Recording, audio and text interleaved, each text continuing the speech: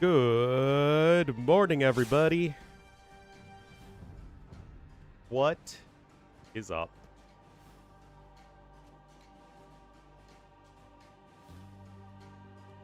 I am still sick. But we must charge on and cast anyway.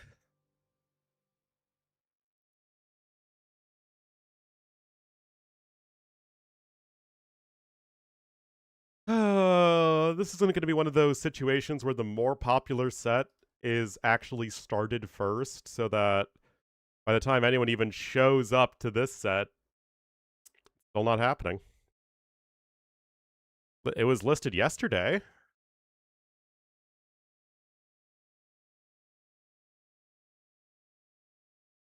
It was here as of last night when I went to bed.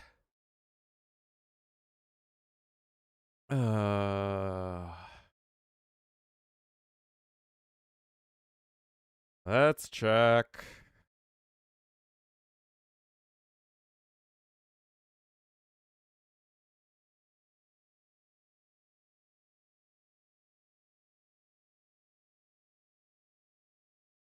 Yes, they canceled it at 12:55 a.m. my time, after I'd already gone to bed.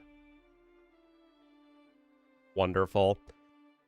Well, now we switch over and we cast the League. So it's LY versus Darkside.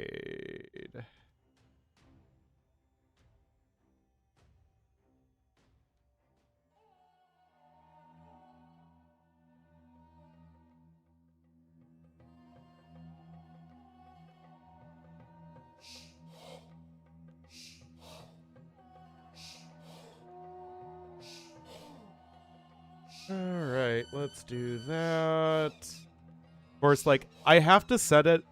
I have to go through all of the hoops of setting up. Like, I had to go from the League setup to the Rage Force setup, now back to the League setup. Oh, jeez. And thanks. Yup. It's all good. It's just a grumble moment. We'll fix the rest of the stuff later.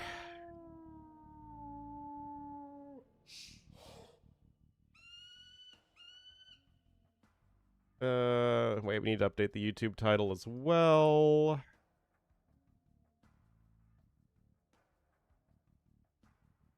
You know how, like, doctor's appointments and stuff you can't cancel within 24 hours of its scheduled time? Should be the same with oh boy. Should be the same with tournament matches. Korean manhwa quality has hit rock bottom. Now it's just churning out stuff. It got too popular for its own good.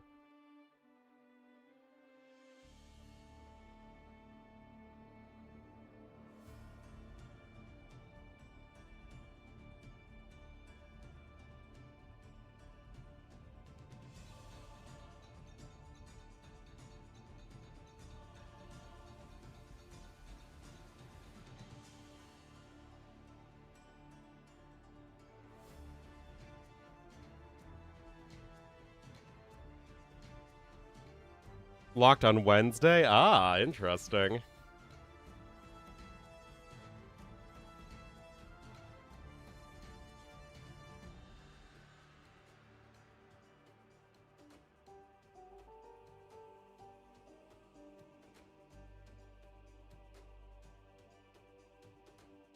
Alright, I think we're good. I think we are good. We're back in the lobby. I have my breakfast. Even though, you know, I don't have the quick oats that I normally prefer. These are just regular oats, so...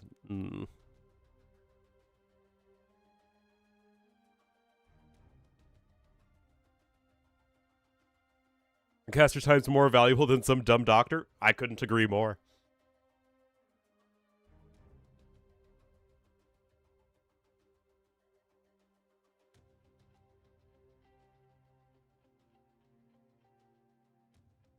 Sowing my oats, you bet.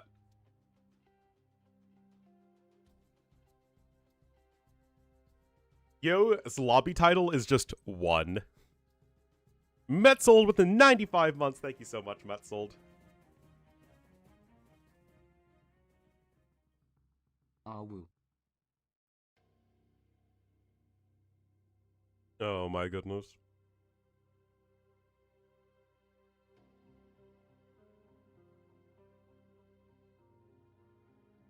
Can you? Can you okay? There was something I wanted to say, but I've forgotten it. Vanilla oats? Nah, mine is with peanut butter and a little bit of honey. Honey is especially good for my throat right now, which I really need.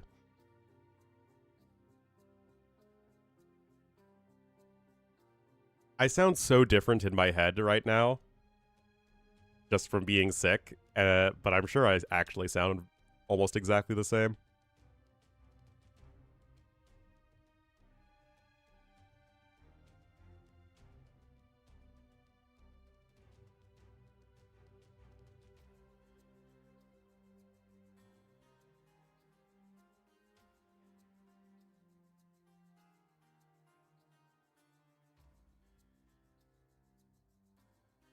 Yogurt greater than milk? Milk when I'm actually heating up the oats. Yogurt if I'm just having it, like, normal.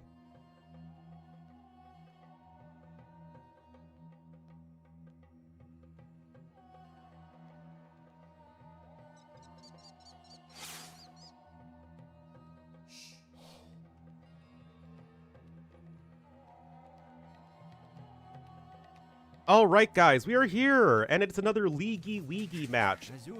We'll have LY here. Here, let me just do this for you guys. We'll have Vivi. Of course, this is their first game. They'll be in the purple as the Berbers on the north flank. Yo will be the yellow Gurjaras in the pocket, and Lix will be the red Huns on the south flank. Their opponents will be the dark side. Oh. With Stoneplease and the Cyan as the Bohemians on the south flank. Dr. Agenstar, PhD, as the Green Khmer in the pocket. And Siscon as the Blue Spanish on the north flank. Hardcore porn power fantasy. That is... oh boy.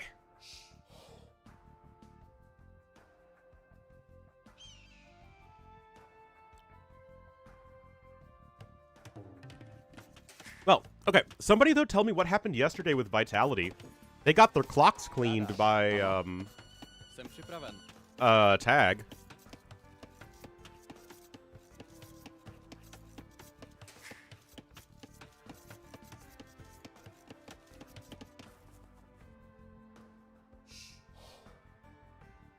Wait, more. Well, remember that pornography is illegal in South Korea. So, my guess is that it's a bunch of really weird stuff to try and circumvent the pornography laws so people can get their fix in. Yeah. As somebody who isn't familiar with manhwa, I mean, like, I know the art style, but it's not like I'm an avid manhwa reader.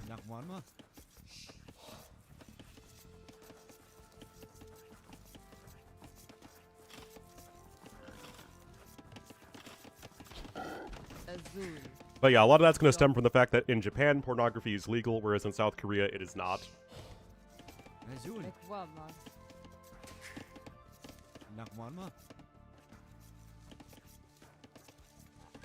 Alright, so.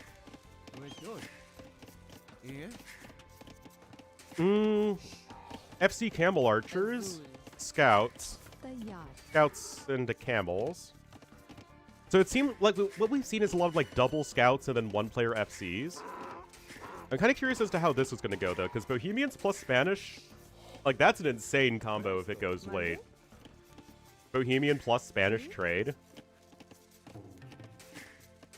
But Dragonstar is probably, actually he isn't opening. They're not all going to FC, are they? They're like Spanish and Bohemians are both FC sibs. But no, Stoneplease is just going to open Archers by the looks of things.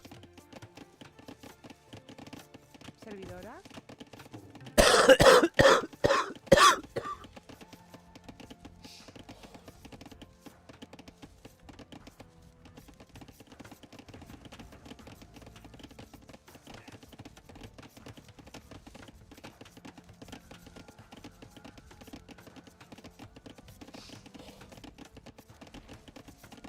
Do I even want to know what NTR is?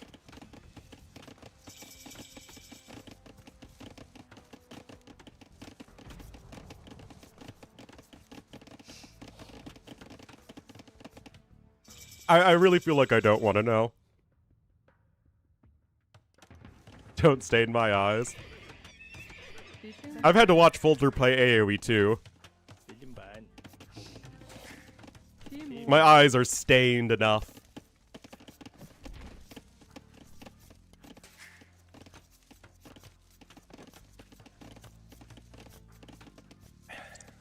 Alright, now I need to look this up. We're gonna open the incognito tab for this one, guys.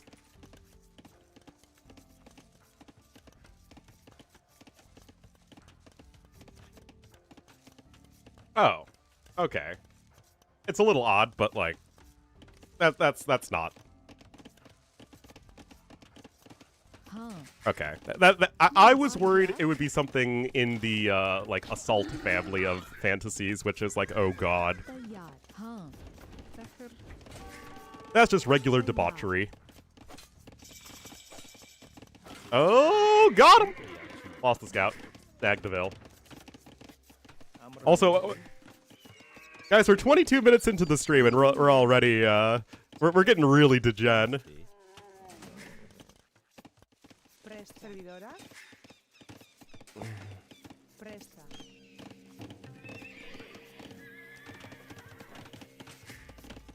Well, LY is still ahead in villagers as, well, they are having multiple players go FC. Vivi's going for the FC. Yo just now hitting Feudal Age, Stable Blacksmith, so he'll be going for Camels or Shravamsha Riders. Whereas, on this side, Darkside's just playing with a scout, you know, scouts from Spanish, archers from Bohemians, and FC from Khmer. Oh no! You want to get Ornlu stream banned? That seems like a great way to get Ornlu stream banned. Alright, Yo's on his way up to Castle Age.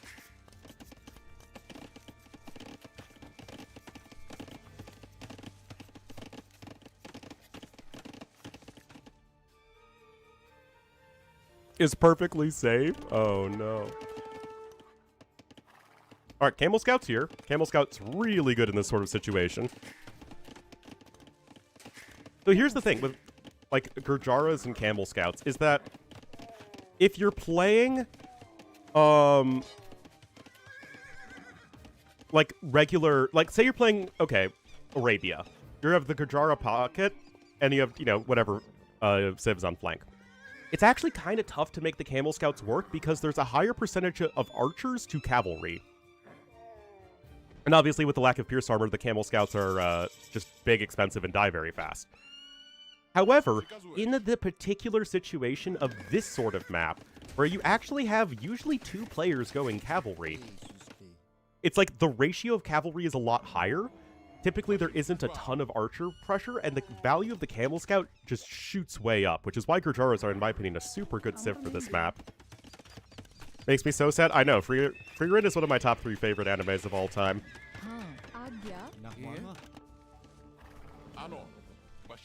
Well, One Piece is always going to be a very special place in my heart because it was, like, the first one I really got into. But in terms of, like, my actual favorites, it's Freerin and Apothecary Diaries, and then, of course, Hunter x Hunter. Those are my top 3. I don't know what that says about me.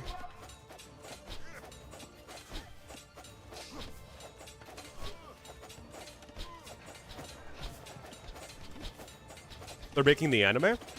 No, the manga's on hiatus.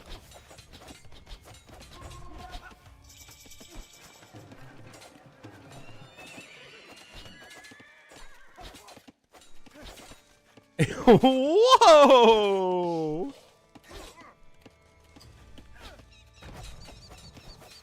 Mm. Yeah, I don't read manga. Alright, Trevamshas are here.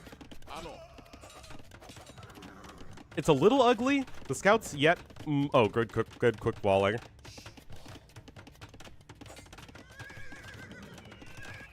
But yeah, Lix is going to help clean all the rest of this up.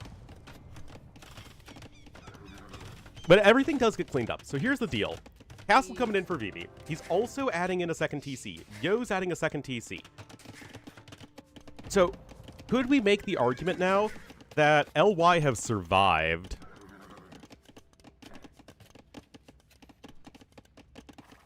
You know, it was the much more hamstery opening. Especially from Siscon and Stone Please. Yeah, they're on the way to Castle. It's not like they're all in by any stretch, and they do have a nominal Vill lead for the time being. Yo did lose a couple of villagers, but I still feel like this is okay for LY. They're still playing to the long run. That said, the Civs are a lot better in the long run here for Darkside, so, I mean, there's that whole dynamic to consider as well.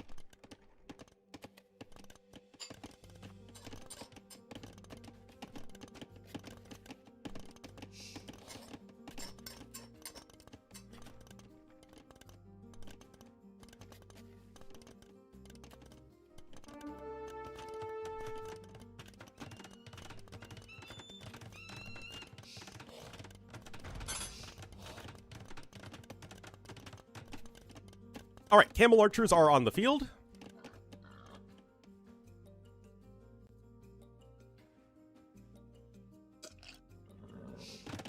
And of course, Siscon himself is going to switch into the Conquistadors.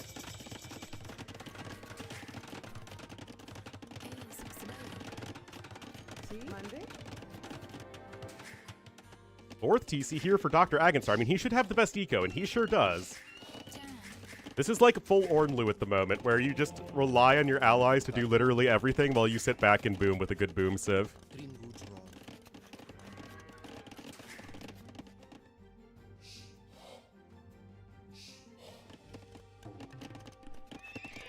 Oh, and now a Corgi has arrived. The lure of the oatmeal bowl was simply too great.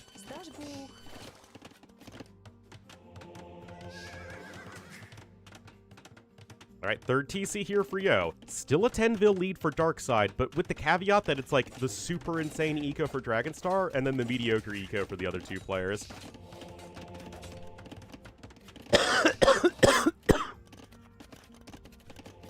Oh, we got some missionaries here from Siscon. Far too vanilla for this audience. I like that.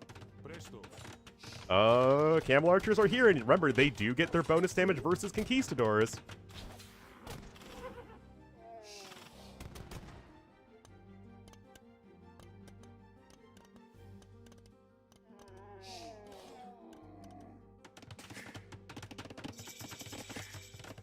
Third TC there for Vivi. I mean, everybody's except Lix is still developing an eco. Lix is just going triple range, have archers as Huns, like we're at a party like it's 2012. 2012? 2012. We're not that far in the future. Lascelles, I think that's very fair. I mean, already we're getting to some really interesting dynamics. Kongs aren't especially good versus Shrivamsha riders, but, you know, in low numbers like that, they'll serve their purpose. Stonefleece still has a big blob of archers.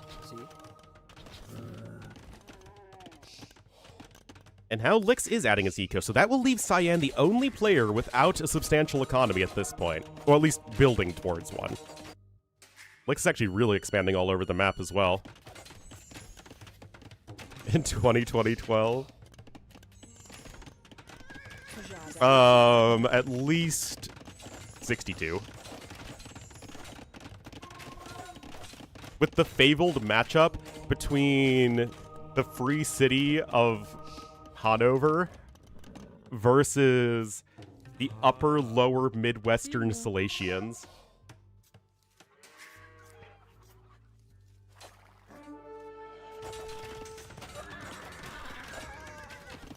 Scout still coming in and finding some value. I worry that Stonefleece is really falling too far behind. The archer blob is still pretty good, for sure. But you have a real clock, it feels like. Even with Dragonstar literally not making a single military unit, he is just happily booming his heart out. Sponsor space explorations to find new ones. Oh, by the way, they sponsored the space exploration, but they still wouldn't spring for new voice lines. That was too much. Another Vil snag. Camel archers over here. We're looking at 3 villager kills and climbing. We do have ballistics in for Vivi. Kongs on the other side. Again, the Kongs just don't stand up well to these camel archers that are getting increasingly well upgraded. 4th TC here for Yo. Still just a few Shravamsha riders for him.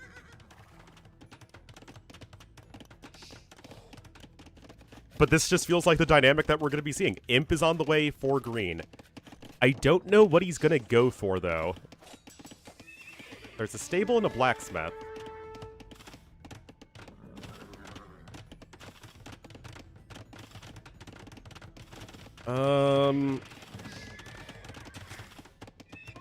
I don't think that just going Cavalier or Hussar or whatever is going to be enough.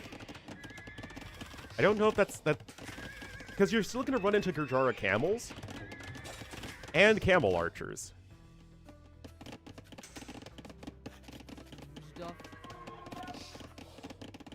Hell, that is quite the innovative plot.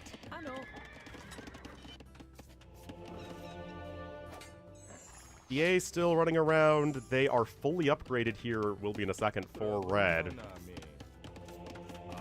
Agna.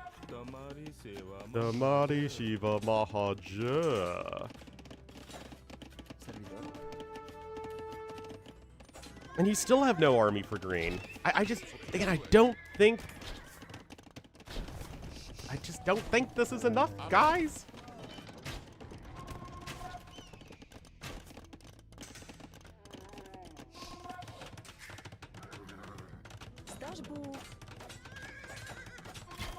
Oh no! Oh, this is rough. Oh, that's rough. Oh no. Okay, LY is taking over right now.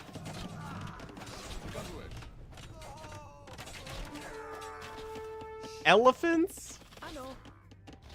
I mean, interesting strategy, I guess, here from...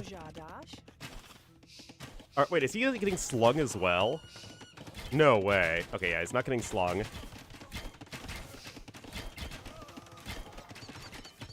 But, yeah, there's no way this works. Huge workshop coming in. Gonna help to start to demolish buildings. And as ludicrous as it sounds, he's only on 123 villagers. And he's only gotten there recently. So it's not like his food bank is gonna be that insane. There are already 2 monks here to convert the first couple of elephants. Zone Please is dead. Siskon is actually still able to contribute a little bit. You have to be super careful, though. I don't love this. You know he's got ballistics in Bodkin. Imp on the way here for Vivi as well.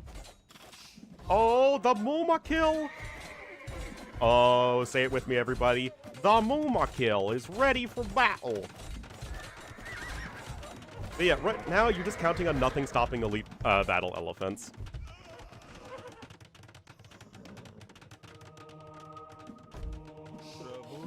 Prabhu no name. Well, version already there. +4 defense in for the elephants. Good old Donald Tusk swords. Gonna regulate the EU out of this game.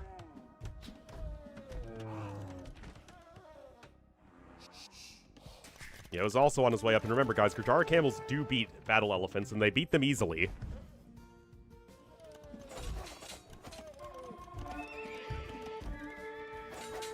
Revamsha Riders doing their raiding thing. It's such a weird unit right now where it feels like it's bad most of the time, but there are still situations where it feels so, you know, almost impossible to stop. In the big 2026, I mean, obscure geopolitical references in this stream just go hand in hand. I don't know what you're so surprised about.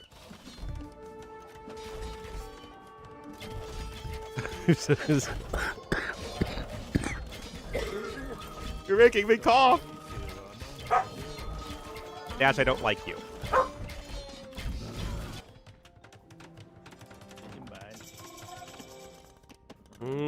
Imp is in here for Vivi.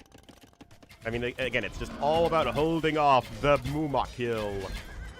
They're about to be fully upgraded as soon as Blast Furnace is in at a minute 20. I mean, like, this is not insignificant.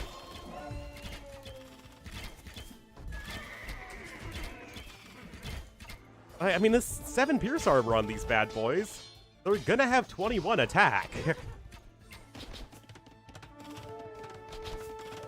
This is an issue, though. The Camel Archer upgrades are still climbing. But yeah, Revamsha Rider's not a great unit.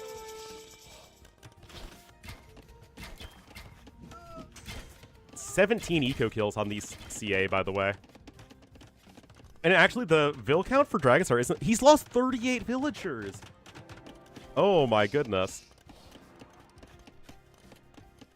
Well, let's just see how good fully operated Khmer battle elephants are against 2 civs that don't have halbs and a civ that has pretty bad halbs. I mean, like I said, I get the idea. I really do. This sort of thing actually might be one of those strategies that works better in a 4v4 than in a 3v3. Where you needed some guy with, like, a good amount of cavalry or, like, some ability to defend here, because you just don't have that.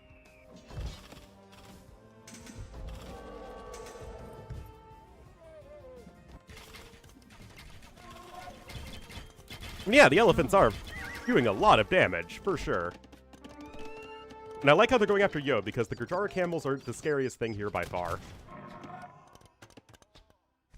How many conks are we at? 11?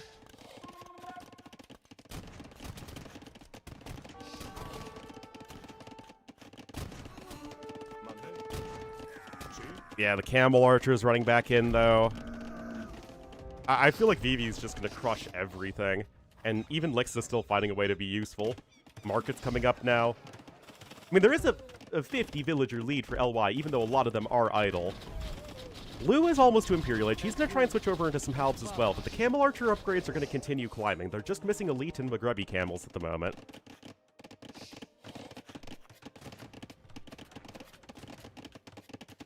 "77 Vill kills here for Dragonstar, but he alone has lost 53.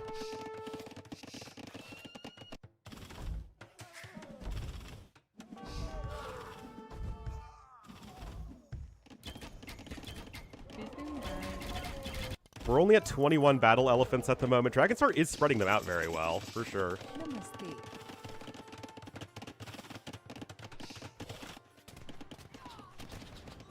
But, I mean, the conks are so useless against these well-upgraded Camel Archers. This can at least hold the line for now. Blue's gonna get to some halbs sooner rather than later, which is something. But now Yo is going to be back online, and he's got camels that are only going to be missing frontier guards. And we're also getting to the point where the elephants are actually just going to die to camel archers. And this is even before Elite comes in.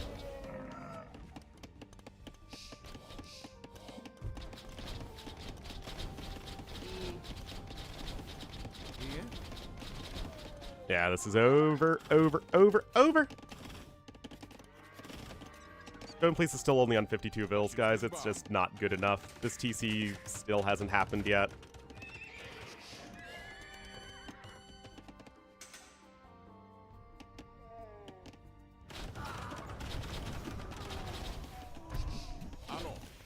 And this game will be going to LY here. A bit of an odd one.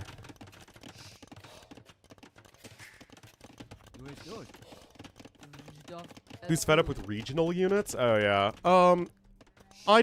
Yeah, I'm really not bothered with the South American civs.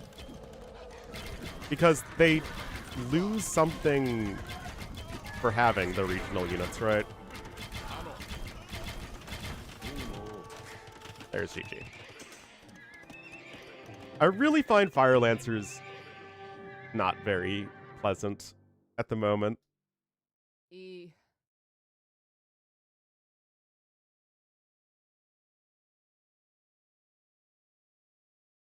Wait, LY gets the first win. Obviously, just a much more steady approach across all three players, and the supercharged Dragon Star was simply not enough.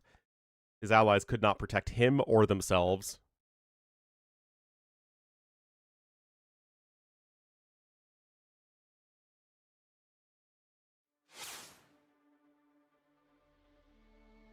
Yeah. It's a bit awkward. Having the sniffles, I'm actually full-blown sick.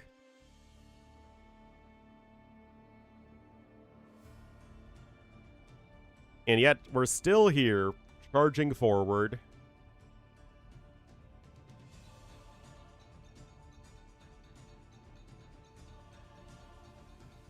That is the wrong one.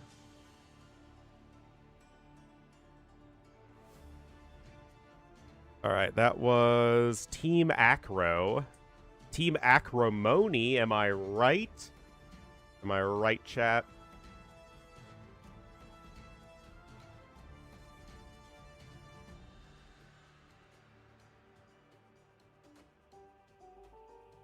Ouch.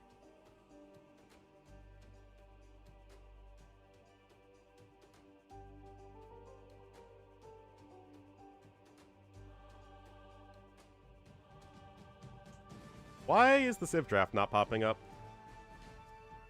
Oh no, sometimes AU2CM doesn't like to load. It's one of those websites that is constitutionally against loading. Alright, looks like Migration will be the next map. No idea what Civs we're going to be playing.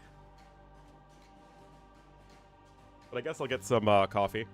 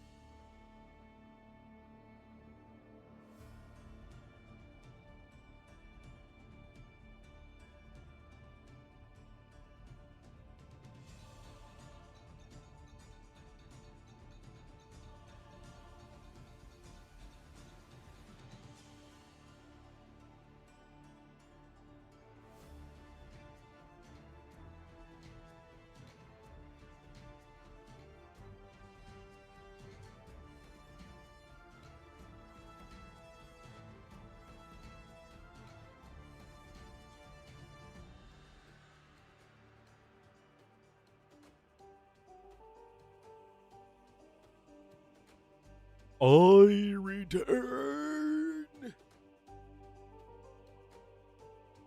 Guys, I'm back to cast! We only bring the highest hype, most energy casting. I don't know, I feel like I sound more constipated than sick there. Which, to be fair, is its own form of sickness. Not what I was going for, though.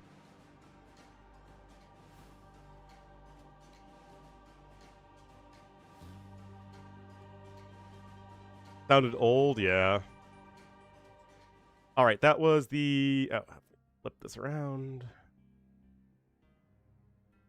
Let's see. Bohemians lost, Spanish lost, and Khmer lost. I mean, like, those are some good civs that kind of didn't do a whole lot. Bohemians especially felt like such a waste. Berbers winning, Huns winning, and Gurjar.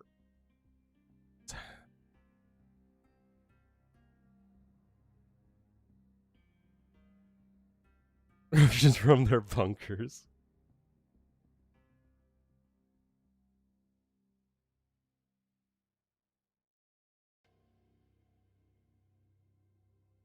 It does remind me, my dad was watching some old Polish movie. Who is like the really famous Polish director from the 80s? He was watching that. And I was like, why are you doing this? And he's like, it's cool. Like, you have fun.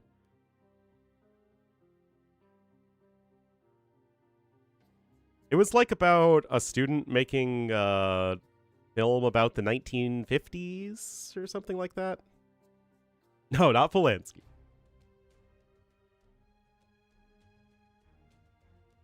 You wouldn't know? Yeah.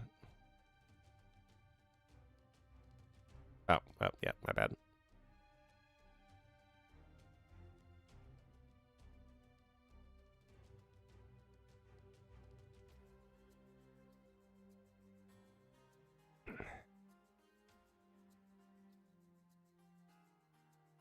Deluge.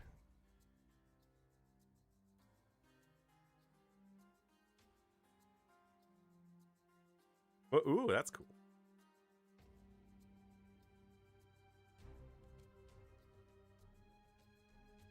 Gotta love that Dragonstar's logo is the companion cavalry.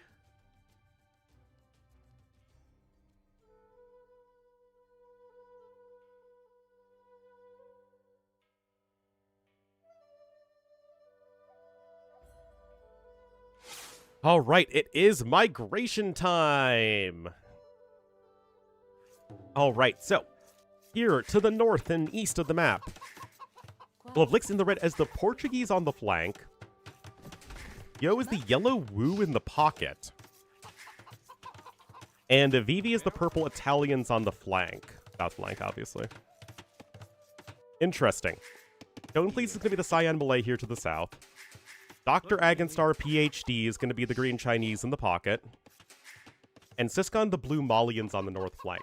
This is much more in line with what we typically see for this map. Good, aggressive water civs here from both Malay and Italians. That should be more or less even. Eat the truffles. I know, it's very sad. But interestingly, blue and red have a very long rush distance. This should favor Portuguese. Malians are a good aggressive naval civ with all of the wood discounts and the gold bonus, etc. But they really fall off a cliff, you know, past Castle Age. Portuguese are going to be slower to get rolling, but will become very, very good over time.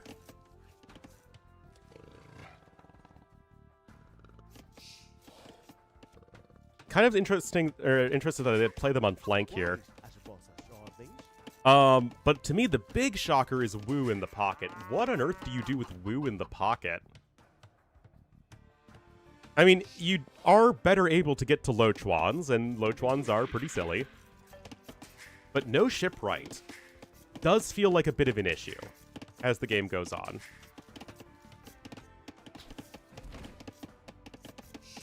Ruffle salami, that sounds interesting. Chinese, meanwhile, classic pocket civ for migration. Amazing fire ships. Thick boom. All that good stuff. Boring after the water changes. Yeah, it's like, at least the free careening and dry, or like the careening and dry dock and age earlier was kind of interesting. But now they're just kind of extra Pierce armor, which only matters against galleys. Hello, Mr. Stroker of Goats.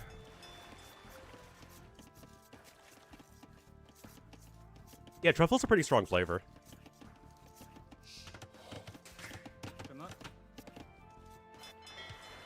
I do like it. And I'm not really a big mushroom guy.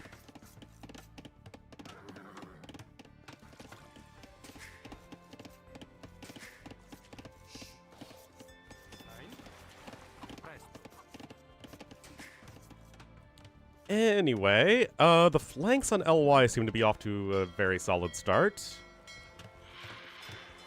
Nothing too much to talk about here right now. It's going to be some variation of fast feudal age naval pressure. And as we so often see for migration, neither side should win. It's such a weird situation, but it should basically be a stalemate until the pockets come in and break it. Or unless one player just significantly outplays the other.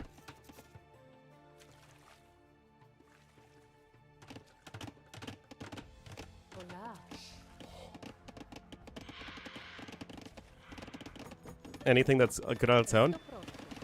I think you have to add the truffle to something that's neutral, right? You don't want to add truffle to something that is already flavorful, because then the truffle just overpowers it.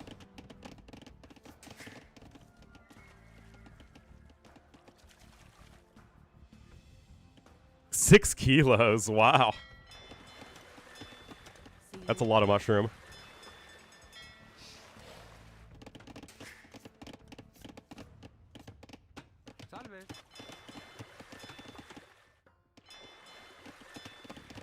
Transport coming in very early. Oh, what's this for?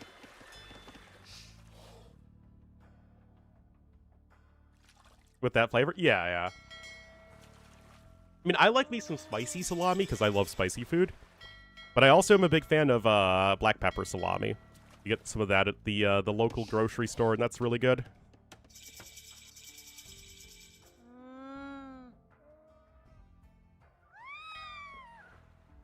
Neutral?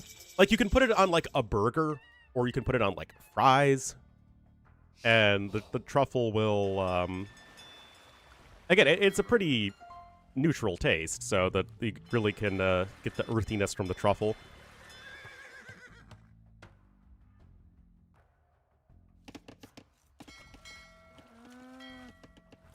Pepper chili, yeah, that sounds good. Salami? I love salami. See, the issue is I have both Italian and Central European blood in me, so that just combines to give me a love of cured pork products.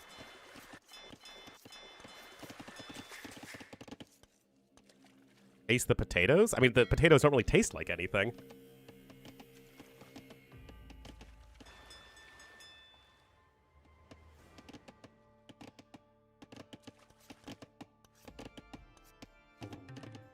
Anyway, some minor interest, I guess, in which ships they chose to open with, but honestly, it's just kind of picking rock, paper, scissors, and then from there, you just kind of, seems like you go galleys.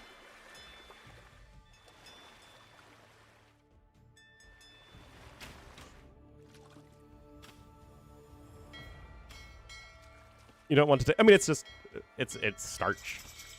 And this is somebody who loves potatoes. Daily Cup, I mean, I don't eat truffles very often at all.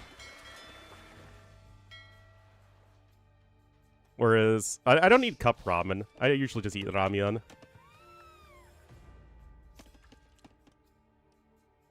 But yeah, what Folder said, it's, you know, you just add the flavor. Without travel time? Yes. Yes, yes. Even shorefish will be more efficient than fish traps. Fish traps are only when there are no fish left. Or you're trying to, like, you have a bunch of fishing ships and the fish are running out, so you want to, like, add in fish traps over time. U.S. potatoes are bland. I don't know, I've had potatoes all over the world, and they're pretty potato-y. Oh, sweetheart, Dash. Knock my phone over, that would be very unfortunate. Oh, now he has to lie down next to my computer at my feet. Potato-based noodles, interesting.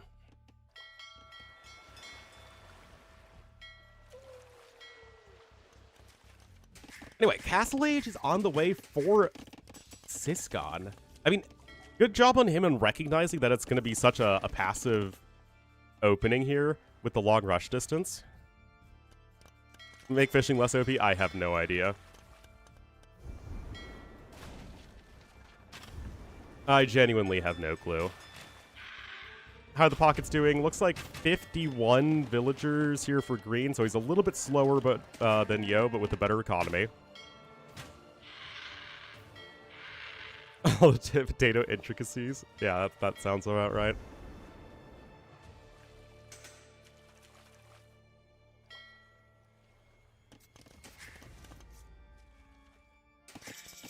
All right.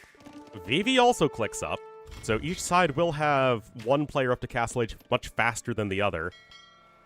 But with blue now almost to Castle Age. Ah, okay, Yo is applying pressure from the sides then. So he is not going for a big boomy approach at all. Dragonstar, meanwhile, he's still adding in more fishing ships. Oh yeah, what did he do with the transport ship? No idea.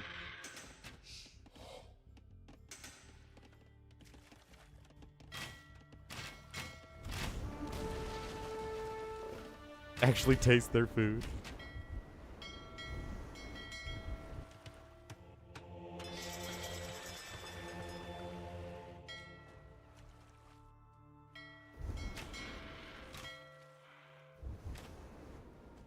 Dude, again, I have no idea how, if at all, you'd fix fishing.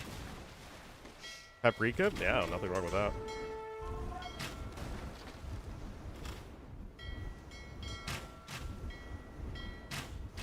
Well, got the fire ships here from Yo. They do get that extra Pierce armor, remember? But it feels like it might not be enough still. Darkside is way ahead in the villager count. And that is in no small part due to the 11 additional fishing ships that Dragonstar has over his counterpart. Siscon as well, already here in the mainland. I think he's done a really good job of recognizing. Oh my goodness, this is brutal. Brutal.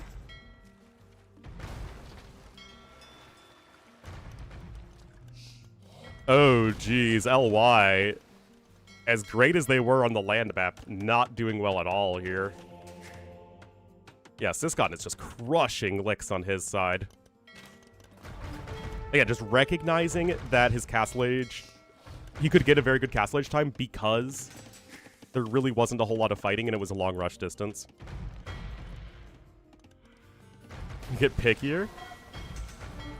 I've definitely gotten less picky over time. I'm still a little picky.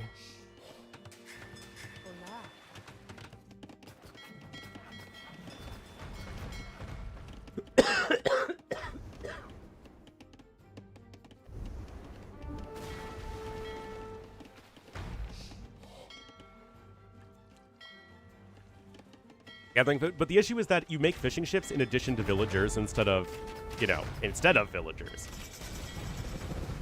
All right, Siphons is in, clearly. The fire ships are coming in hard, but is it enough? I'm just not sold that it is, guys. And now, with the reinforcements coming in from the good doctor, Imp is about to be in, and I don't think this is getting stopped for LY at all. Get dragon ships here with 56 put on your CV. You can. I don't know what good it will do you, but you know, don't let your dreams be dreams. Heavy warships coming in. A little bit of a scuffle over here, but Siscon is happily booming away. Lix is also trying to expand his eco. Yo's trying to expand his eco.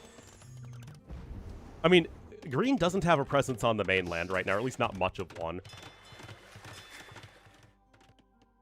Everybody else in the game has already landed. But these dragon ships are going to be tough to stop. already huge naval advantage here for the dark side.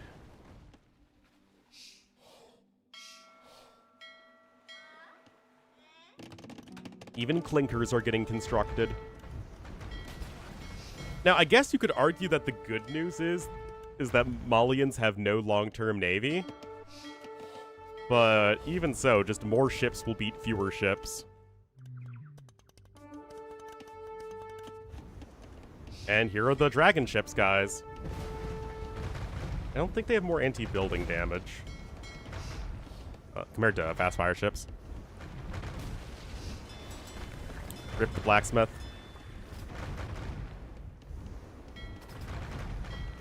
On the bark side, that I am. Especially with the sleeping corgi at my feet. I mean, right now, LY is just getting cooked.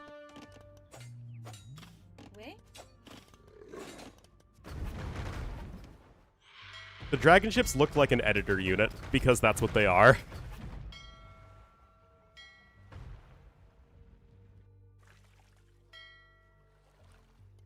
Look how fast they zoom, though. Lots of zooming.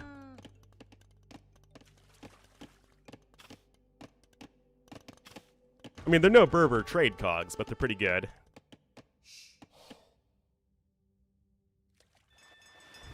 Scoreline, yeah, I mean, it's been two very one-sided games.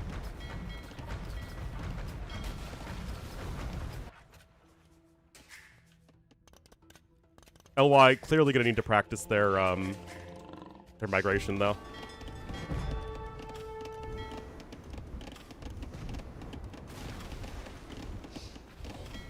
Pop. Fun fact, I don't cook with butter. I literally don't remember the last time I used butter in cooking. I just use oil. Olive oil, canola oil.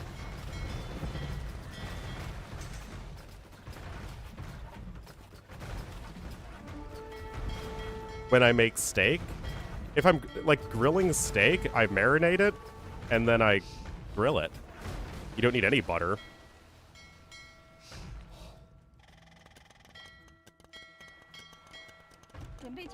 Yeah.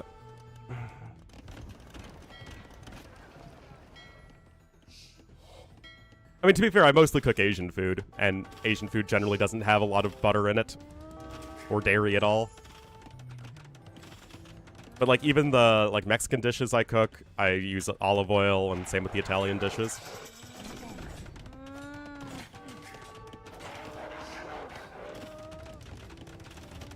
Anyway, Trebs are gonna get tractioned. Viscount's coming in here with some petards.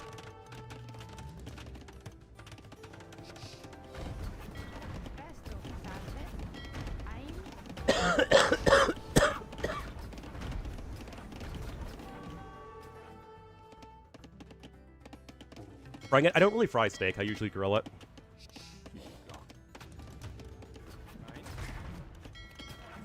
Or I'm doing bulgogi, which I cook in my wok. But again, that's with hot oil. But that's all. I still also, you know, marinate it, and then it's thinly sliced, so I just quickly cook it. Is holidays? Well, that does literally need butter in it, so yeah, that checks out. Anyway, trade cogs are coming in. This game is extremely one-sided, guys.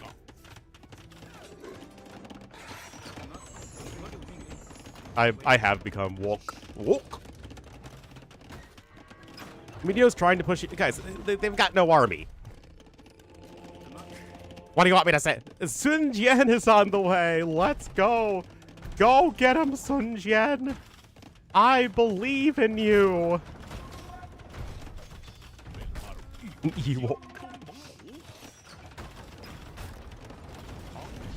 Guys, I don't believe in Sun Jian. I lied. I'm sorry to do that to you, but it was a lie.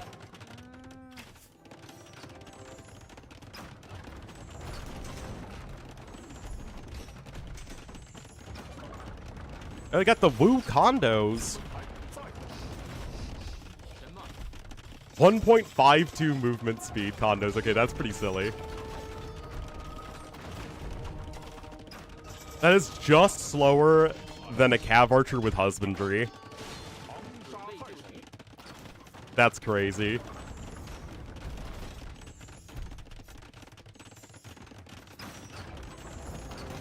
I think this is the fastest unit you can, infantry unit you can legitimately get, right? A Wu Kondo?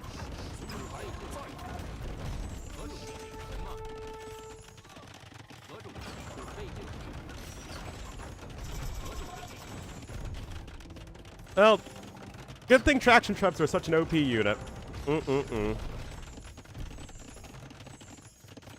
Sun Jian? No, Sun Jian's still faster.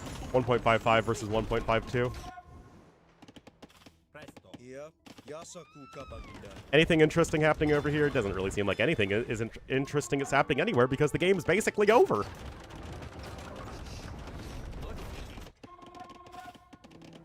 Trebs are trebbing. Minyo's trying to make the Kondo stuff work.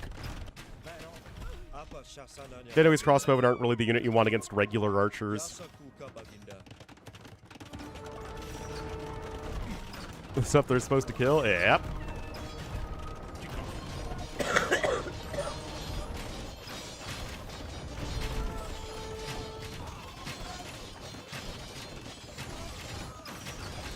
In formation? I think that's just you.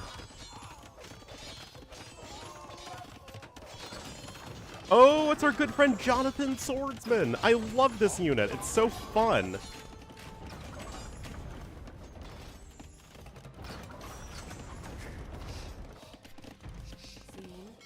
Guys, Dragon Star's on 30 trade cogs.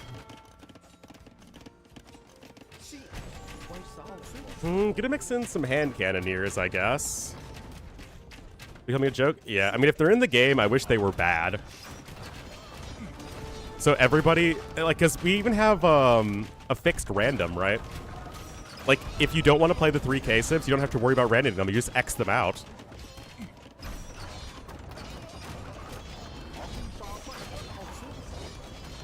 Losing pills for each eco attack.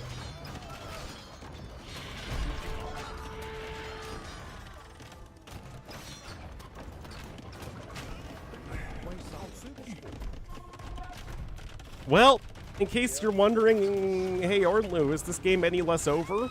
The answer is no. The game is still extremely over.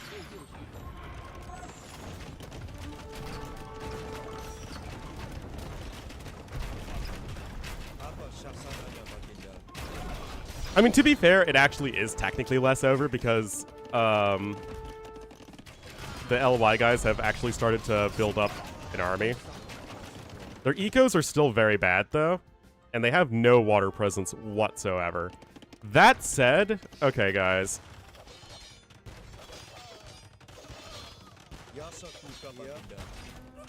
I mean, Stone Police's push here, still the 7 bombard cannons. But condos are very good at sniping those. Did I call this game too soon? I mean, it happens.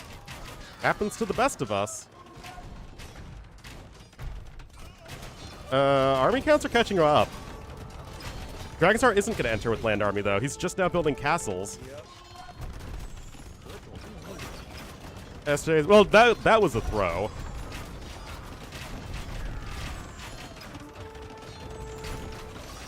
No, this is, I think, just me not properly looking at the game, which is, to be fair, something I was only doing half-heartedly.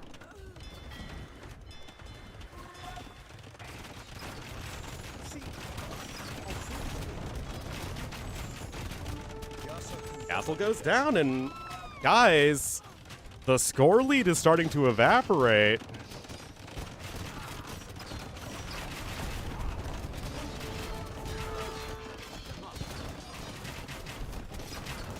Uh-oh. Chuko knew are coming in, but it might be too slow.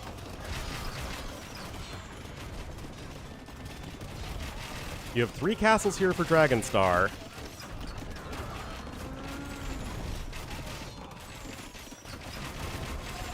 Got Elite Genbo.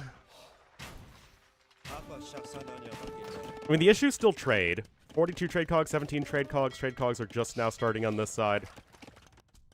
Again, the game should be over. This is a good push, though.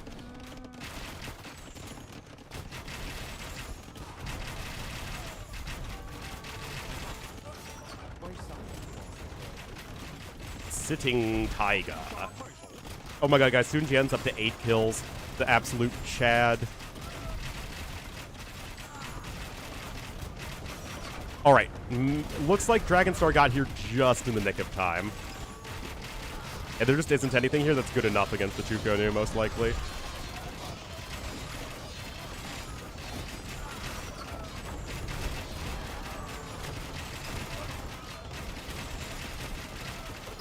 Elite Chucks are in. But they still have the clever tactics to increase the armor of nearby units.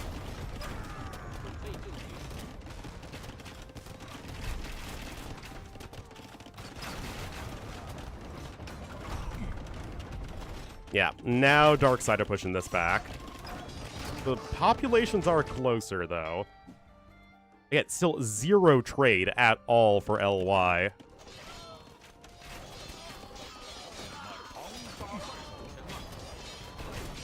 That's all getting cleaned up.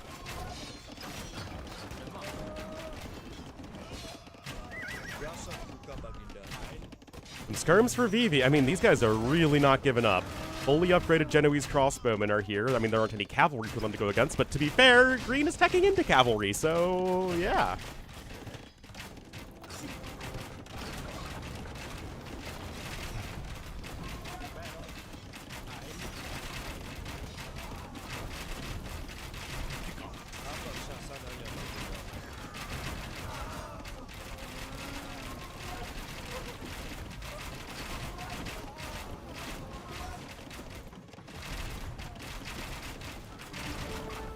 I mean, the Genoese crossbowmen are already here. To be fair, the Champ Scarls are going to be very good.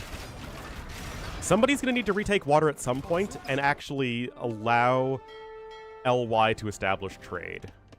Because even if you don't do the water trade and you just start trading with trade carts, you need to make sure that you just don't get immediately bombarded from the water.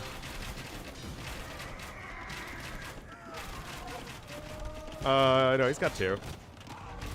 But yeah, the traction trebs are continuing, guys, and the scores are still relatively close.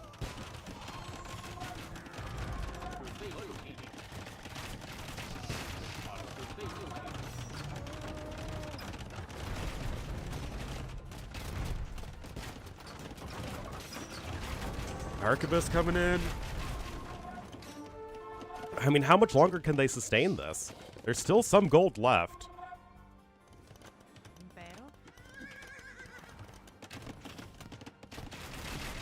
Look at this, guilds coming in for the LY players. I mean, they know that their resources are extremely limited. But for a game that was so one-sided for so long, this pushback is showing some guts, man.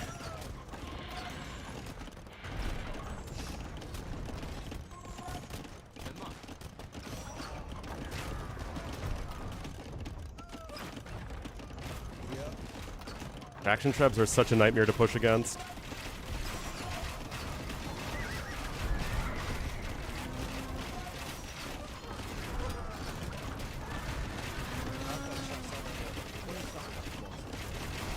LY have an army lead. Towers are coming in now from Vivi. Uh-oh.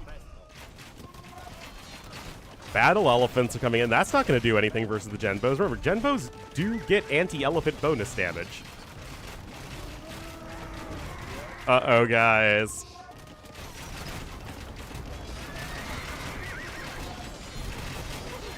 Honestly, this is the best I've ever seen Sun Jian use. Speeding up all those Jian swordsmen. Like, legit, credit where it's due. This is the best I've ever seen the hero unit used.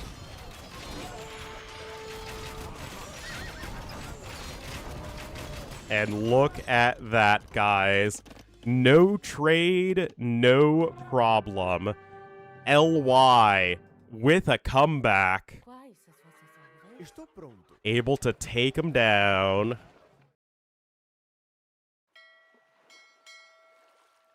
I mean, the resilience from all 3 LY players is honestly insane. It's just like, oh, the game's over, the game is over. Oh, wait, the game's over in the other direction now. absolutely average LY game. Super impressive. Sisgon simply not able to capitalize on the early advantage. Dragonstar had so much gold collected, but he didn't get onto the land fast enough. Seen. And, like, blue never got a good army composition. It's just rough.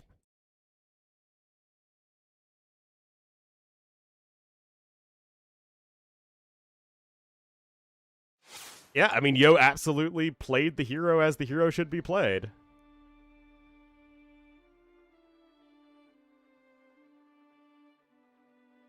Cough? I hope I did. Nope, but my teeth are good, so of all the problems I have in my life and problems with my body, my teeth are not one of them. They had a little bit of coffee stains on them, I wonder why, but other than that, all good.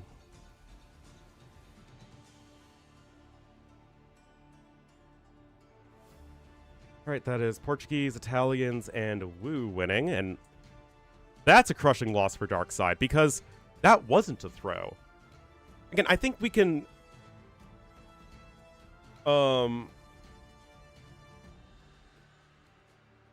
we can differentiate the Nomad game yesterday, which was just like, why are you not closing out this game? Jordan and Doubt and Andy.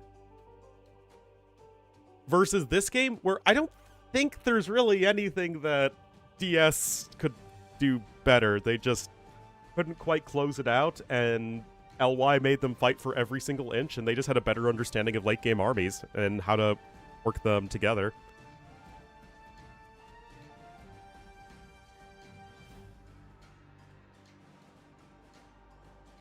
And yes, I would consider my teeth my body.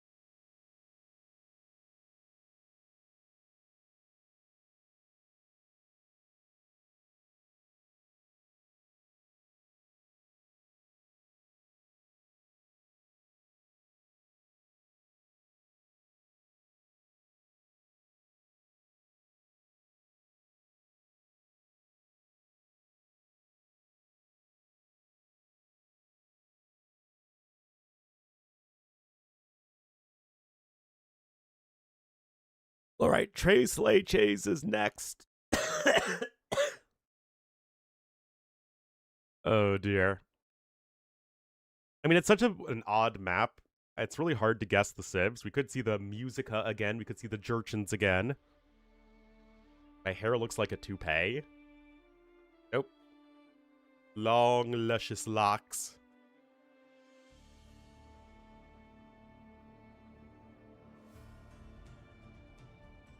Could see the Persians, could see the Romans. Tatars, not so much because they removed the hill in the middle.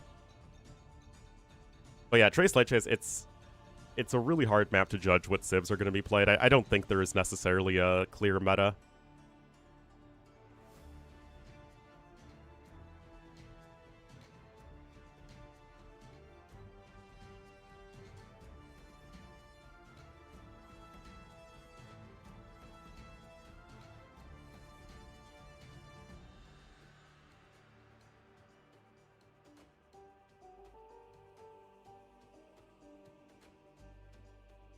Wow, I'm the 4th biggest AoE 2 streamer with 62 viewers. That's pretty rough, man.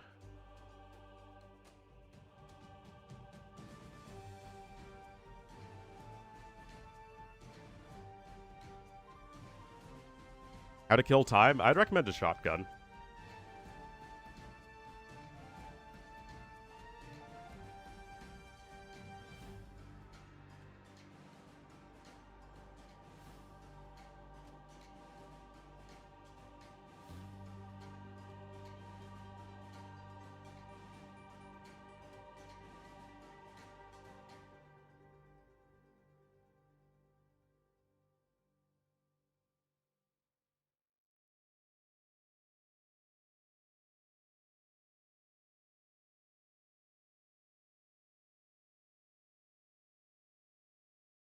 Keck weight. Yeah.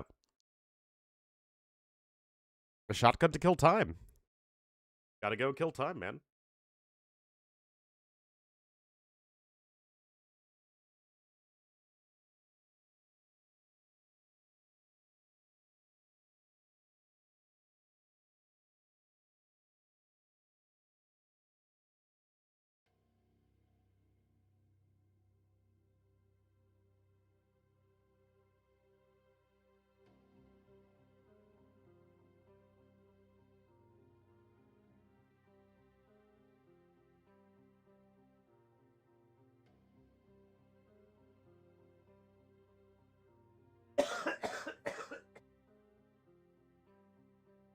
And kill some time?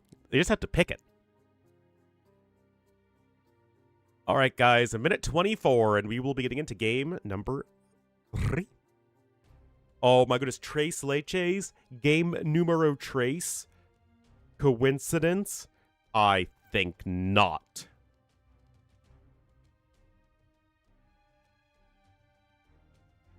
That right, little dog?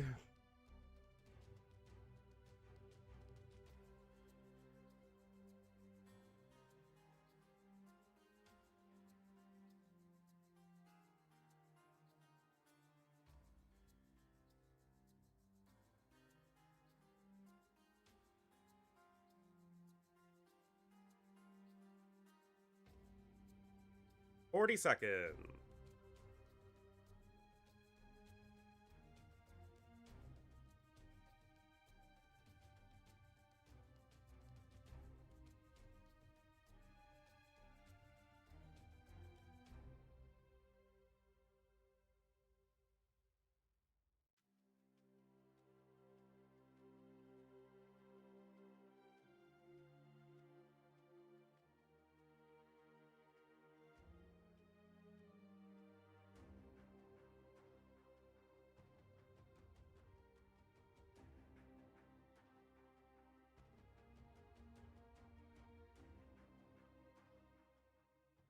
And we have just rolled over for belly rubs. It's really tough being a corgi.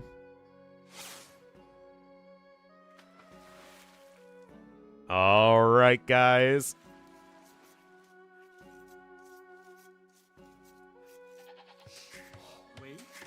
Game number 3, LY is up 2-0. Yeah, we'll be in the purple as the Georgians on the flank this time. Lix is going to be in the yellow as the way in the pocket, but flank and pocket are kind of flipped on this map. And Vivi's going to be in the red as the Koreans in the other pocket. Their opponents will have Siscon in the blue as the Tatars, even without that middle hill. There are some hills on this map. AT West. Stone Place is going to be in the green as the Byzantines here in the flank pocket, whichever one you want to call it. And Dragon Star will be in the cyan as the Persians to the far left. So, what do we think here? Byzantines and Wei are certainly two variations of an aggressive civ. Byzantines could just spam a lot of trash very quickly. We have seen FCs attempted, but generally speaking, it's more of like double range archer. Wei, I mean, I guess you could just go archers into Xianbei Raiders. We'll have to see. Yo might go for some Navy, or you could go FC. Early dock, though, of course, for sure. And then Vivi, I would assume, is going to go for an FC with Koreans in this long rush distance. I feel like that would make sense. Meanwhile, Siscon here as Tatars, I have no idea what the plan is. Persians, again, this is probably a water rushing civ early on, if I had to guess. Okay, we do have a dock here. We oftentimes don't see the forward player dock on this map, but clearly both are doing so this time.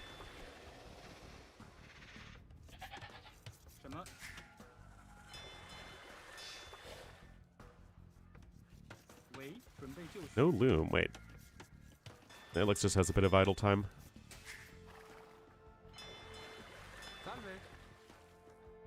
What's this Bill doing? Let me get another Elefanto. Looks like it.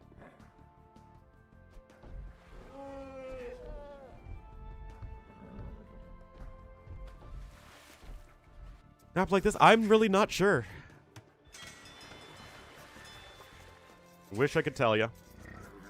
But I can't.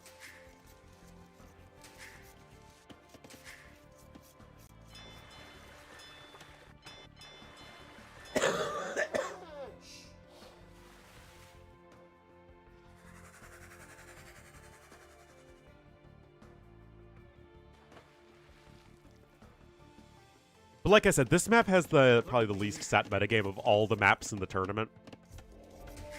But also, why are we getting so many boating maps? Like, there's only half the maps in the school have water, and it's like we're only playing the water maps. I guess Arabia would be the last map.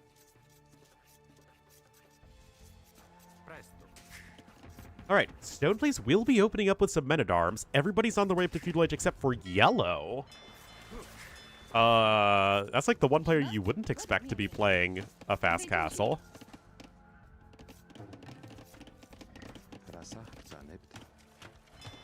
Big old walls coming out here from Yo. I mean, I'm going to learn right alongside you guys as to what the heck these guys have in mind. Navy is going to be going for a Navy, so no FC from the Koreans, despite the long rush distance. I assume we're going to be seeing basically the same thing from Dragonstar. Looks like it. Just 2 docks as well, not full 3 docks.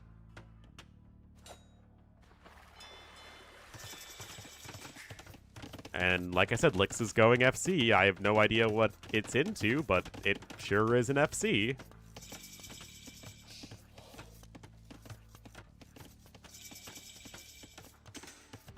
Men-at-Arms are crossing the field, but they aren't going to have anywhere to go at the base of Lix, unless he really screws up.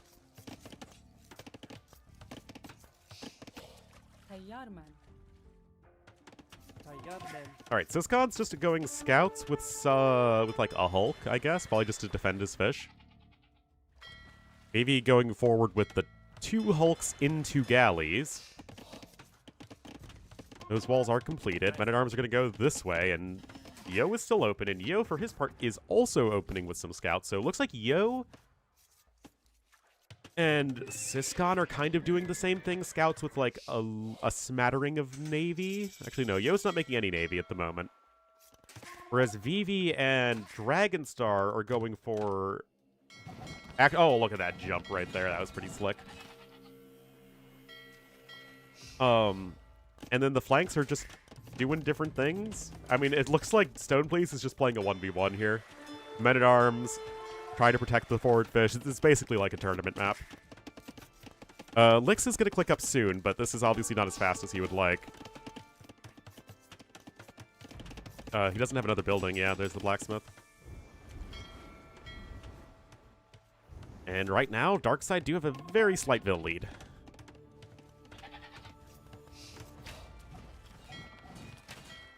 Well, gotta be careful.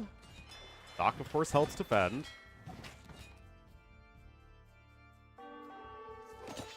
Oh, I was wondering where those men-at-arms had run off to. Because they done RUNNOFT.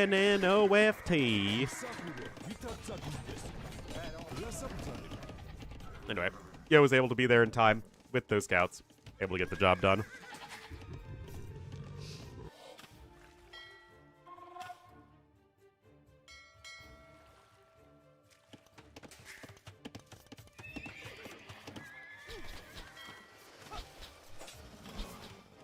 Alright, so Lix is certainly going for John Bay the Raider.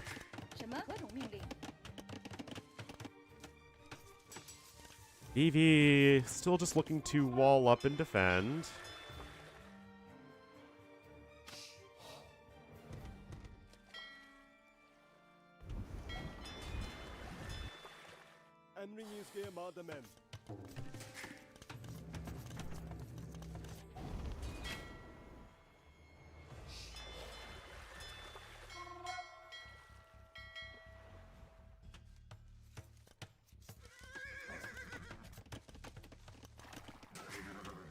Wonder why the scouts are running away. Feel like they could wreak havoc here in the back, but nope, Syscon doesn't want to commit. Needs to put a ring on it, man. Gotta commit. A little bit more of a scuffle here. So far, Yo's doing a very good job of surrounding and killing stray groups of units. Lix is in the castle age. Of course, he was the only one that actually went for a true FC. And Jianbeis are on the way.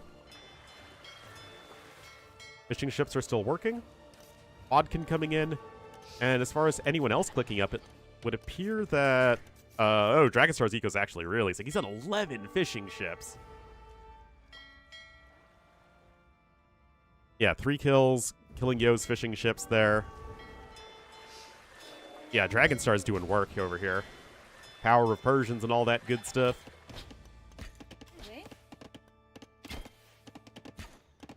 It'll take a hot second, though, for there to be enough Jianbeis to actually clean this up, though.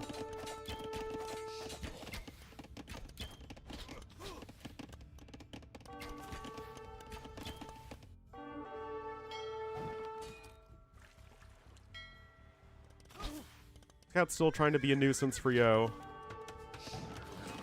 But Darkside just have the numbers, both in army and in economy. Both flanks have now clicked up here for DS. Oh, I'm sorry. No, the pocket and the flank. This will leave Blue the last one to click up, but he'll click up in just a second as well. So, moral of the story, everybody is going to be up the castle age, okay, guys? It's hard to cast when you're sick, man.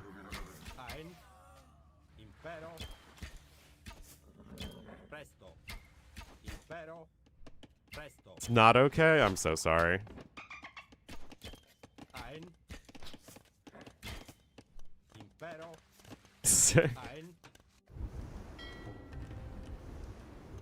Well, at the very least, you can slip on in over here thanks to winning water.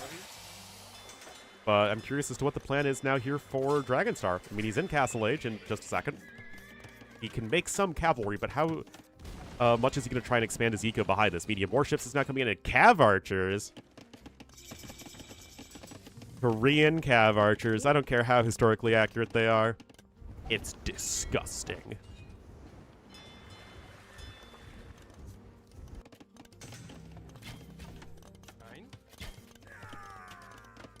All right, our Jianbeis doing their thing.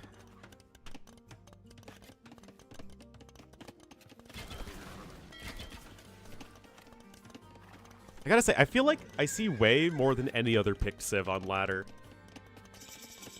No matter the map type, I feel like people really love force picking Way. I wonder why. I guess they're kind of like better Huns, and people like that sort of Civ. Way too much? I don't disagree with that. Well, that is clearly a hole. And Yellow will catch up in villagers thanks to the Way bonus. University coming in as well. Vivi adds another TC. No Kobukson yet. Huns instead? Yeah, but Huns are like Way and Magyars, but worse. First 45 Church coming in here from Yo, as well as a second TC. Gonna rely on some Knights for now. And you can see LY doing a reasonable job of fighting back. Here's the thing. Dragonstar is on the best eco, but he's still only 1 TC for now, as he's focusing a lot on cavalry, and he's also adding in some navy. Should be one of the best Arabia Civ, better Huns? Yeah, well, look at Magyars and Way. They're both better Huns, and they're both better Huns by notable margins.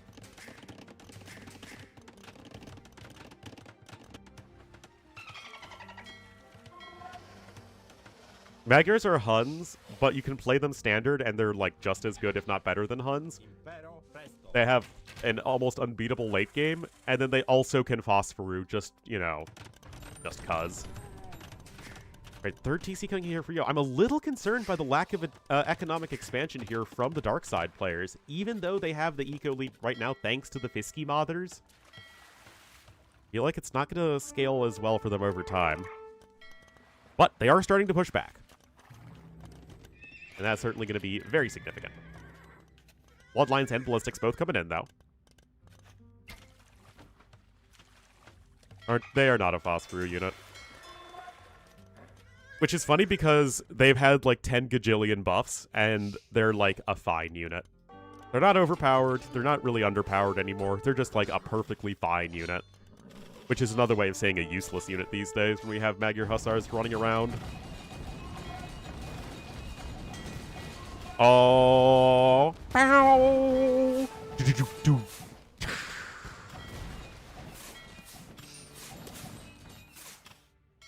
Tarkin Phosphor, I doubt it was very good.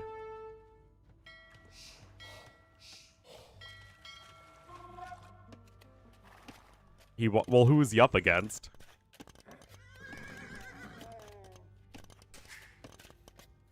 It was just a random ladder game against somebody who's 300 elo lower than him.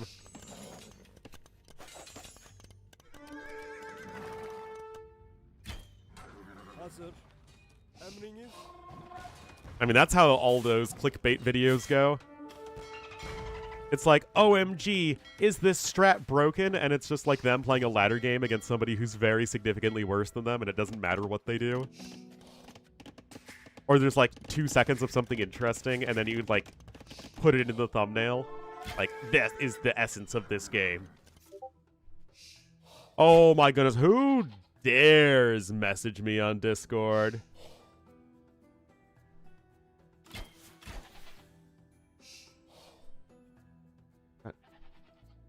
Wait, nobody casted the other set?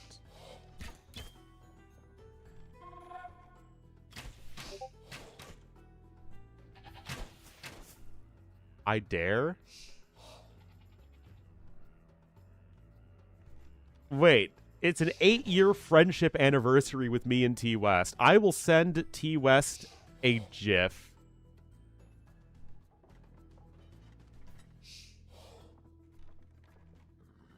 He can get the SpongeBob GIF. That is the limit of my friendship with T West. He gets a pre-selected SpongeBob celebration GIF. You bet.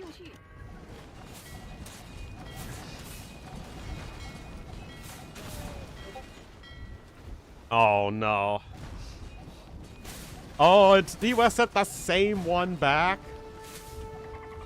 Oh no, it's a different one. Oh, it's so adorable.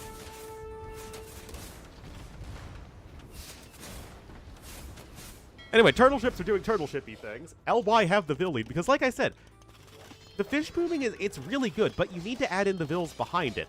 This is a good raid here from Dragonstar. He's on 80 villagers. His eco's still really solid.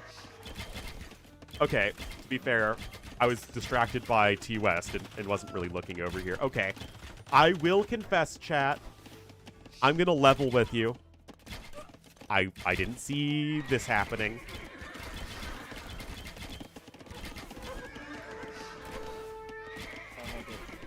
Oh my goodness.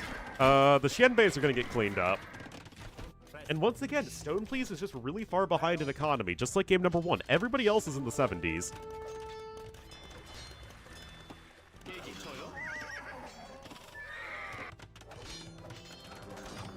Castle coming forward here from Yo. We can start to switch into some Mo Naspas, because as we all know, Mo Naspa, Mo problem.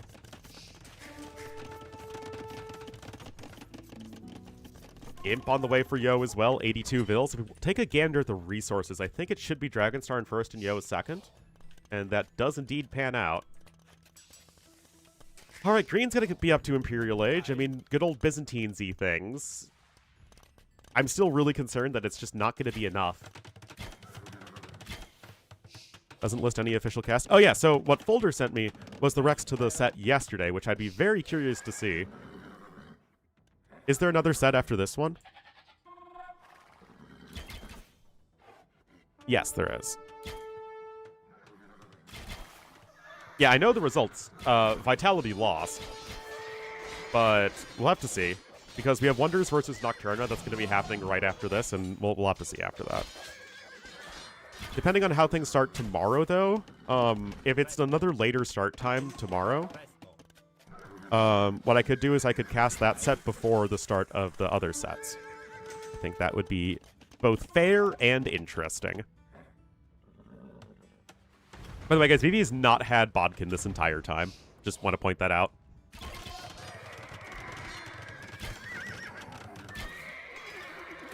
All right, castle in over here.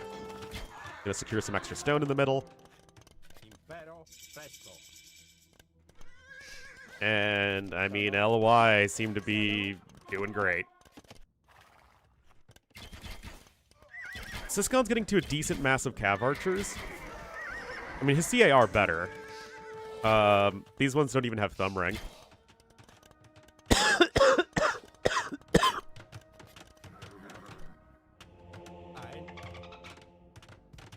Was Ling Yan Cup held?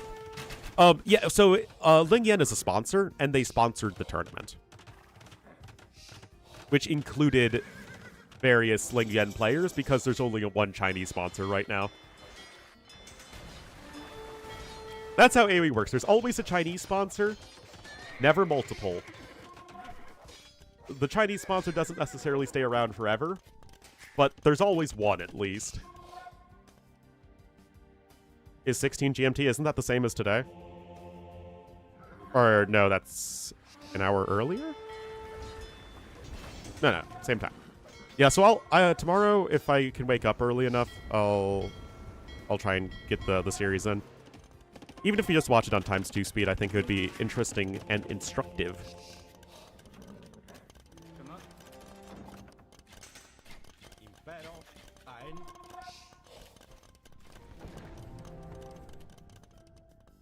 Was team... Yeah, so Ling Yan is a sponsor. So they sponsor a team, in this case, Ling Yan, and then they also happen to sponsor a tournament. It's the same thing with what Vitality is doing with the Garrison, and it's what Gamer Legion did back when they were not, you know, a banned name. Yap. Anyway, Elite Monospa coming in. Release day Monospas? It wasn't that long ago, of course I do. Anyway, this just seems to be a classic Chinese team game where everybody laughs and has a good time, and then China wins. And then the Chinese team wins. In 2021? So like last year, right? Like 2022 right now, I think. No, I think it was 2023 if I recall correctly.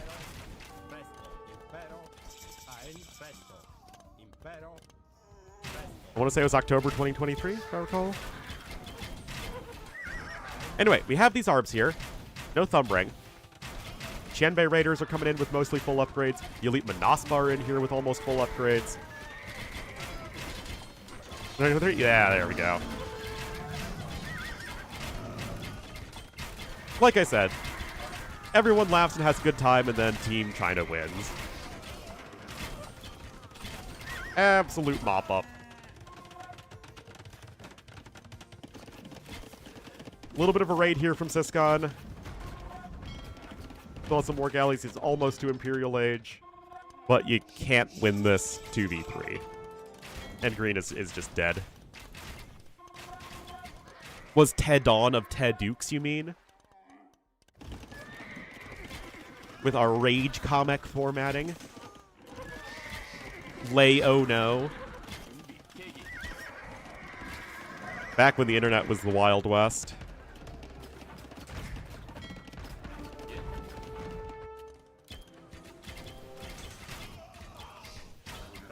Back going on meme base in middle school, trying to circumvent the censor that, you know, only allowed us to use academic sites. The patrol stack! The patrol stack! It's too dangerous to be kept alive. Guys, this game is super over. HCA coming in here from Siscon. I mean, he is ultimately playing a good long-term Civ, and he's getting to his big blob of Cav Archers, which is what you want to do, but, I mean, green's on 64 pop. That's a lot to ask for.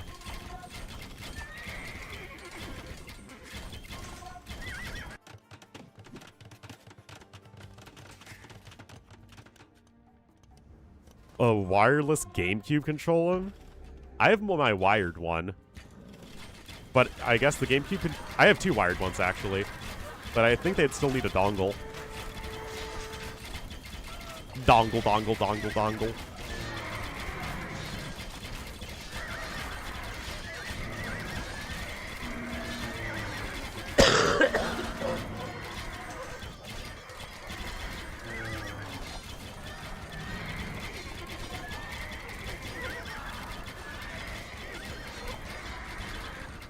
On Switch 2? Oh, that's fun.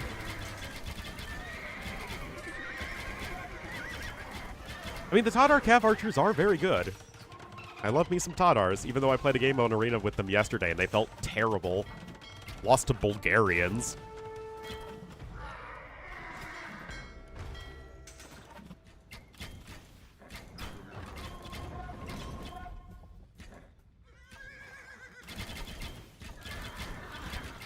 An Arena kind of... They're not very good. I was hoping against Bulgarians it would do all right, but my opponent played very well. It was a short rush distance, and he went with quick Halb Siege. It was a soft lock? Oof. The Siege Ram. It was actually Siege Ram plus Heavy Scorpion plus Halb. Well, all those Monospals got cleaned up, obviously. Oh, yeah, this is a thing that's happening, though.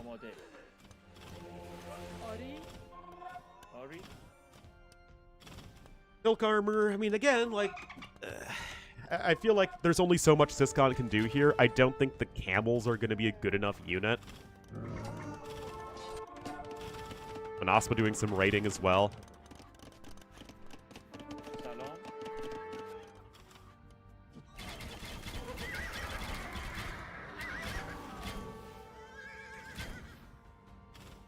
Dolphin noises because of the dolphins on the field. Dolphin.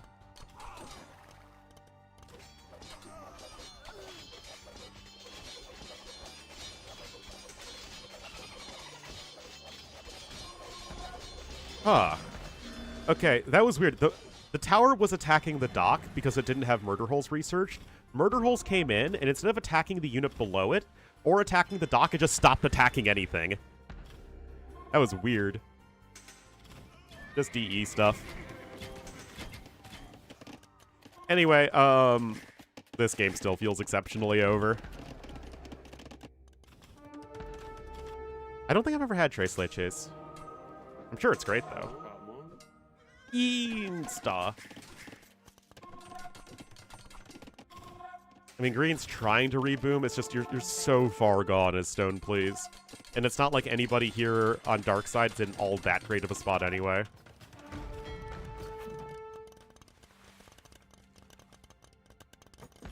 Got all the stone being mined by Vivi as well. He can start towering all over the place.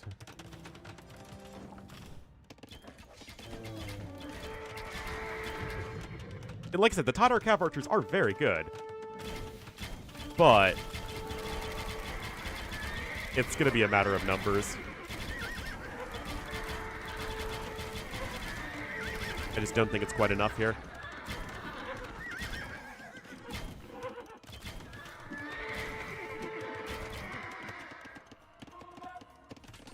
This is the thing that's happening as Yo is just obliterating everything in their path, and LY will be winning this set. DS. Oh, now that's... I like how you think. Anyway,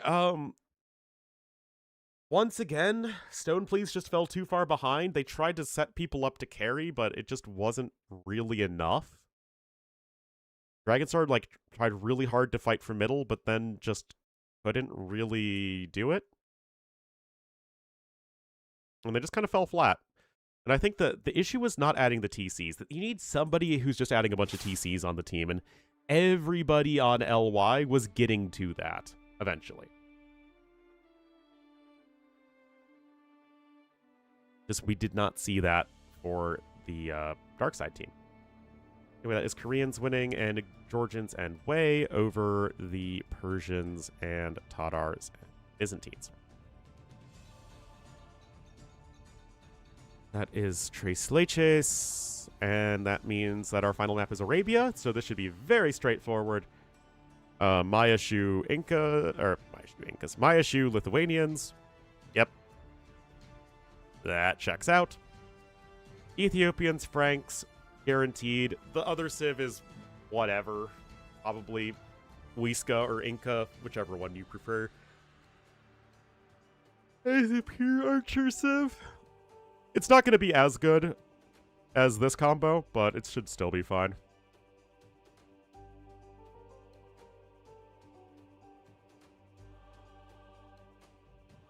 I'm going to go get some more coffee.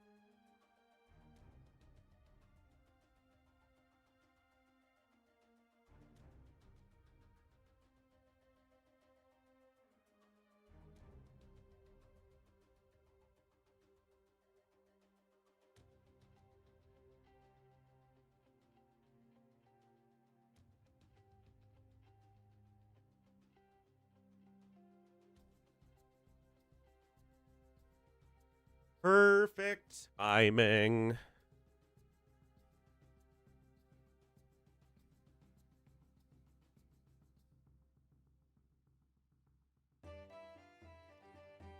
Oh, Frank sounds.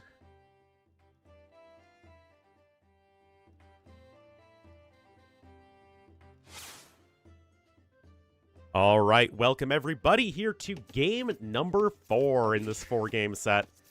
Why does Arabia have, like, a ton of hills in the middle? It's like everybody's on this big flat area, and then the rest of the map is all hills. A little weird. Anyway, we will have, looking to get a point on the board at least, and every win does help, we'll have Siscon in the blue as the blue shoe, if you will, here on the south flank. Dragon Stars, the green Lithuanians in the pocket, and Stone Please as the Cyan Mayans here to the north. The blue shoe and the Cyan Mayans. Other side, looking dominant so far. Licks will be the red Incas here to the north. Look at this. Look at this settlement. It's interesting that if you want a pure archer civ, you'd actually want Incas over the Muisca. I mean, you have so much early wood savings as the Incas, and you still have a decent archer tech tree that it just feels a little weird, you know? Because Muisca are the much more explicitly archer civ. I don't know. Why is my YouTube thumbnail say Rage Forest? Because that's what I thought I was casting this morning, and you can't change your thumbnail midstream.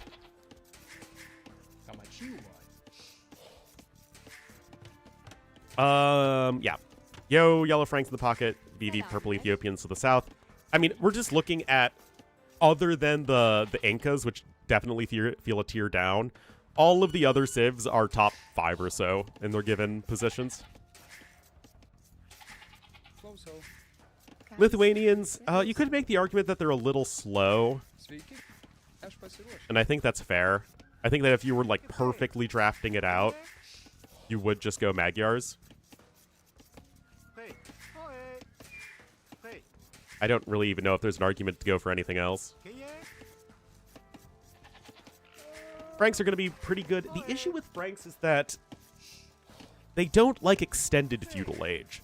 They were amazing in the situation when Pocket only made like 7 to 8 scouts and then just went castle age. Oftentimes we'll see 20 plus scouts in feudal age, and as I'm sure you know, once you're getting to 20 plus scouts, you really wish you had bloodlines.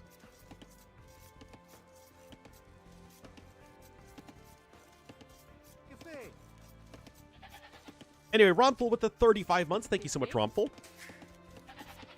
No crazy deviations in uptime. No uptime deviance around here.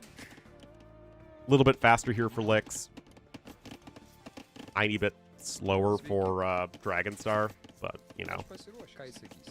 It's within a variation of one villager.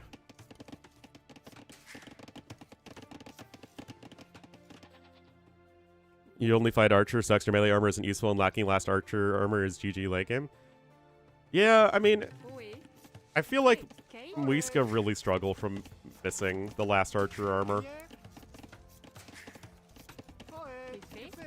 Like, I appreciate it in terms of a not increasing power creep aspect, but because you have that, like, so much power creepy stuff in the game, it just feels like you're an archer civ that doesn't even have that great of archers. Like, you would much rather have Italians +1/+1 armor than what is, in effect, +2 melee armor and then -2 pierce armor. Or, no, it's +3 melee armor. Even so.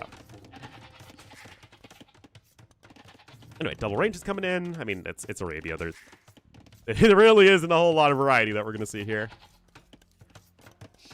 Incestuous than the Targaryens? I'm afraid I don't know enough about the Ptolemies. Targaryens were definitely very incestuous, though.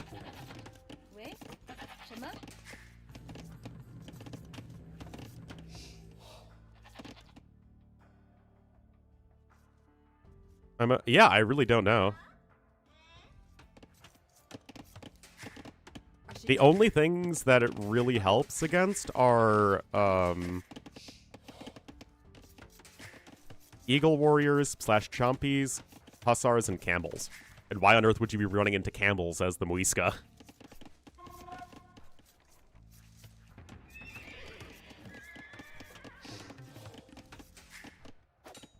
So I feel like it just doesn't quite work.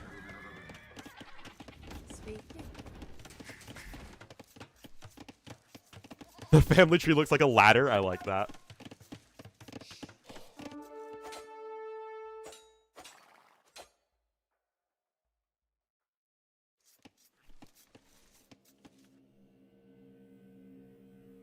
All right, horse collar coming in. Again, there's nothing terribly interesting to talk about at the moment. They're doing the Arabia thing. Brutal gold for Dragonstar? Yeah, it's not great. This area is very safe, though, so, you know, give and take. It's 2 safe wood lines. The Craster's family tree? Oh, no. Yep. Snagsville there. I mean, Vivi's out of food, or is going to be out of food in a second. That's just how these builds work, is you have to be so late in actually going over to the forge bushes.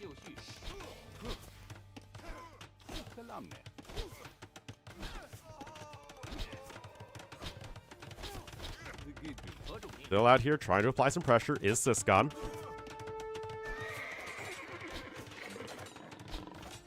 Still a little bit of a scuffle here. And with no bloodlines in yet for Dragonstar, the Frank Scouts are going to be superior in the short run.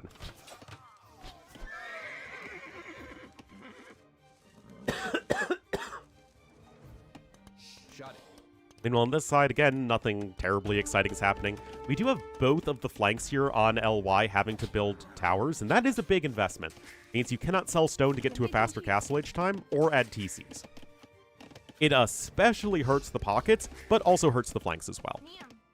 I mean, I guess Incas, it's less of a big deal because you can just... Wait a minute. Oh, you actually 2 towers here. Oh, long-distance stone mining. Yeah, you only need to gather a little bit of stone, actually, as the Incas to do 2 extra tower, or 1 extra tower.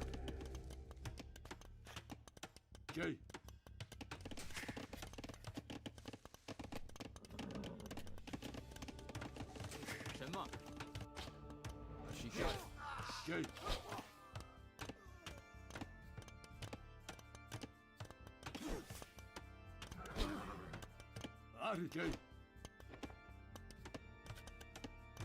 But still, again, no tragically impactful things are happening in the game. No, KDs are all within reason. Villager kills, I don't think anyone's more than 1 lost. Yeah, 2 villagers killed in total. So we can say a slight lead here to the dark side.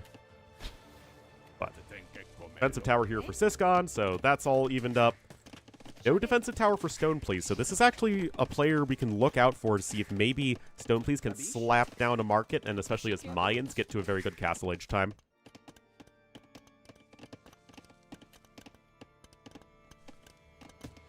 Scale Barding Armor now in here for the good doctor. Oh, look at this! Oh, guys, this is a build straight out of, what, 2018, 2019? Look at this. Yo didn't invest into any upgrades. Literally 0 upgrades. He just wants to play knights. Darth Ornlu the Wise. Indeed. That or Jar Jar. Alright, scouts are over here, and Vivi's archers are not in a good way. Ornlu the Broke, yeah.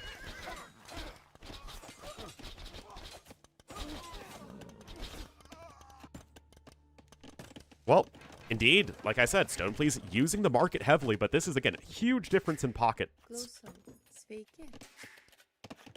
Everybody else in this game made a tower, except for Stoneplease, who sold his stone to get to Castle Age. This could be a really good time. He still has lots of his archers alive, and in this pure hamstery meta, you know, Stoneplease had a rough, you know, first couple games, or 2 of the 3 games, but he is going to be in a good spot overall. That said, Yo is almost to Castle Age. He's gathering a bit of stone here. Oh, he doesn't even have double bit axe, though. That's just a mistake. Still has to buy a little bit more time. And happy Castle Age here, Mr. Yo. Knights are on the way. Scale Barding Armor as well. And the archers are going to go in the other direction. Castle Age is creeping in closer and closer for Cyan. Yeah, no double bit axe is, like, awful. Although, to be fair, green doesn't have it either. What the heck? Why have both pockets forgotten double bit axe?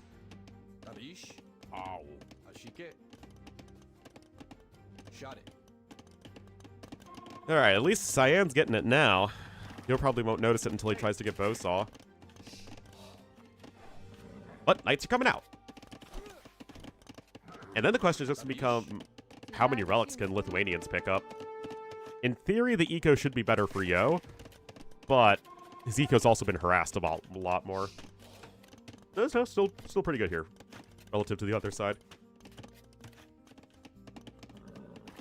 But yeah, I like that Yo, thinking about how to use the Franks, knowing that they would much prefer to be in the Castle Age than an extended Feudal Age. Like, that's good, but is it going to be good enough over the long run? Oh, yes, I know. I make that joke constantly. It's probably pretty annoying. Oh! Archers grouping up here on both sides. Crossbone Bodkin about to be in here as well, and it's going to be a tough hold for Vivi, who's only 40% of the way to Castle Age. He needs to rely on his pocket to help bail him out. Now, Lix is here too, so again, it's all about the coordination. Speaking of which, Lix himself is almost to Castle Age, and everybody's going to be here in the Castle Age very shortly. I would say a decent lead for Team Darkside, but certainly not anything decisive. Crossbow Bodkin coming on in. Not sure what those guys are doing.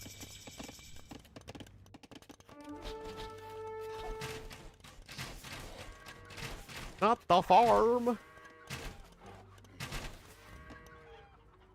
Well, Yo's added a second TC, and once again, LY taking that eco-oriented approach.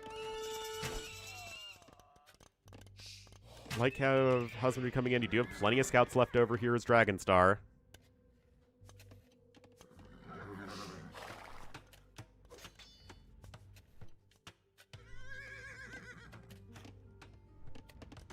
And even Vivi's trying to add an extra TC. This is very greedy. Lix is going to lose those archers by the looks of things. Get it?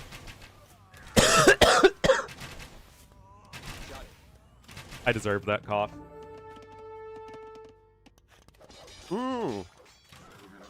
Oh, that's rough. Lightcav storming in. 7 eco kills and counting. 36 villagers right now is our red player on. And last set? Maybe. I don't know. I haven't really thought it through.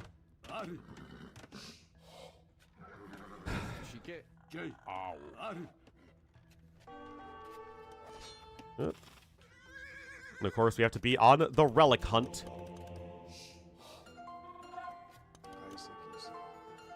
Did I add a fake command? Did I make it look like I made a real command in the stream title to adhere to the tournament casting guidelines and then never actually do it? That sounds like something I would do.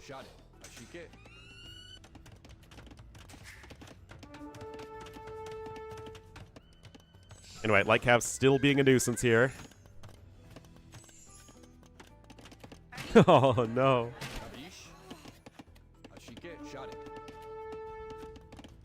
Alright, Ballistic's going to be in here for purple. That will be the last flank player. This is still looking pretty rough for LY, though. Second TC is going to be in here for green. First relic is in as well.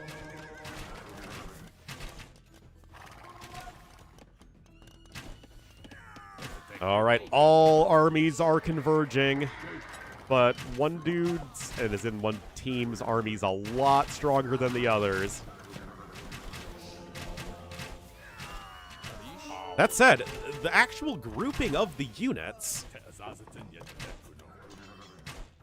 seems to also actually be better for Darkside. So long as green doesn't take any catastrophic losses here, which I don't think he will, I think this is fine for them. Oh, it's just going to start after this set. The start times are usually just estimates or guidelines. Anyway, everybody in the game's on 2 TCs right now. Darkseid going to continue to maintain that Vill lead thanks to killing all of those Vills earlier. 15 dead villagers for red, 6 dead villagers for yellow and purple. And this game is all Darkseid, so no sweeps. Actually, have they all been 1-3 so far? All the series? Shot it.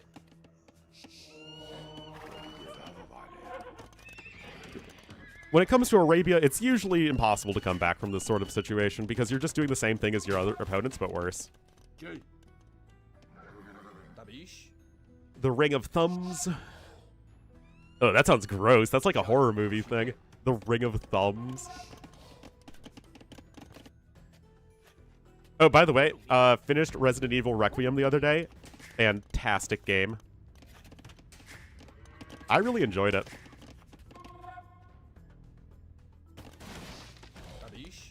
It had the horror vibe for sure, but it was just like fun. My friend said that they thought the Leon section was boring, but I enjoyed it.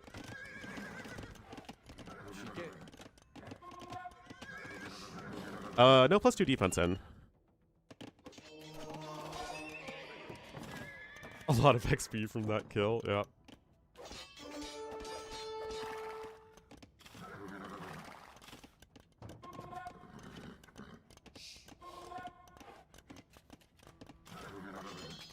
Yep. Shot it.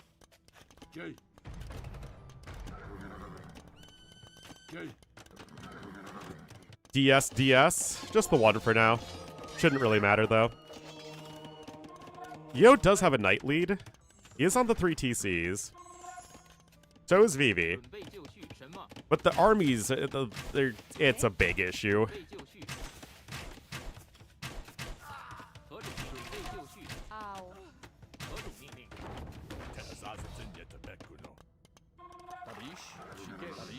Shot it.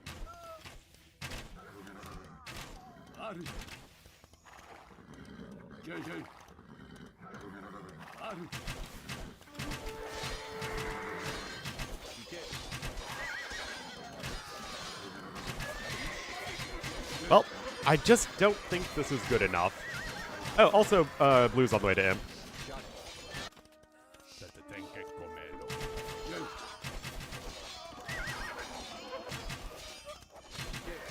Yeah, not enough. Like, Yo's doing a good job with his knight production. Okay, maybe it's a really narrow thing. Look at the micro here from Yo. Holy cow.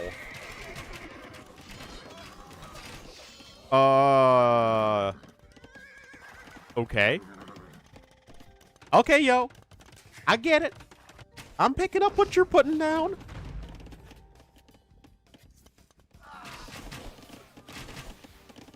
Again, this game shouldn't be competitive. Viscont's KD is still excellent, but Stoneplease now has a negative KD.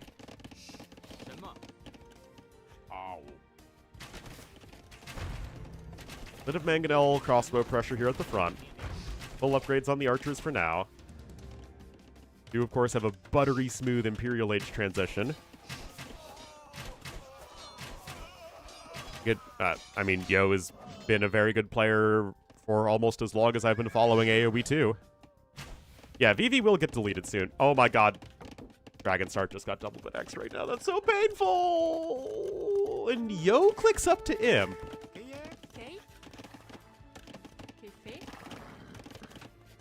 I mean, Dragonstar actually still has a higher score than Yo. If you look at res collected, Yo's still ahead of his counterpart, despite all of the damage he's taken, though. Like, what's the eco kill? I'm so lost, as usual. 18 kills to 2 deaths. 14 kills to 2 deaths. And yet the actual fights, I mean, it still shouldn't be reconcilable. Early this series?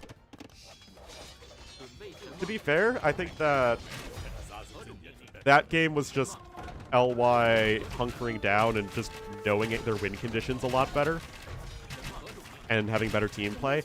I feel like Darkseid know Arabia well enough to close this one out.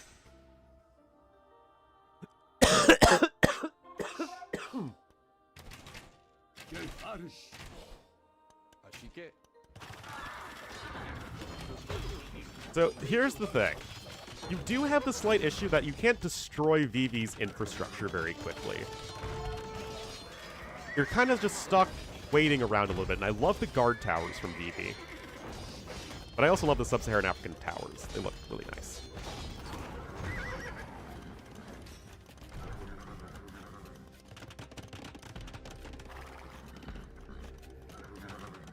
Imp is about to be in here for Yo. Shot it. The scores are still very bad.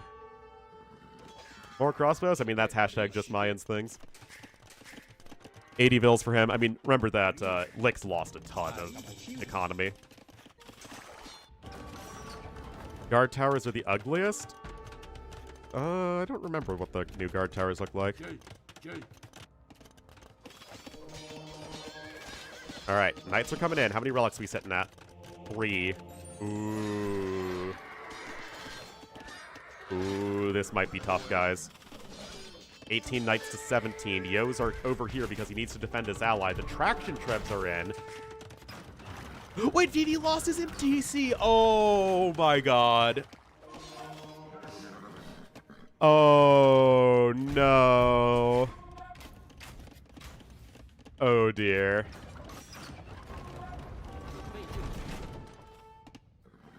Shot it. Stone please showing up over here.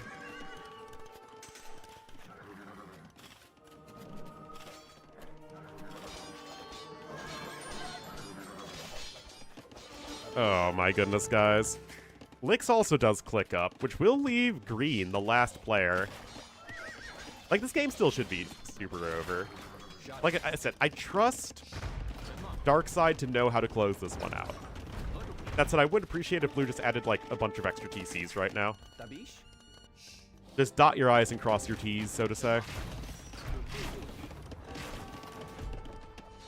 Yo's running out of army. He should be running out of eco, too. 20 villagers lost 23 and 23. Yeah, that's it. Vivi taps out. And Darkseid will get an important win. AOK TP? Well, I mean, it's mostly been water maps, so not really. And dot your T's? That sounds like a lot of fun. Yeah, I think you could argue it should have been a 2-2, but Darkseid just couldn't really figure out how to win the migration game. Yeah, crazy KD right there, 4 assists gone. Flanks just fell really far behind in resources.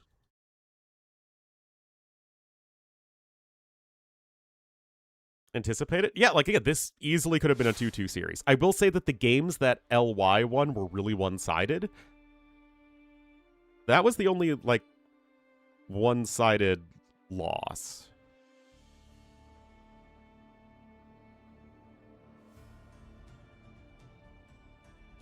Too late? That was part of it, yeah.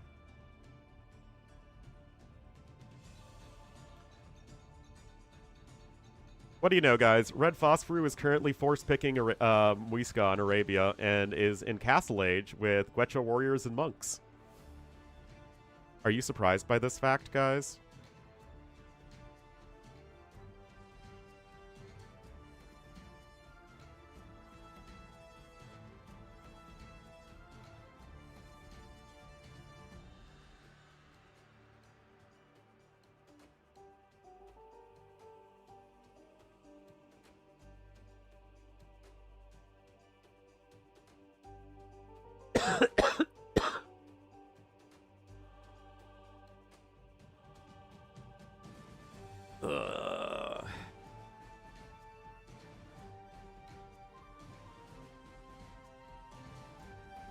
Say something annoying? I thought everything I said was annoying.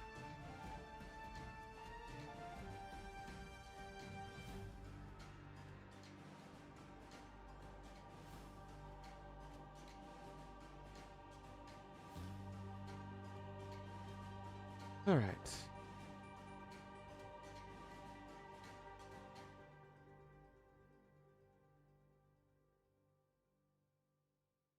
Need a little strategy meeting. Oh, folder needs a strategy meeting. Oh, fancy.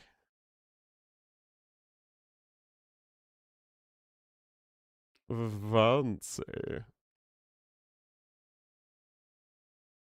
I'm being too quiet. I'm just trying to figure out what's going on.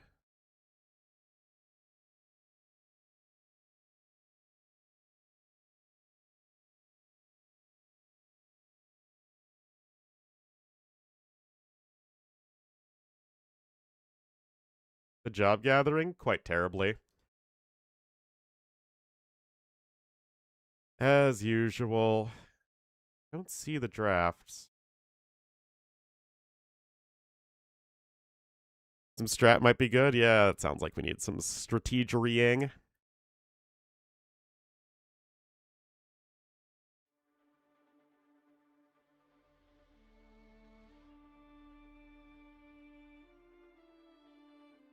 All right, let's see what Daniela's doing.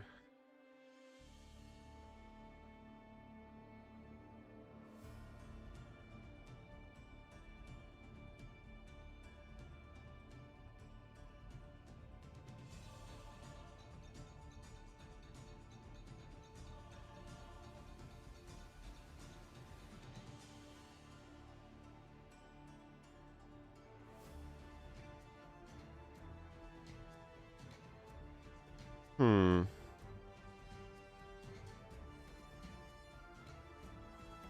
Oh, she has like follower and sub goals.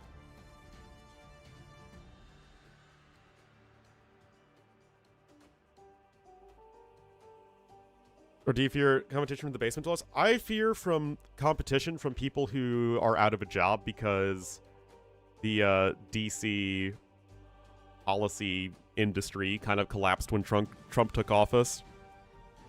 And so you have a lot of people who are having to take lower paying entry jobs even with experience because that's all there is.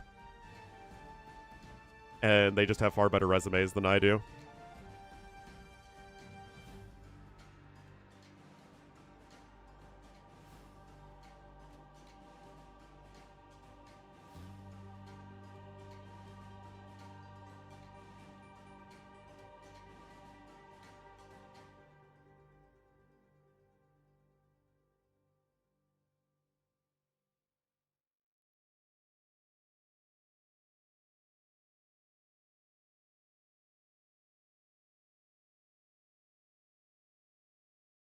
I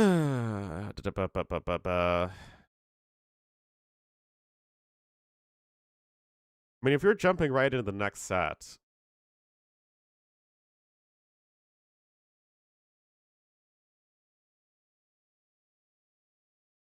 every job will be AI. There's just nothing left for people to do.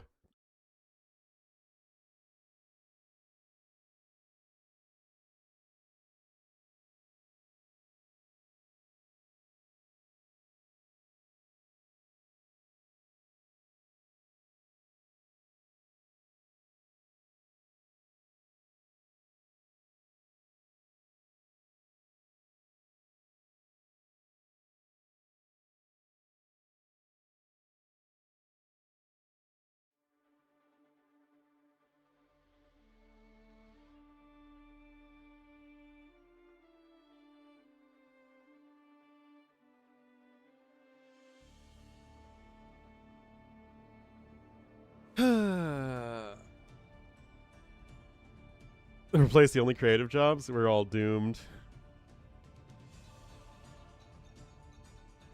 Guys, I don't know what's going on. I mean, in general, but also right now.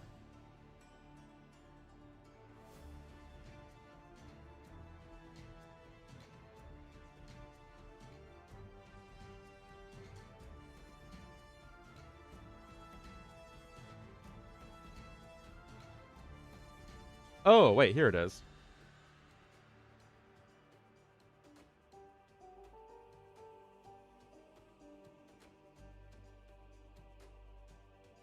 All right. Hold on.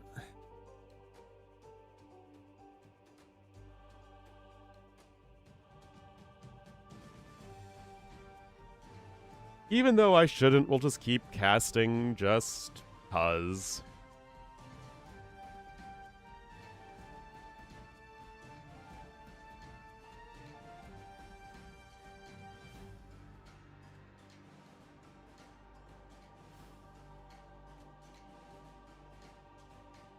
We haven't been live that long.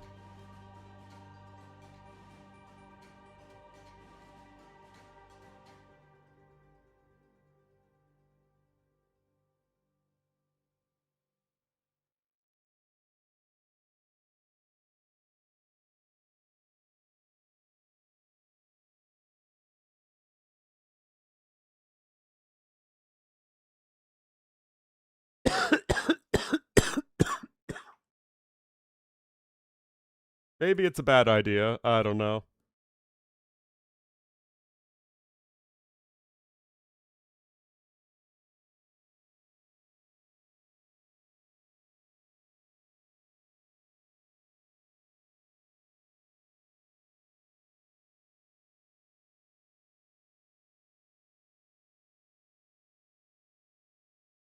Every good idea starts with a bad idea. Yeah.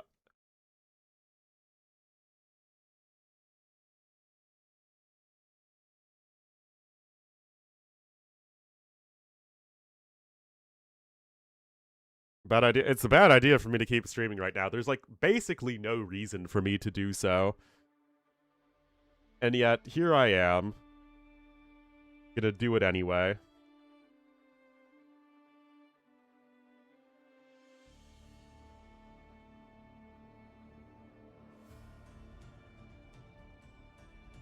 Income? Well, I mean, it's like you have to look at short-term and long-term benefits.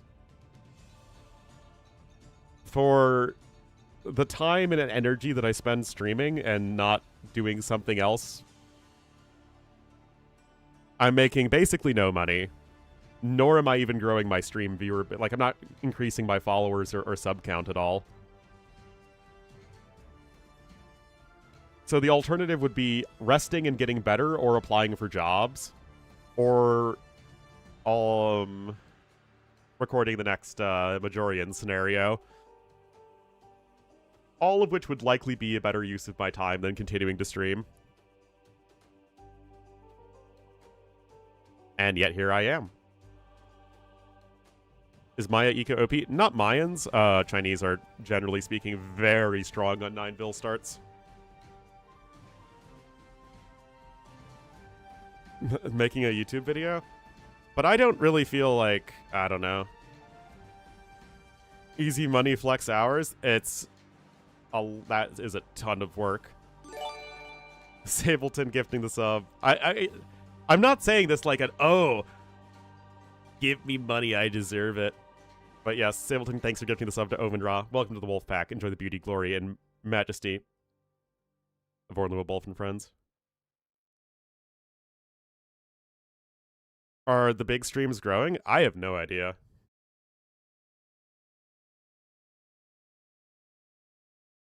Is less unfun than applying for jobs in the second thing? That's true.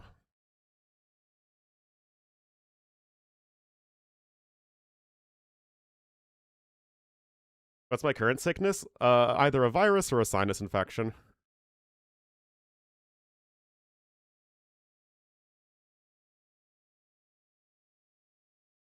Yeah, so probably a cold.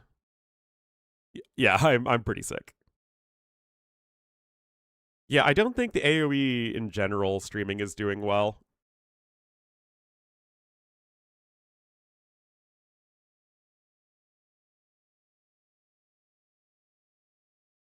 West and Daniela might be getting a slightly larger slice of the pie.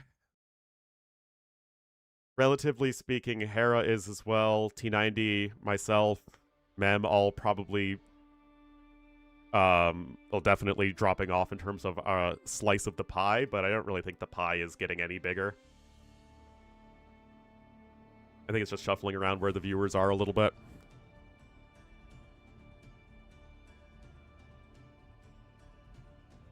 Is viral? I'm on antibiotics. So we don't know for sure if it's bacterial or viral infection, but I am on antibiotics just in case. If it is viral, there's not really a whole lot.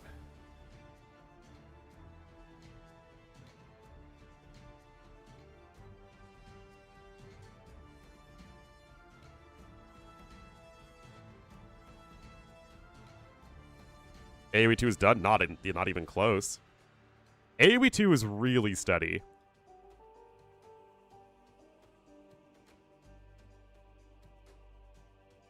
Is Grand Rapids, Michigan? Grand Rapids is like a 3-hour drive from me. Maybe 4 hours.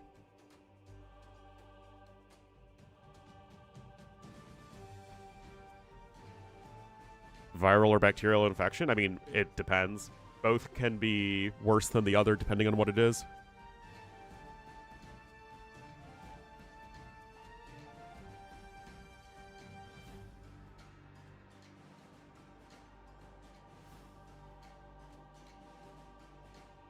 Should I get the Rex in a few minutes, guys? No, I think the thing with AoE is that being an AoE content creator is likely not getting you very far in life.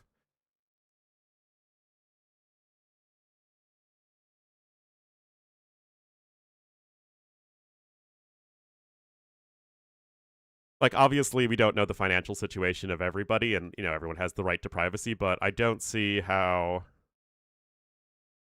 it is worth doing for anybody other than the top AoE people relative to what they could be doing.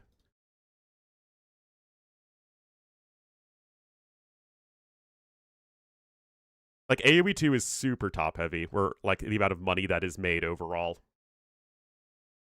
Again, you look at, like, the pie of viewership that is generated in Age of Empires and money that is made off of Age of Empires, it is just very, very small amount of people who are actually making what you'd consider a living wage.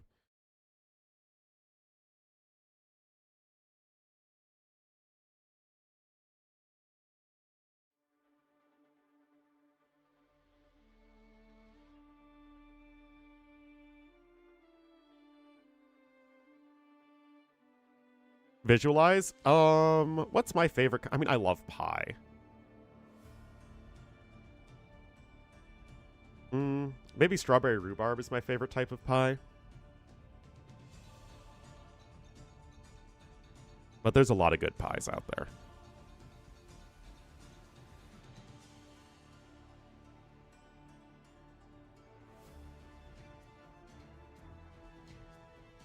But yeah, I don't know how this is for other games, but the issue is that all new viewers are basically coming in through the personal streams of the biggest content creators.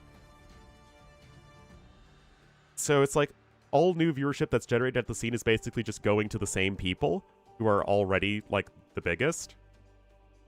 And it's only if those people choose to take that extra step and look at anyone else that anyone else could grow.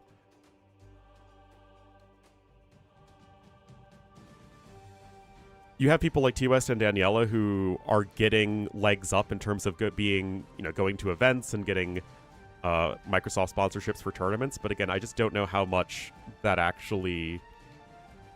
Like, it might take you from 100 viewers to 300 viewers, but that's still not, you know, statistically significant.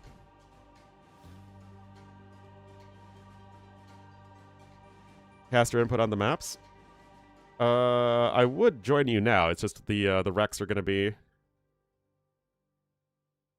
in theory, posted about right now. I'm literally staring at the Discord. Game here via T90? Yeah, and like some people will, for sure. It's just a matter of, is it a statistically significant amount?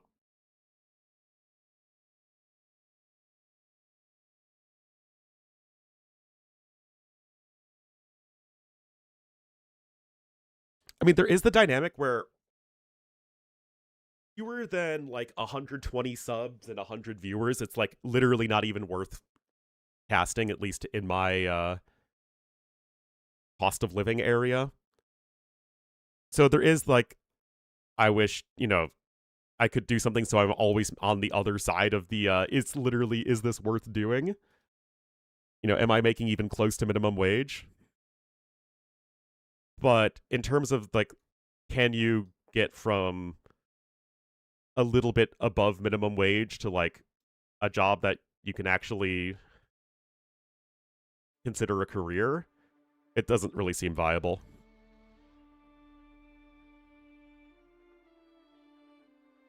So the streamer event was all for nothing? All the streamer event did was funnel even more viewers to Hera. And then claim that we're growing the AoE scene.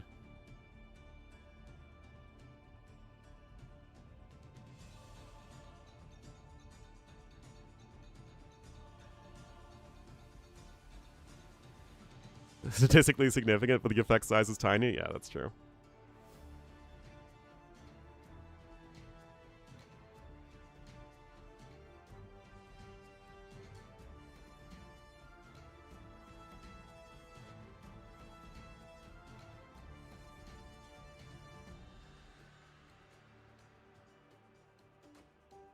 Korean companies? I have. I do. What do you mean a lot of people don't watch AoE2 creators for AoE2 content? I actually think it's the other way around. I don't know anybody that can really delve into other games and actually grow their viewer base. Search, yeah, and there's always going to be some people who do that, and that's how a lot of people came to me. Also, from my own advantages of, like, hosting and being at events and collaborating with bigger content creators. Like, I've had plenty of my own advantages that other people might not have had.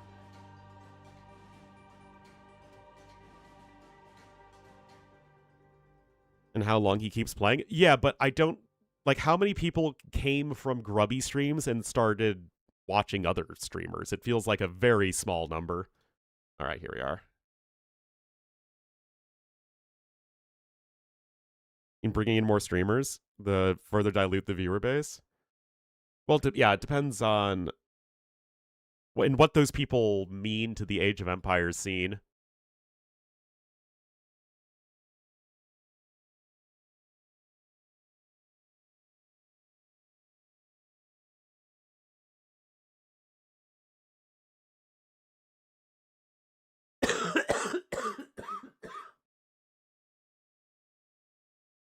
All right.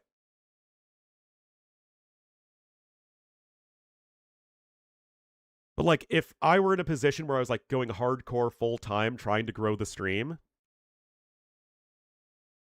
like, I don't know anybody who would actually, like, be in a position to grow their stream, and especially if they would need to grow their stream at the expense of somebody like Hera, which I don't think is possible right now. And I don't think it has been possible, really, ever. The only opportunities were when people went to Facebook.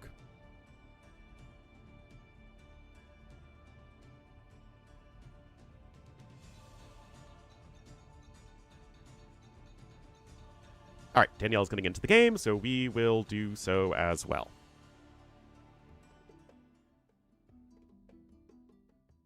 And it looks like we're back on migration, because apparently we always play migration.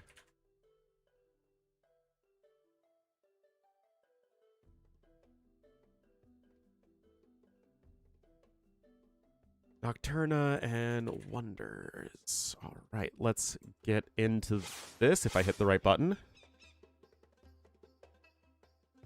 It's a slow burn. Yeah, basically. Unless they do another remaster for AoE 2. Patient care coordinator? Positive and professional attitude? Oh no.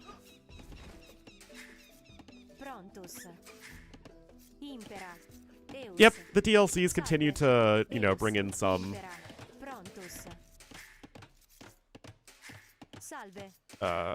you know, interest. A bear pelt, kinda.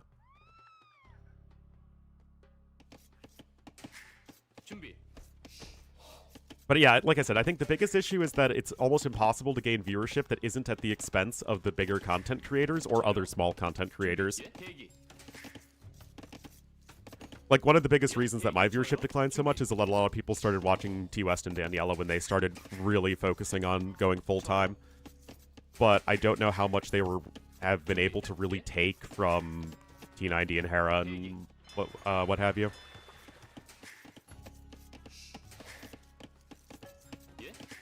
Anyway, here we are. Sebastian here on the flank for Wonders as the Blue Koreans. Okay, yeah, I mean, exactly. Like, there's a reason for it.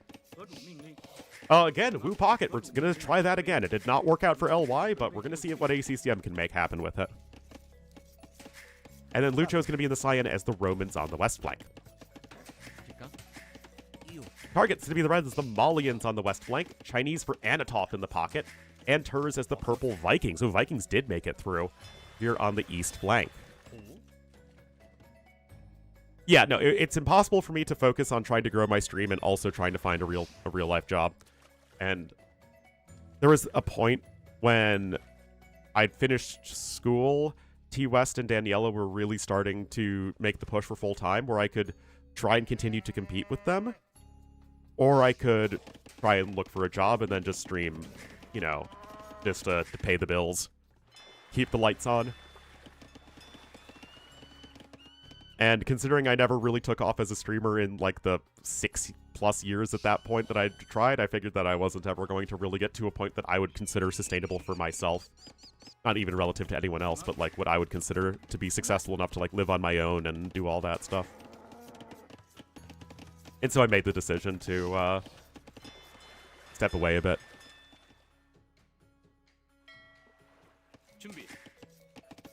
Which I regret in the short run, because I don't have a job, and now my income is plummeted, but I have to hope that at someday I will get a job, and then it will be worth it. But such is life. Anyway, rush distance is very long on this right side. We saw this in the last generation. So, Koreans and Vikings, I mean, definitely two of the best galley rushing, or like just whatever feudal age rushing civs you want. Both have big discounts.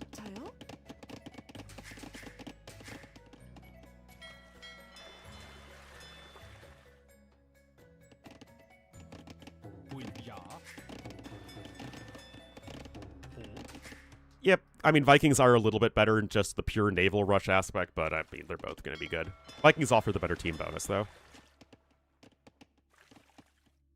Quite the Una reverse. I mean, exactly, like, it just doesn't make sense. I mean, as is hopefully clear, I have thought this through. And ultimately made the decision I thought would be the best long-term for me. It just hurts in the short run, which isn't pleasant, but I have to just tell myself that I made the right decision. Anyway, Malians, Romans, again, two strong early game naval civs that are not very good late game. We saw Malians really struggle in the previous series, but yeah. Copium simulators. The only thing I do regret is I wish I found a way to do more LAN events, because I just personally really enjoyed them and find them rewarding, on top of looking good on a resume, which of course they do. But, you know, some things aren't meant to be. Yeah, Chinese Wu pocket dynamic again. Now, we did see Wu win with Yo, but it wasn't because he did especially well in the water, it's because Dragonstar took too long to go on the land. So we'll have to see how that works, because Chinese still looked like the much better civ. Oh, Nadia? Nadia is off to bigger and better things.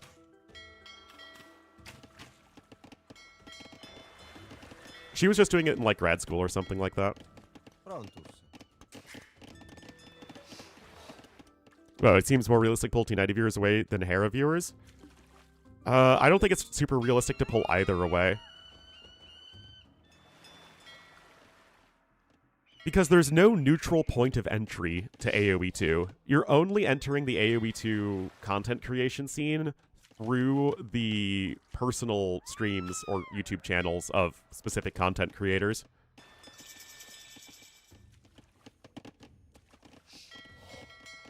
So again, you have to go ahead and see the popular content creator and then actively choose to look for somebody else. Like, you have to like it enough to want to continue watching Age of Empires, but not that person as much so you want to move away from them, which is, again, very difficult. And it might work okay if, you know, like, for example, T90 or Hera aren't streaming, but that's just not realistic when you're looking at, in long term, if you're looking at full-time content creators across the board. Anyway, it's just all galleys. It's galleys all the way down. 46 eco units to 49, so ACCM with a few more fishing ships. Yeah, 19 to 16. Castle Age time's going to be a bit faster for Anatov. Ecos are good for both. I kind of thought Chinese would be a little bit better, but maybe that's the difference of a 9-vil start on migration specifically? Hard to say.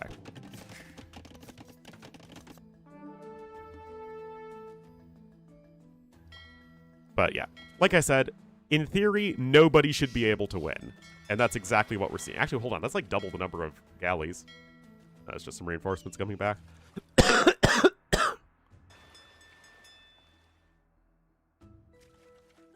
You won already? Congratulations. I don't know what you won, but congratulations.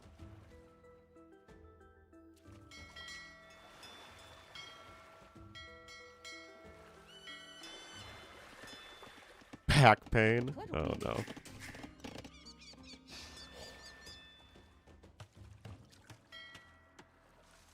Castle Age is coming on in. It's really weird because you have to rush up to Feudal Age to get Navy out, because if you don't, you'll die and your pocket will lose their fish and then you'll lose. But also, it's like, it's the best example of the hurry up and wait metagame. You rush up to Feudal Age to not really invest into any fighting. Professor Ornlu? That's Dr. Professor Ornlu to you. Alright, target's gonna be the first one up to Castle Age here on the flank, and Turs is gonna be right behind him. No Stone Sold either. And then Sebastian's gonna be up, and last one up will actually be Lucho.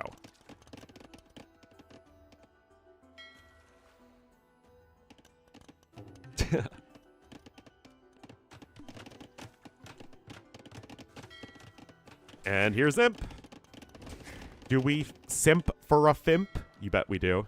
Associate professor at best. Oh no. Man, it's crazy how, like, supercharged everyone's economies are for literally nothing to be happening. How many units have died? No units have died. We literally have had 4 players out of 6 in this game rush up to Feudal Age and build a huge navy to not attack at all. There is no way that... This can't be optimal, right? Medium warships now just coming in, Bosa as well. There has to be some other reason to do something. Blowing anyone's house today? No, not with my voice.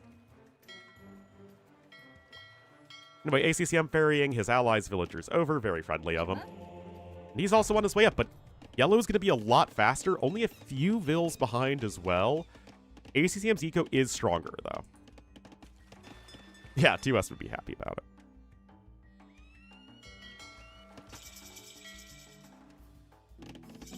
Are we going to be seeing fire ships from the pocket? I mean, again, the Wu fire ships are fine. You get the free Pierce armor upgrades, which is nice. I'm just... Oh, wait, hold on. A unit died. Oh, my goodness. The game's over.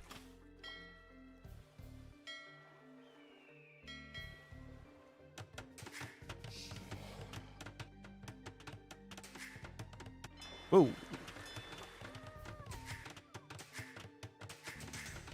Extra TCs coming in here from green and blue. Cyan has the vills in the middle as well. Purple adding in 2 extra TCs. So once again, are we going to be in a situation where the Chinese pocket doesn't go for the land as quickly as literally everyone else? Target does have that timing advantage he's going to try and make work, but we'll have to see how much he can really leverage it. We had the back docks actually from Lucho anyway. Heavy warships now coming in. Castle Age is in. And like I said, Lucho's going to be able to buy enough time here. Yes, everybody except Yellow is now going to the middle. Hold on. Medium warships is going to get denied, I think. Yeah, it would have to be canceled. Okay, that is not ideal. He does need to remember to get the re-up on it. You do need medium warships, guys. I'm not goofing around here. Okay, he's adding TCs. I don't think you can really get by without medium warships. Anyway, dragon ships are here, and obviously they're way better than the Wu ones. Populations are overall even. Remember, though, Anatov not in the middle. But they should win water here and win it very easily. Like, these... Like, what are you supposed to do with these feudal age galleys? Nothing, I tell ya.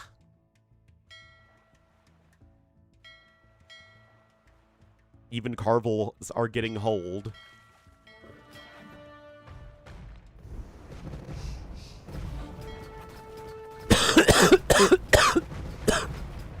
Oh dear. Oh dearie, dearie, dearie, dear. Ow.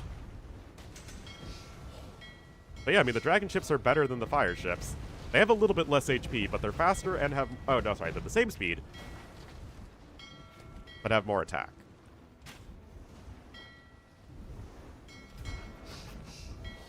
But yeah, to reiterate, I don't really get this. Now Yellow's getting... He's just going to sling his allies? Again, I have very real concerns here that... Okay, there you go. We're gonna be kind of like the other series, where one dude just isn't really committing to the middle. That said, Yo had a much better eco over time than did Dragonstar, compared to ACCM versus Anatov. Like, yeah, ACCM's eco is better than his counterparts, but considering how much damage Anatov is doing on the water, I mean, look at this, 44 kills to 8 deaths. On the upgrade? Oh, I don't know, it feels like excessive. Sometimes you just have to say, player, I expect you to pay attention to these things.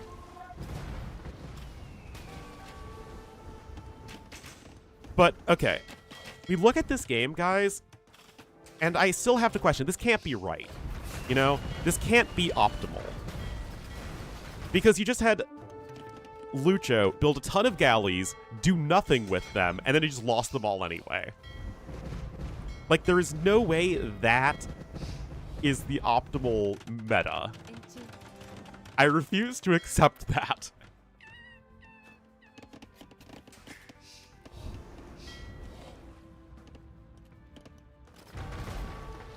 From Lucho's island to Sebastian's island? I mean, yeah, that'd be, that's the advantage of water, is you can get the trade cogs going, but as we saw in the last game, you can lose the mainland and lose the game before that really matters.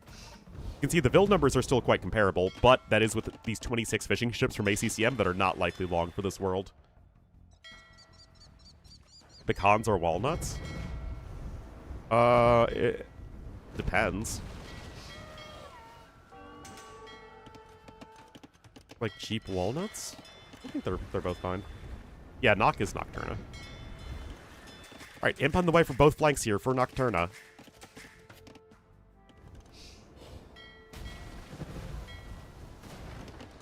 Right now, Wonder is not looking so good.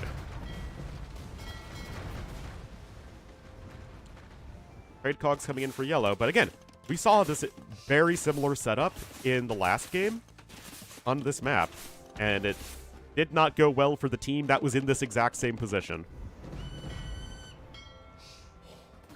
Kill counts are still quite even. That said, because ACCM is focusing still so much on water, I don't think... It's probably not as good a spot. Pine nuts? Pine nuts are good.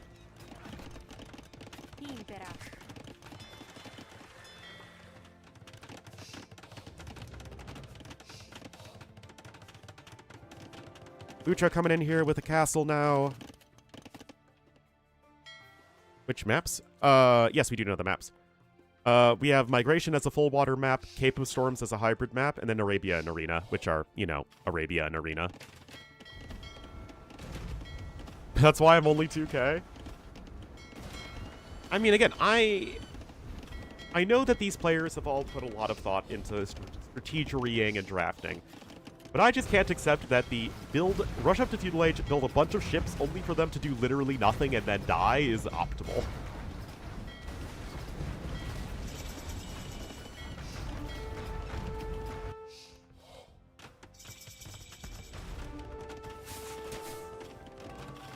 Well, rocket carts and towers are being annoying, but, you know, Turris is still getting to imp.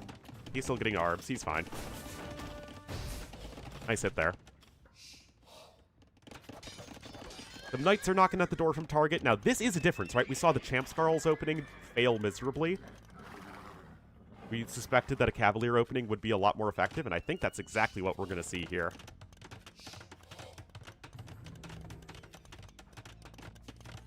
Bastion starting to add in some archery ranges.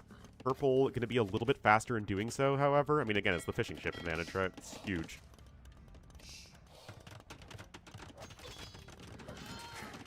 ACCM doesn't even have fletching, mind you. Oh my goodness. No. Just no. You might think, well, maybe Ornlu. No. Just whatever you're thinking, no.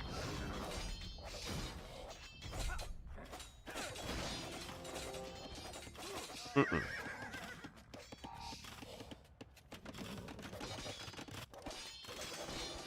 Yeah, this game should be pretty over. I mean, we did see we saw Yo and company make an incredible comeback, but the water situation wasn't this dire, the fishing ship situation wasn't this out of hand, and relatively speaking, I think it was actually the Yo ACCM difference where Yo really expanded onto the mainland a lot faster than ACCM did. So when they lost water, it wasn't without a huge investment into it in the first place.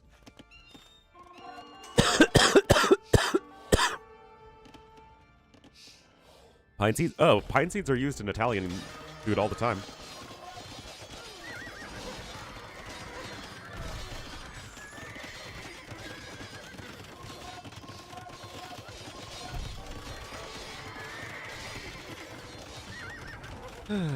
Let's see.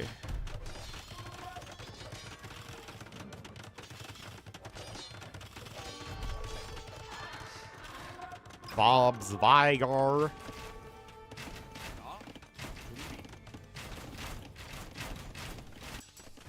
Yeah, the Centurion play isn't happening, guys. I like the Cavalier play a lot more, but again, the game states were kind of different between this game and the previous one.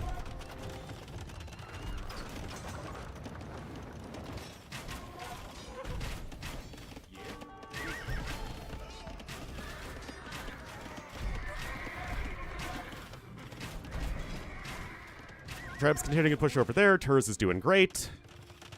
Anatov has 41 trade cogs. He has added his TCs over here on the mainland. He doesn't have a land army, but I don't think he needs one. Not yet, anyway. Because ACCM doesn't have one, right? So as long as ACCM doesn't have anything here on the mainland, then it's fine that Anatov doesn't. And what Anatov did, of course, was secure them this trade in the first... Well, the trade plus fishing ship combo. So thus far, Anatov has been, obviously, the much more effective pocket. Anyway, castles are both going to go down, but one dude's making his unique unit and the other isn't. Heavy camels coming in. No husbandry in either. But it's okay. Romans don't have husbandry.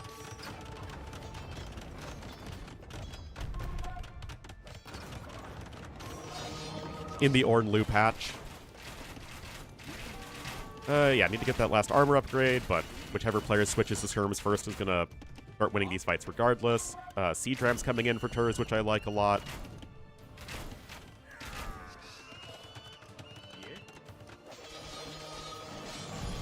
No heavy camel in quite yet. It might not matter. More units flooding in. And another castle being built. ACCM still got nothing. Throw at your neighbors? That's true.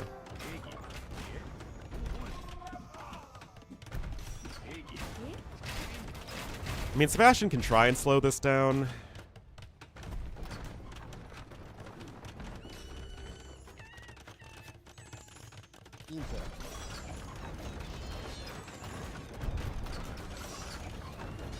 All can have everything except committances and husbandry. Conversions are good from Lucho.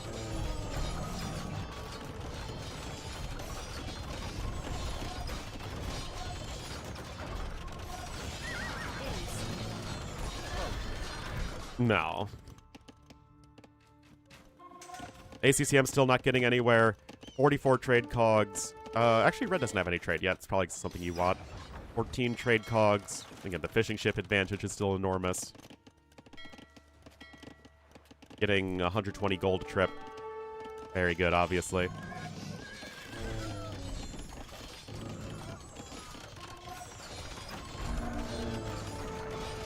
Halbs are coming in, and the Halbs are good. Oh, but we have some Kapinga flingers that can come in and help heal with the Halbs. That's always nice. How's this looking? I mean, Sebastian's done an admirable job of stalling, but again, there's only so much you can do. And I love the siege ram play from Turs. Well, those are good hits. 40 kills, actually, on those bombards. Holy cow. I mean, that completely turned the fight on its head. Now Centurions are showing up. There aren't that many ARBs as a part of this army.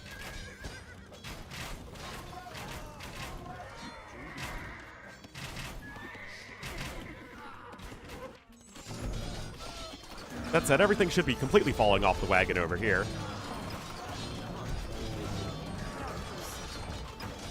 Still no Farimba, though.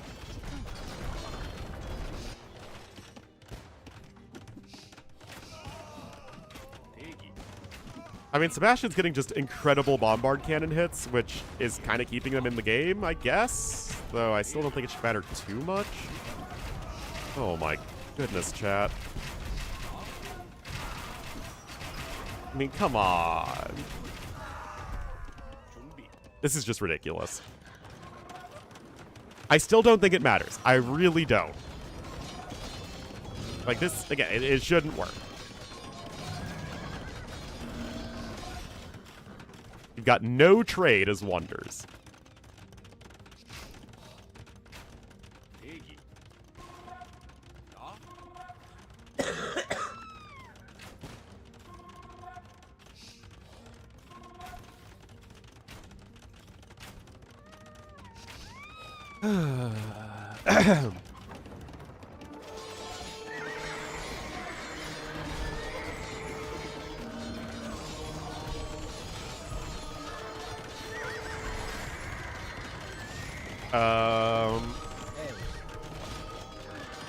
The castle's gonna stand.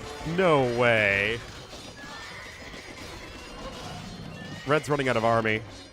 I mean, these guys can't have any gold left, right? A little bit of gold left over there. You still have war galleys bombarding the coast over there. Oh, the bombard cannons are going down. Okay, finally. Now Anatov is here on the land. He's got a bunch of cavaliers. This push is still happening from Turs, even despite all the losses. Okay, okay. Perhaps not as squeaky clean as we would like, but it's still going to be going all Nocturna's way, which is the only thing that matters, of course.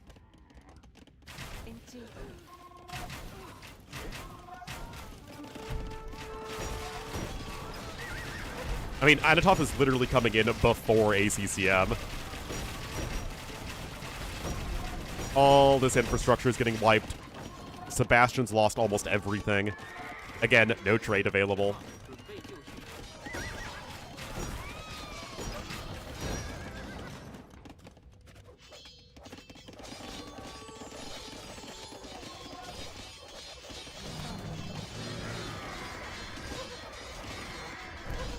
Yikes.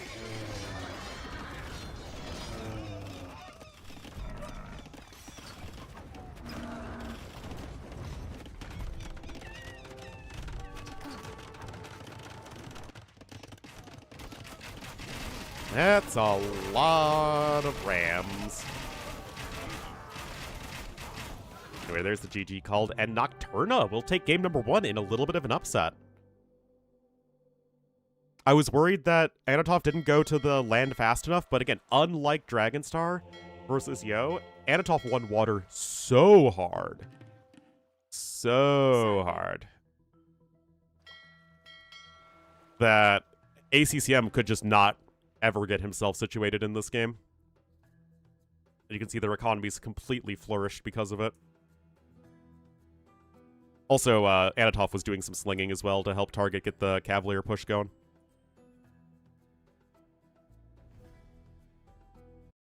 Bonus damage against... Is converting a camel less effective than other units?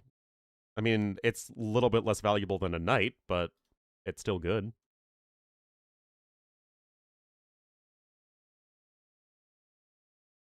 Yeah, I'd like to cast that maybe before the series starts tomorrow.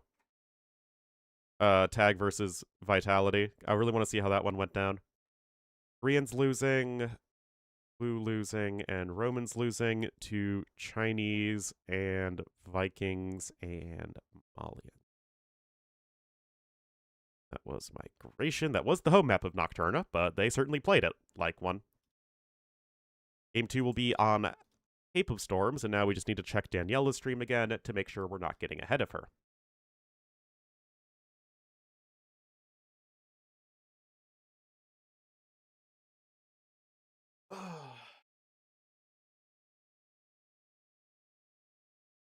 We'll cast this next game. We'll see if I'm up to finishing the series. I do feel pretty lousy at the moment, but, you know. Yeah, no. Alright. Danielle's in the second game. Round robin just means everybody plays everybody else. Alright, we are here on Cape O' Storms. What the heck? What is the point of this? I guess you can build a dock here.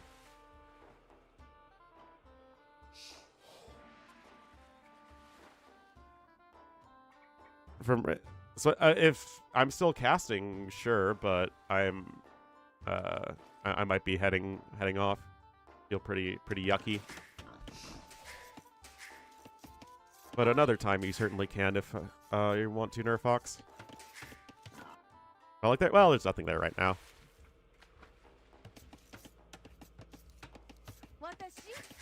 Anyway, Sebastian's going to be here in the blue as the Japanese on the flank. In the pocket will be ACCM as the Persians, and on the north flank, in the cyan as the Saracens, it will be Lucho. Now, we've seen this before. Usually the way this map works out is like everybody's in a line. So like blue and red would be super close to each other, and then green and yellow would be kind of around here, and then cyan and purple would be over there, which leads you to the flank pocket and super pocket dynamic. But this is much more your traditional flank pocket flank setup, with neither side really being closer than the other. I don't think so, anyway. Is that relic there? Well, I mean, it's so you can trade in late game, right? Well, I mean, it's still there because so you can trade in late game. But yes, lots of hills in the water to represent waves.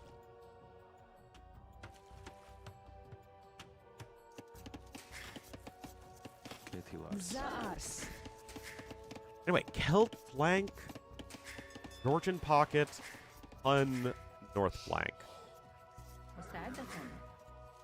I'm curious as to how this is going to go.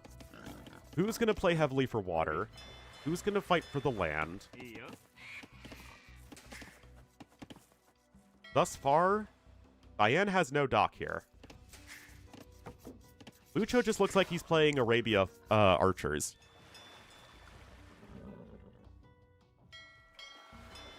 Meanwhile, everybody's docked over here, although Runnings was the slowest, as he was the furthest away. North, east, and west. Yeah, there's some gold over here, but there's stone over here.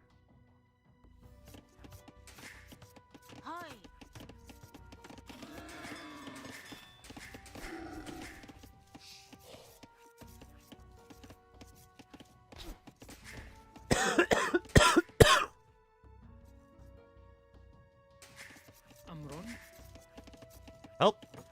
No vills on gold right now for Lucho. Walling coming in here for Sebastian. And again, we still just have to see who's going to play water. Thus far, nobody's dropped a second dock.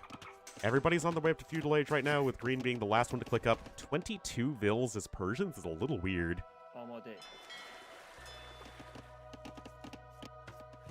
Oh, look at this.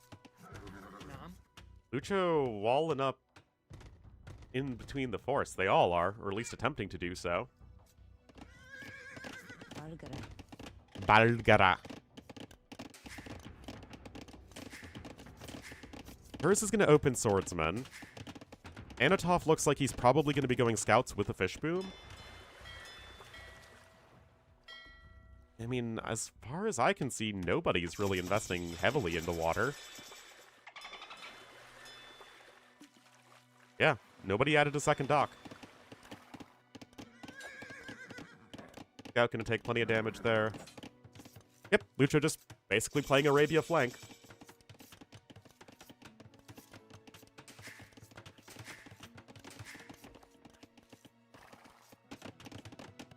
Red is walling, but not as intensively as blue. And this is probably full walled, I think. I hope. With all the effort put into it, I sure hope it is. One archery range here for Sebastian. He cannot afford a second. That's Stonewall. They call him Stonewall Sea Bass. They don't, actually. I just called him that. And I can really hear my voice starting to go. I think I will head off after this game.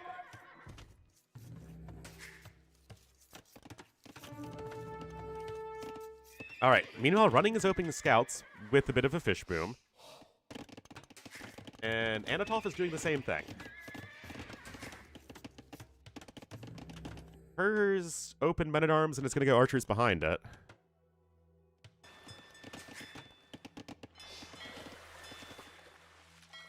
But yeah, other than a Hulk here for Turs, a Hulk here for Sebastian, not a whole heck of a lot in terms of investment. ACCM's adding in another dock. He's adding in some scouts as well. And with this big old wall coming in here from Lucho, everybody will be full walled here for Wonders. Nocturna's eco's a lot better, though. 5, 6... Oh, yeah, that's why. 0 fishing ships. Duh. That'll explain it. Oh, no. Oh, no. Oh, he tried to block it. I saw what you attempted, Lucho. It was admirable. Yeah, the middle forest is pretty rough to wall. I mean, look at this. They're literally full stone walling over here.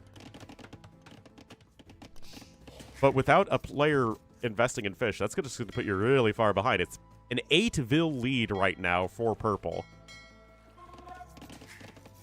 Also, running, I just realized, was subbing in for somebody.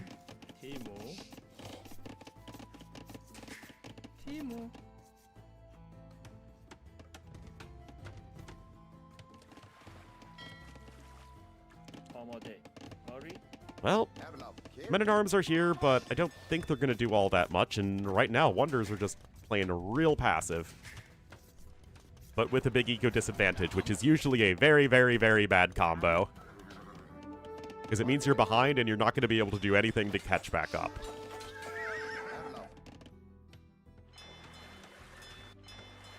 I mean, it's not like Yellow doesn't have a big fish boom, and he just hasn't had to wall anywhere near as intensively. Purple is still open, but again, it's like, it's not really an issue. Oh, you see one yellow fishing ship go down. Sebastian trying to make something happen here on the water. Anatolf is going to start building his own navy. Wonders does clean house up there, and it's only a 6-villager discrepancy for now.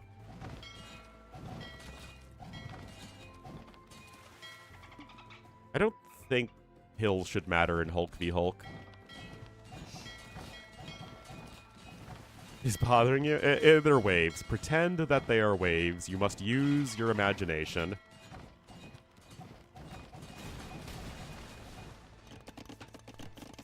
Anyway, scale barding armor coming in here for ACCM.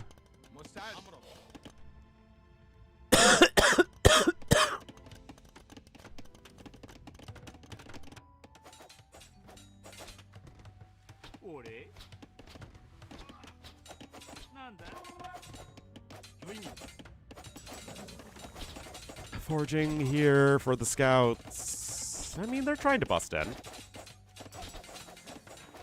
Overall, military numbers are similar. Nocturna is just 12 vils ahead.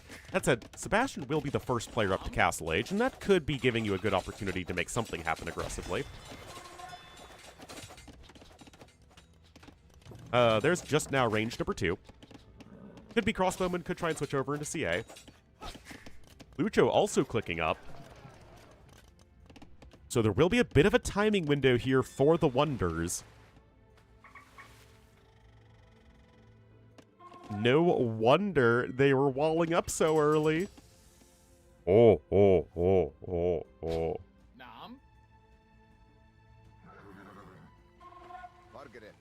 Well, those 4 archers are going to have a very bad day. Yellow's just like, peace! مستعد. نعم. Alright, yellow and purple both clicking up. This will leave green, who's just now clicking up, and then red as the last ones to click up to Castle Age, and Turris is pretty close.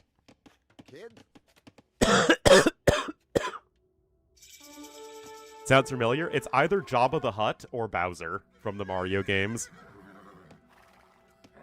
Whichever one you prefer. مستعد. هو. أمره. Oh, here we are. Castle Age is getting closer and closer. And Sebastian's already here. Remember, you've got Saracen team bonus. We're going to need some good walls. يويني. Here.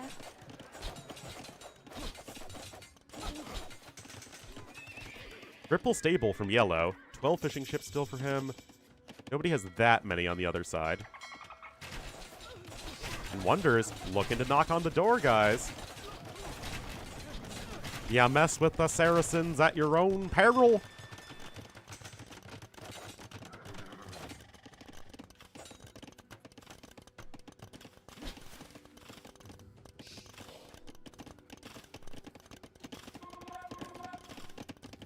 أمره. مستعد. أمره. I don't know, guys. This might be Wonders' opportunity. They had the Castle Age timing. I mean, that is the power of Saracens. They needed to make up for the fact that Lucho doesn't have any fish. And that's what they're doing. It's also double archer, single cab versus double cab, single archer. And this is usually the much better army composition in the short run. Timing and momentum. I know it's a meme, but it is actually true to some extent. مستعد. Weird. Yeah, I'm not too sure why it would be Cav from running. Alright. Chain Barding Armor's in. It's just light Cav for now. No Knights in the picture yet. Red's trying to help out as best he can. Is this going to be enough, guys? Obviously, the reinforcements are a lot closer. And it looks like yellow and purple are starting to clean house.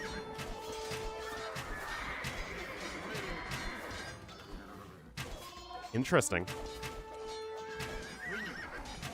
So just enough time is bought. It's close. And the thing is, Sebastian is also applying pressure on the water, which could be a big issue. As right now, the eco count, which used to be like, what, plus 12 or so in favor of Nocturna, have completely flipped even, and it's now plus 4 in favor of Wonders. Second TC coming in for green. Second TC going to come in for Sebastian. So once again, Wonders are going to be looking to play the long game. Retreated to wait for upgrades? No, I think that Nocturna played that about as well as they could, given the situation. Still, now the fight's happening right before Medium Warships comes in, so tragic right there. But right now, Water, look at this. Bastion, with the help of ACCM, absolutely coming on full steam. Lucho, he still has 22 archers, despite losing most of the ones that were forward. Bastion's got some archers of his own. No ballistics, though, because he's invested so heavily into the water as well. That TC is going to be nice in securing some extra gold, but it's super exposed, and I'm not entirely sure why he put it there. Oh, did he scout it? Nope. Little unlucky there, but I guess why would you look all the way over here?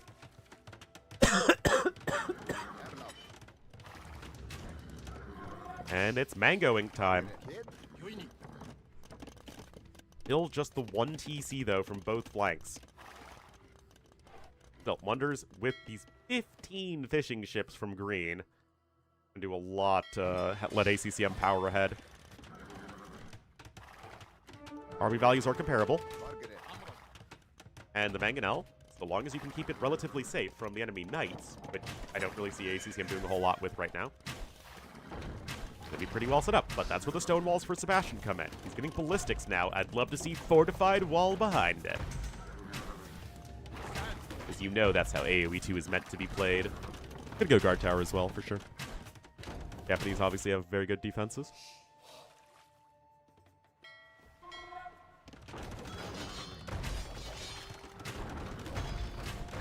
Four walls.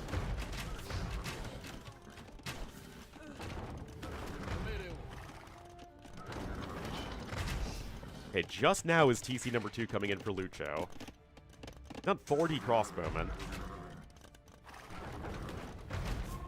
Obviously got to be careful there.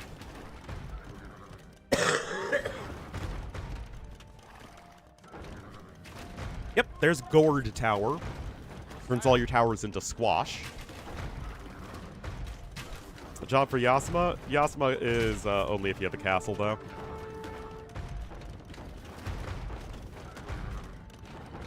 And thus far, with all this, you know, it's pressure, right? The Celt Mangonels are doing work against buildings, but I'm still not 100% convinced that this is going to work in the long run. I would even hate blue garrisoning some archers in the tower to help out. All right, they say it's time to go. It's time to go. Go, go.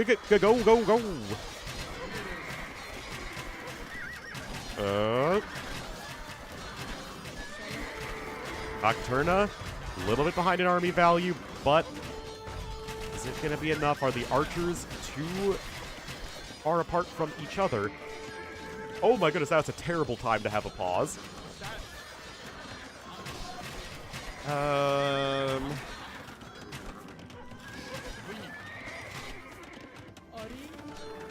Yeah. Well, looks like it's not enough for Nocturna. The Vil counts are still comparable. Sebastian's adding in a third TC over there. Meanwhile, purple's on 3 TCs, yellow's adding a third TC, red is only on 1. Well, it's 5 fishing ships, though. They are in. ACCM's able to mix in camels, though. With red basically out of crossbowmen here, especially at the front. Okay, that was a really good Mangonel hit, though. Oh. That was good. Obviously, I mean, Cyan is super distracted. But yeah, camels can help chase that down, but that is really starting to turn things a little bit better for Nocturna, who now have the Vil lead. The armies are not looking good, but you can't say they haven't killed Vil. Sebastian's lost 22, ACCM's lost 17, Lucho has lost 7. Anatov alone with around 30 kills, once again. And like I said, he's on 3 TCs, he's got a couple fortified churches to boost up the economy.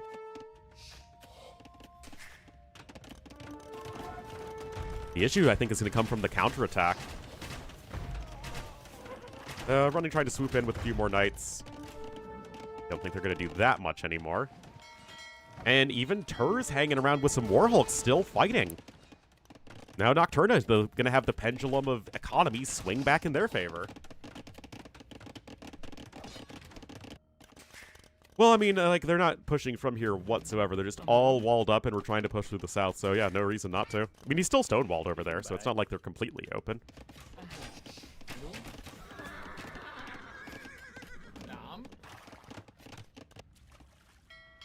But yeah, love that Turs is still being active over here as well.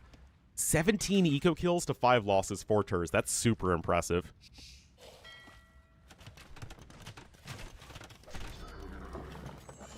And wow, Imp coming in for running. That is some darn good macro.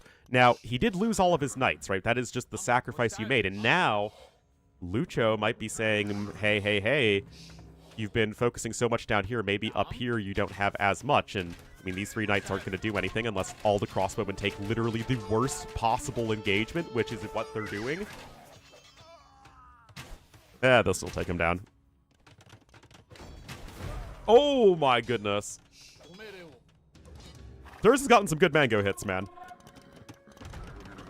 Now, it is concerning that ACCM's eco is getting pretty crazy. Good old Persian boom. But Yellow's is Yellow's the one. Imp. What's the res collected like? Yeah, ACCM's ahead, but I guess he's just lost 4 knights. Left camels now.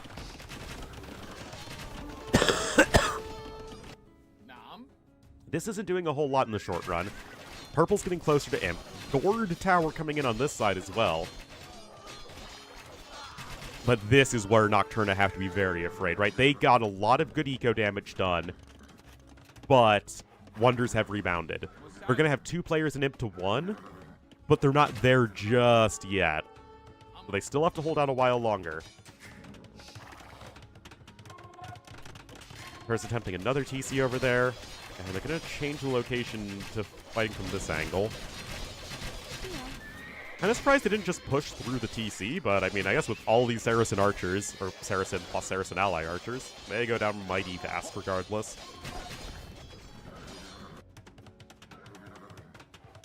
Knight with a few Vil kills, but nothing too permanent.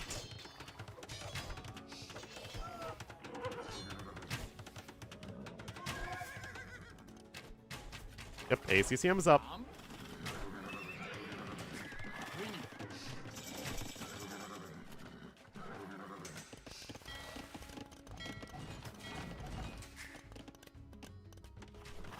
Look at this, guys. Double Cavalier coming in. Is it enough? I mean, Castle Age archers are generally pretty useless against the Imperial Age upgrades. Hers has his own guard towers to also help buy time. We're going to have Bracer in on this side for blue. He's got 61 crossbowmen, does Sebastian. That is a big number. 60 actually for Lucho now. But is it enough? It's all doing 1 damage here to these knights. Oh, knights to Cavalier. Anatov just now getting his own upgrades. This is it, guys. Is the fight good enough? Wonder still numerically have a big lead. They also have the value lead.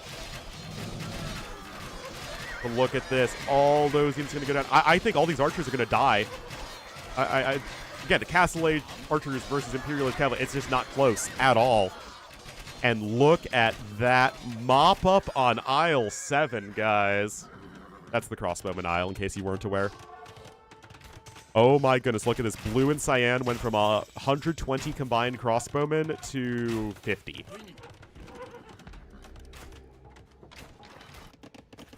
Now, Lucho is on his way to the Imperial Age. Is he going to want to try and go for some camels? Like, I get that the initial operation is to, you know, go Saracen archers and leverage that team bonus, but, like, you are playing Saracens against Huns. I played that matchup yesterday on Arena, and it was one of the stupidest games I've played in a long time that I almost threw, like, 5 times over. Because it turns out that I will just not pay attention to 20 Mamelukes for, like, a minute, and they just all die. And that happened, like, 3 times over.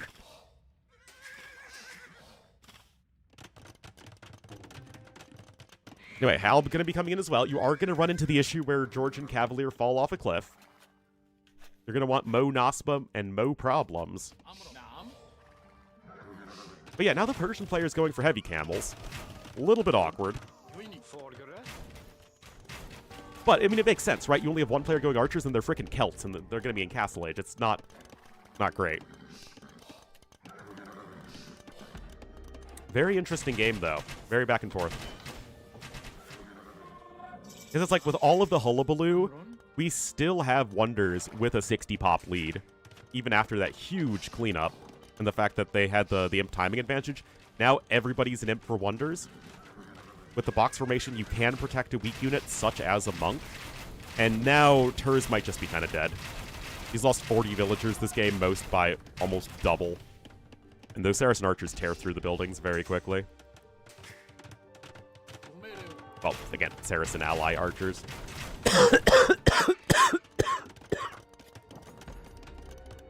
Like Sebastian Mine Old Stone depends on what you can secure.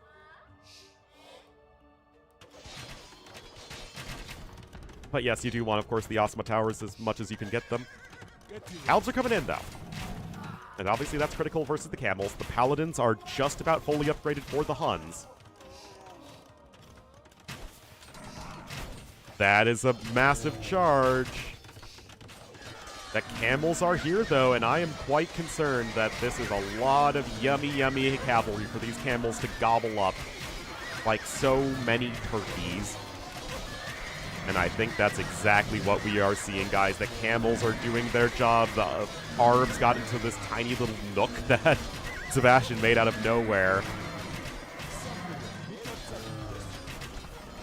Still no Yasuma. Isn't enough. The Camels are all dead.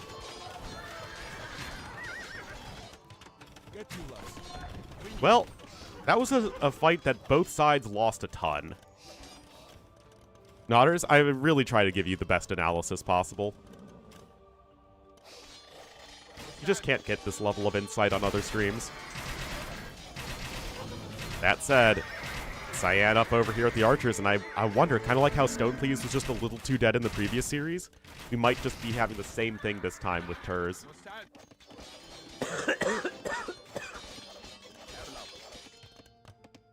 Those Castle Age crossbow are just not that good. Castle here to the north for Lucho. I mean, he's on 113 villagers. It's not inconceivable for him to switch into Mamelukes. He's on 4 TCs. Coinage coming in now for yellow. Trying to probably sling his ally, Turs. Arb still finding some value here for Sebastian. He's going to get to his own Japanese halves. Informative? Yes, informative is a word. And you are using it correctly. I mean, that's 65 archers, guys. That's a lot of archer. A lot of archer per archer, in fact. Yeah, Turs needs to get slung like crazy, but I can see that yellow is completely off of Cavalier. Yeah, I think you just need to try and sling Turs. Turs is only on 2 TCs, though, so it's not like he can really power Physico that much. And, of course, he's on the front lines, right? Still somewhat English. Somewhat is all you need, Zafrael. And the markets are coming in, and obviously you're going to have this this side completely in control here for the Wonders team. Again, can you dock over here? Like, does anyone know? The Shortfish here makes me think that you can. And that the point of this island is to set it up for trade in the late game. So, like, you can...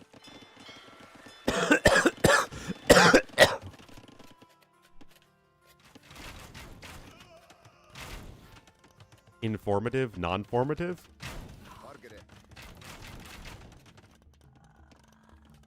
Non-formal? It was just informal. It's all that is informal.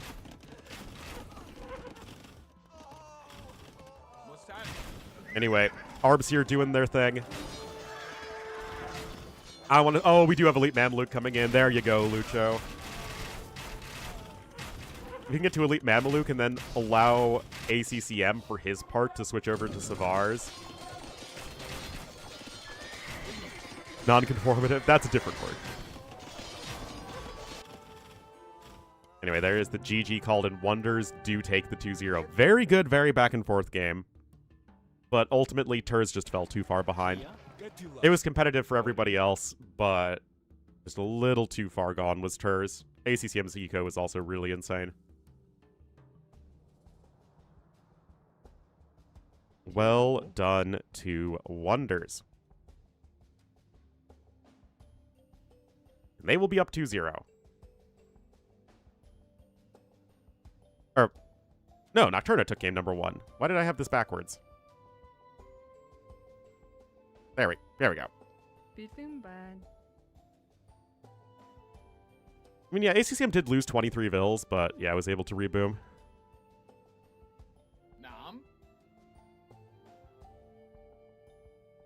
Like, not shaping? Oh. I feel like you're just saying not formative.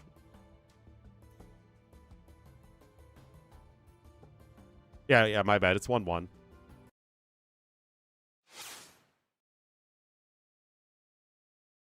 Guys. Do I keep casting?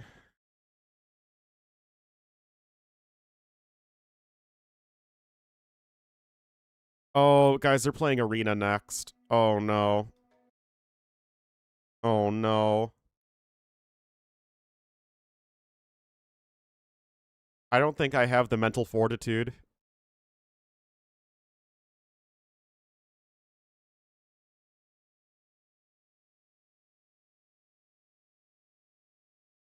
Oh, I completely closed out the drafts, whatever.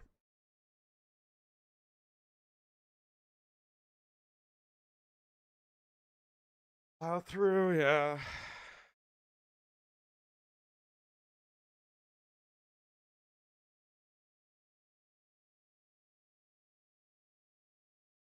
All right, Nerfox, you want to come on? You can come on.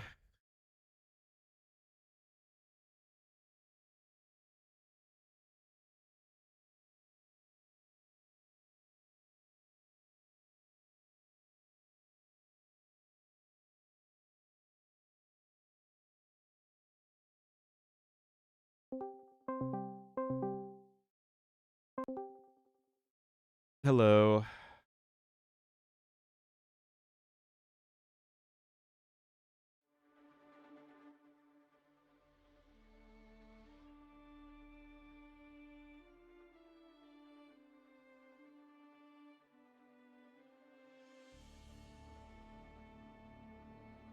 Hello. Oh. I think it's something on my end. Yes. There you go. Now it should be able to hear you. Nice. Yeah, Discord was highlighting me, so I was a bit confused.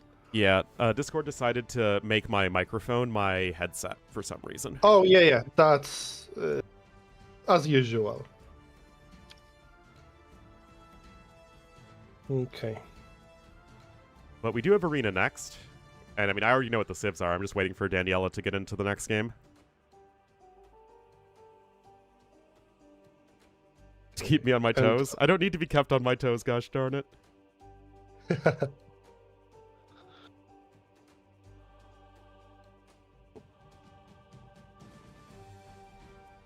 Okay, spectator dashboard says lobby's not up yet. Okay. They're Rex. Oh, Oh, Daniela just got into it. well then. I can give you the Rex. Yeah, that would be ideal. Oh, yeah. I don't have access to the caster channel. Yeah. You know, just don't throw them around. Yeah, no worries.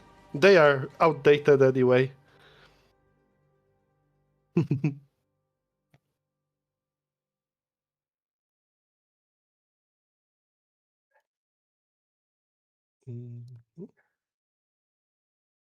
All right, we'll be like a minute behind, but Yep, 1 second. Okay. we will... Yes, it is a dangerous file. It's a very dangerous file. And this would be game 3, I believe. Yep. Very nice. Okay.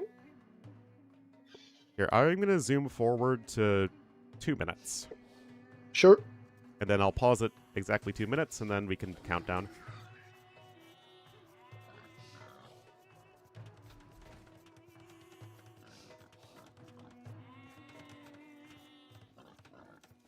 All right, I'm at 2 minutes. Okay. And capture age is just now loading in. 2 minutes, you say? Yep. Mm-hmm. All the hills in the forest. So weird. Mm.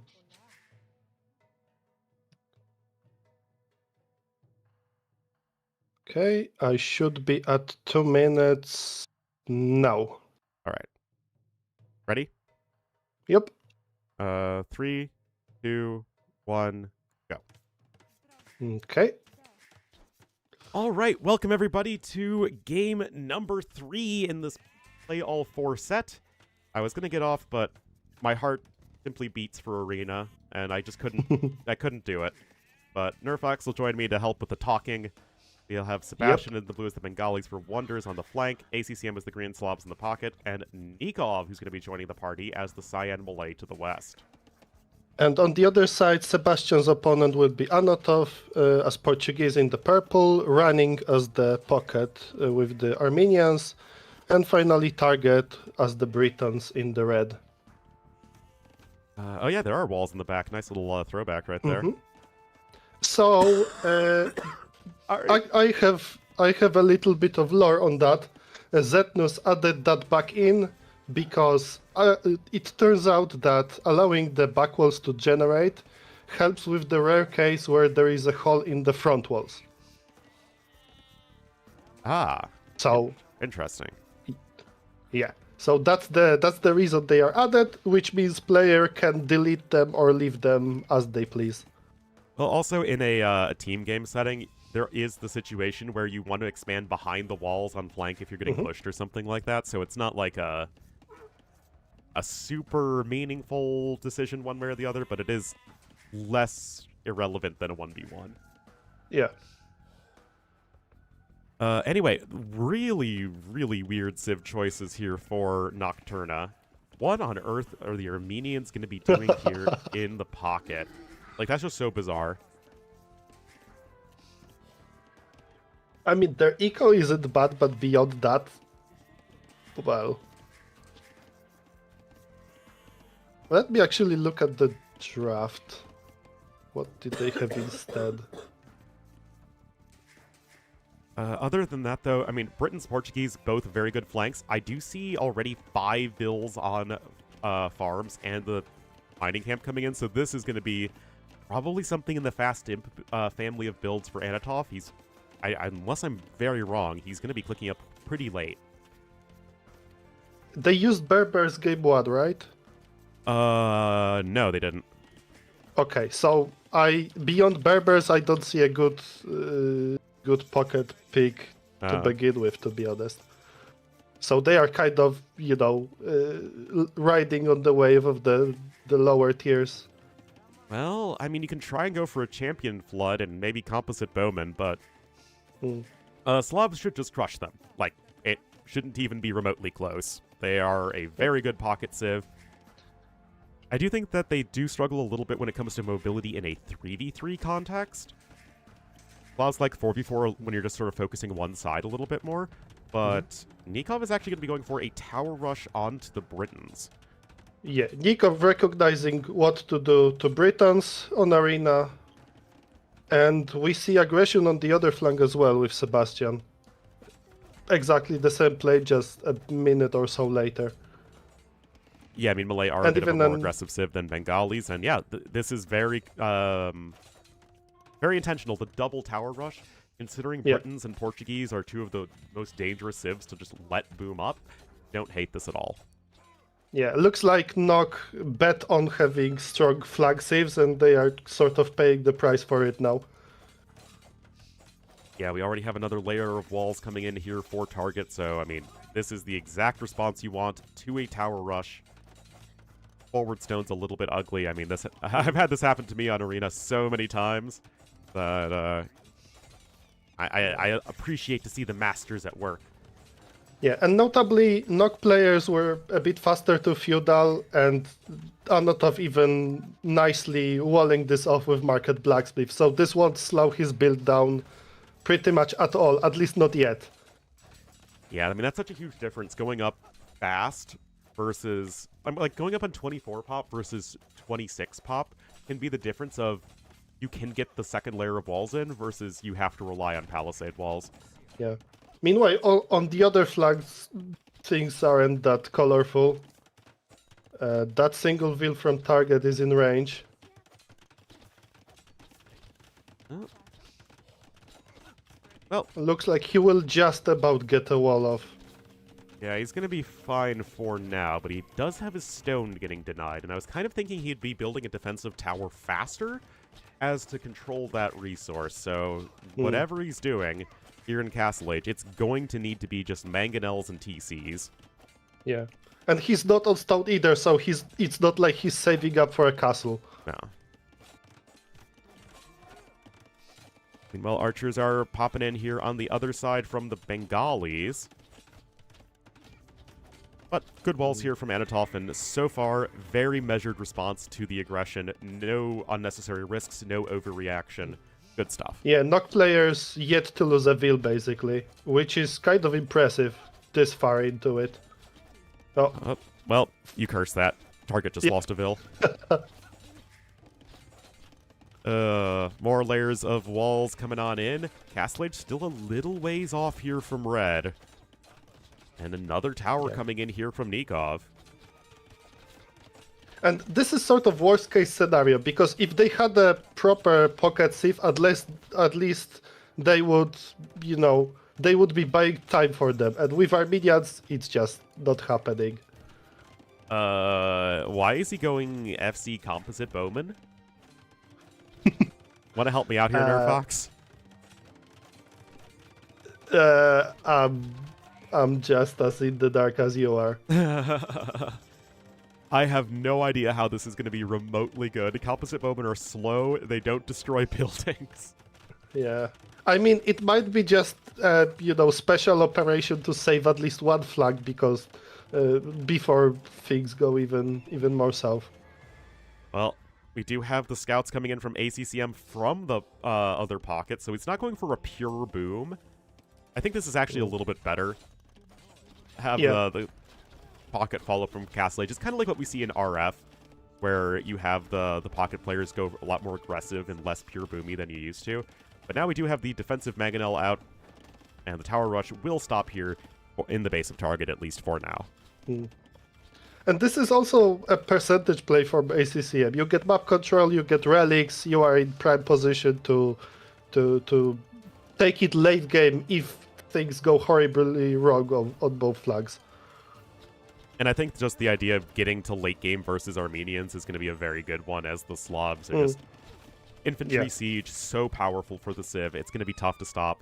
Their pure boom is also a bit better than Armenians, although Armenians do indeed have a pretty good eco. But, I mean, it's 1 TC anyway from running, so I still have no idea what the heck he's planning. Okay, yeah, he's sending the composite bowman to target. Anatov is just about okay with the castle, so it's Operation Safe Target, basically. Yeah, target's the one who's trying to get to a big eco. It is how Britons like to play in general. I like ACCM swooping in here. Again, this is very reminiscent of what we see in Black Forest. And considering that ACCM is playing a lot of BF recently, as he is a captain in Rage Forest, that does make a lot of sense. Yep. Still, considering how the map looks, target only lost 2 vills. He's not that far behind. This could have gone much worse. Of course, the price they are paying for that is their pocket is nowhere near as strong, but at least they have a position from which they can play the game from. Yeah, I mean, Britons can shut down Malay in a long game if you have a good eco. And Portuguese versus Bengalis, I'm much less sold on because I don't think Elephant Archers have an effective counter in these large team games, other than Siege Auditors, and you don't have an SO Civ on this side, so I still feel like that's going to be the big issue. Yeah, and saving target is that much more important because, like, without Britons, their team doesn't really play late game at all. I mean, Portuguese can be good, but are they Bengalis good? No. That said, they are not 1v3 good, basically. Yeah, no. While Britons just about might be. The thing is, Britons push very slowly, so that's going to be another issue. Castle Age is in here for Nikov. One of the towers is going down. It's really important when playing these tower defense approaches, especially... Well, actually, either if you're going for a defensive castle or defensive mangonels, that you knock down the towers before your opponent gets guard towers, because those are so deadly these days. But target's defense, despite all the pressure he's under, has been largely quite textbook. Yeah.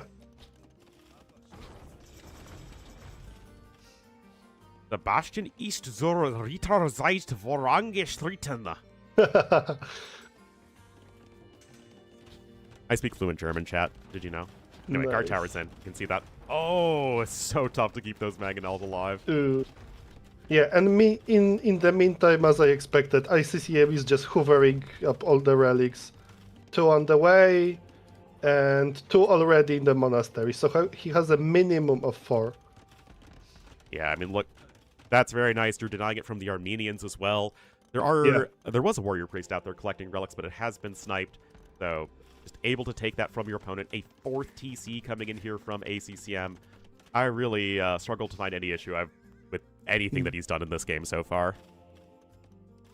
As fluent as the Danube these days. Very, very current joke. I was just talking with my dad that the Danube level is so low that you can, like, walk through it in places. That was just from all the heat?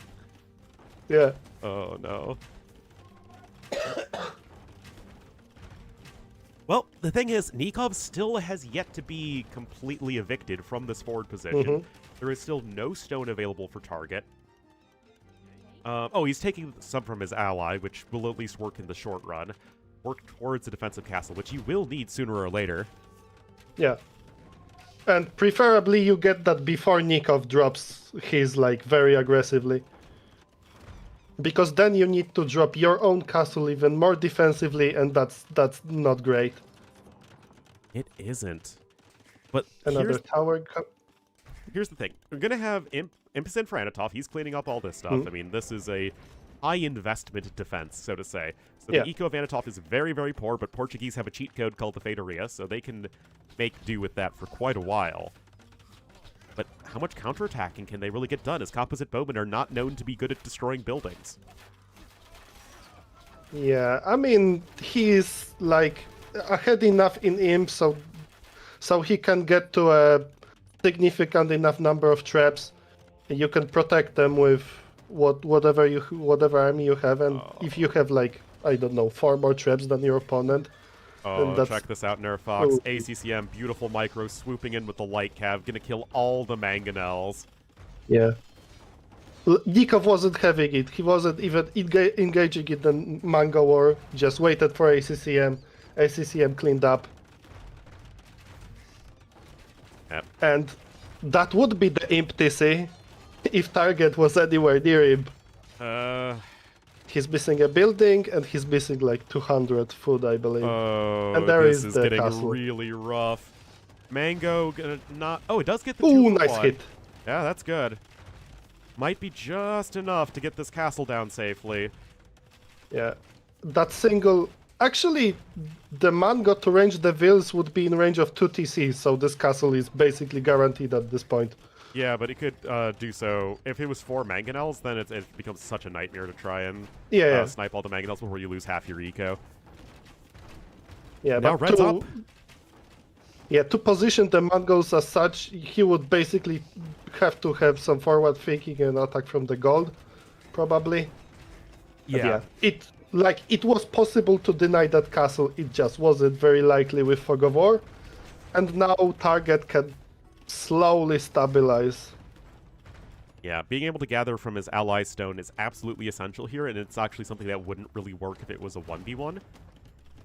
But again, just using the fact that it's a team game to your advantage, Anatov, he certainly is no stranger to monks. And... Oh, those traps are really exposed. Oh my goodness. That's one not conversion. Oh, danger close hit there. Composite bowmen do have a melee armor. Yeah. And they got an HP buff for the elite recently. Yikes, disaster.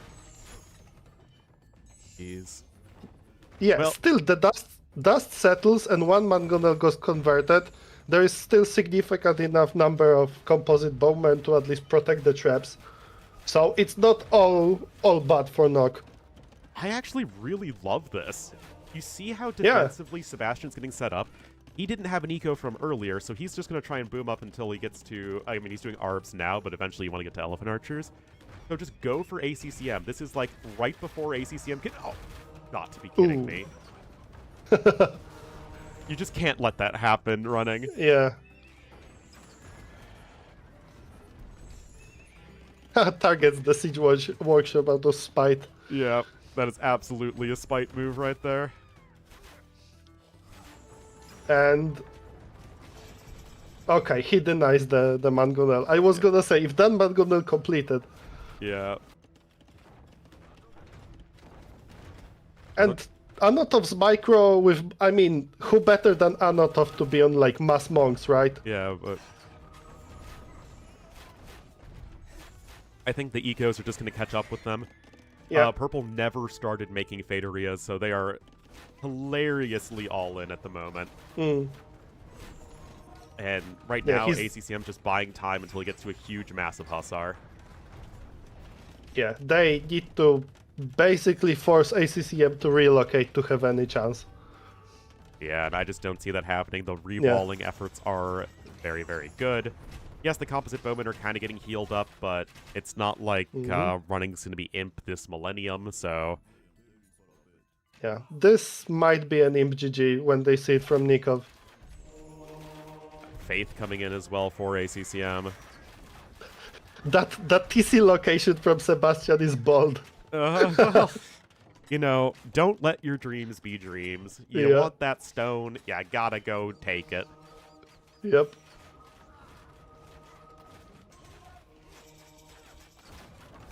Yeah, I mean, ACCM, he's also on 5 relics, so again, great job from that light cav play earlier. Yeah, funnily enough, if Sebastian didn't back out with the crossbows, this TC would be undiscovered. Yeah. And yeah, Nikov is dropping the castle, and Operation Kill Target will soon commence.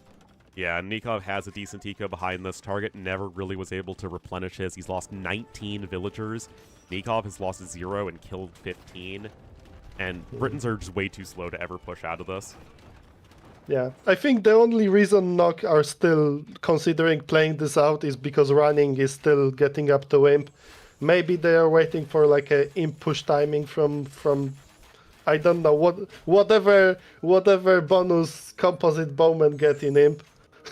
They get an extra 10 HP and 1 melee armor. Yeah, that's not amazing. It's not going to be important enough. Although it was floated around at least to give composite bowmen 1 extra attack with elite, and that was definitely shot down. Yeah. To be fair, they are one of the best like archer units to be like unsupported against Hussars, but it's not good enough. Arbs will just melt them. And there is the GG. And Wonders dropped the first game, but then have taken 2 in a row. You could say it was a bit of a civ win, but I feel like just the way that they approached it with the aggressive opening, never letting the good flank civs actually get rolling. Absolutely how you want to go for. Yeah, they just realized very quickly what Nock's plan, what Nock's civ choices were. 2 strong flanks, 1 weak pocket, so we killed the flanks before they have a chance to contribute to the game. And it worked despite Nock's, honestly, all things considered, great defense, but it was just not buying the flank any time because the flank was not a proper flank. The pocket was not a proper pocket. Well, it was just not meant to be. Indeed. How's the vibe so far? Honestly, some pretty interesting sets. You've had some teams that have looked better than others, but have still dropped games, as the maps are all so different, and the civ drafting is so complicated that it seems like so far you're at least getting 1 win, as all the teams have gotten 1 win so far at least. Yeah, we are in the shaky stages of the tournament. Especially teams that qualified from the first qualifier didn't get that many matches in. The maps had also had not many changes, but a meaningful amount of changes. So it's not like they are extremely well practiced on it. And of course, this is a player 4, a different map draft, different civ draft. So yeah, the vibe is it's all a bit fresh to us and to teams as well. Yeah, no, this is Nerfox. Fodler is at arm's reach, as he always should be. Yep. I'm loaded into game 4, pause at 0 seconds, and then when Daniela starts, I can give us the countdown, and then we can just get into it. Okay, I will load back in then. All right, and Daniela is now in the game, so I can go ahead and count us down whenever you are ready. Okay, I just need to load into Capture Age. Okay, I am... Oh, Capture Age just loaded me in at 18 seconds. So you can rewind. I can't rewind. Oh, is that a Capture Age Pro feature? Yep. Hold on, I'll get to 18 seconds. Okay. All right. Ready? Yep. 3, 2, 1, go. And here we Okay, are, so kiddos. Game number 4, last game of the day. I am still slightly alive, and Nerfox is helping me with the talking. So I appreciate that. We'll have Turs here. Good luck to get another win on the board and give us our first tie. It'll be the red shoe to the north. Anatov is going to be the yellow poles in the pocket, and running the purple way on the south flank. and Running's opponent will be Sebastian as the Mayans in the blue flank. The pocket will be Nikov as Franks. And finally Lucho as the Ethiopians as the other pocket. Yeah, both And- teams actually mixing around their roster here based on the maps, which is always kind of cool to see. Yeah, and call me crazy, but I'd rather see Pols on Arena than here. Yeah. Which means either they know something we don't, or they just like the matchup, the composition better with those flanks for whatever reason. Yeah, I have absolutely no idea. We'll have to see. And Folder, I'll go ahead and look up the maps and... And on the other side, we have basically perfectly stock standard team game lineup. A Paladin Civ in the pocket, 2 very, very solid Archer Civs as flanks. there was a Nothing lane, crazy, by the way. but Lucha went ahead and took one of the boar. yeah, that's not good for Nock. No, it's in fact very bad. I mean, especially these days with build orders being as tight as they are. Yep. Yeah, at a 9-bill start, usually we say that, okay, it's just not... There isn't enough time to lane, but with the rush distance as close as it is at a team game Arabia... Yeah, that and is, in rough. in team games, it's not like you sacrifice much by not scouting, right? Yeah. You can, and the risk is minimal. The reward is massive if you do manage to lane. So, on maps such as this, no reason not to try it. Yeah, especially if you're not the scouts player, you can just rely on your ally scouts to have the high HP when you need it. Exactly. But everybody else is on the way up to Feudal Age. Purple, the last one to click up. I have absolutely no idea what the plan is here with Wei on the flank. They have no archer bonus. Yes, the Xianbei Raiders can work in Castle Age, but... Right. Usually you'd want a Civ that is much more streamlined into this archer play. Yeah. And if the idea was to go aggressive, then Paul's doubling not work with that, so... Yeah, I don't see the play. Maybe Ters will pull like a Ruben stock. We'll try to 1-for-1 with the other flank. Who knows? I don't know. Yeah, barracks first. Yeah, I mean, Turs is at least Chu here well set up to just play archers and do the flank thing, no problem. On the other side, running, I'm really not sure.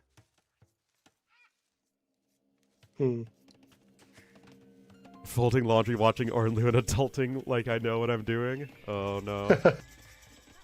The struggle is so real. Very cliffy generation, especially in the middle. Alright, Turs dropping the archery range, double ranges from Sebastian, and whoa! Double scouts play. Ooh. I mean, Nocturna are cooking. I don't Yeah, know if it's going to be a very good meal, but they're in the kitchen at her Fox. Yeah. Yeah, and they have to cook something. Like, if they don't cook something, the king will, off with their head, so... Yeah, this is pretty rough. I mean, to be fair, Wonders, just the quality of players they have in these specific roles is just insane. So in a super meta-oriented game of Arabia, it's going to be really tough. I mean, Nocturna are no slouches at all in these Arabia games either, but Wonders are going to be really tough to face head-on.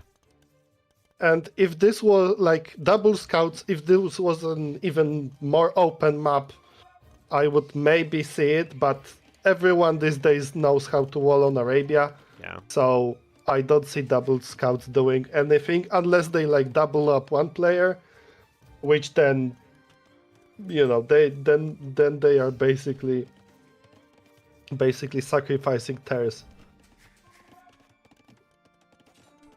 Interesting. Nikov's map is really bad.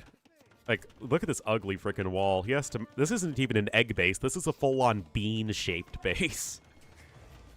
I mean, this is a quote-unquote good map for a U base. You wall to either edge of the map. Yeah. But A, Nikov didn't scout that, and B, U bases don't really work when you are under pressure. Yeah, no, So- that doesn't work when the meta is this aggressive.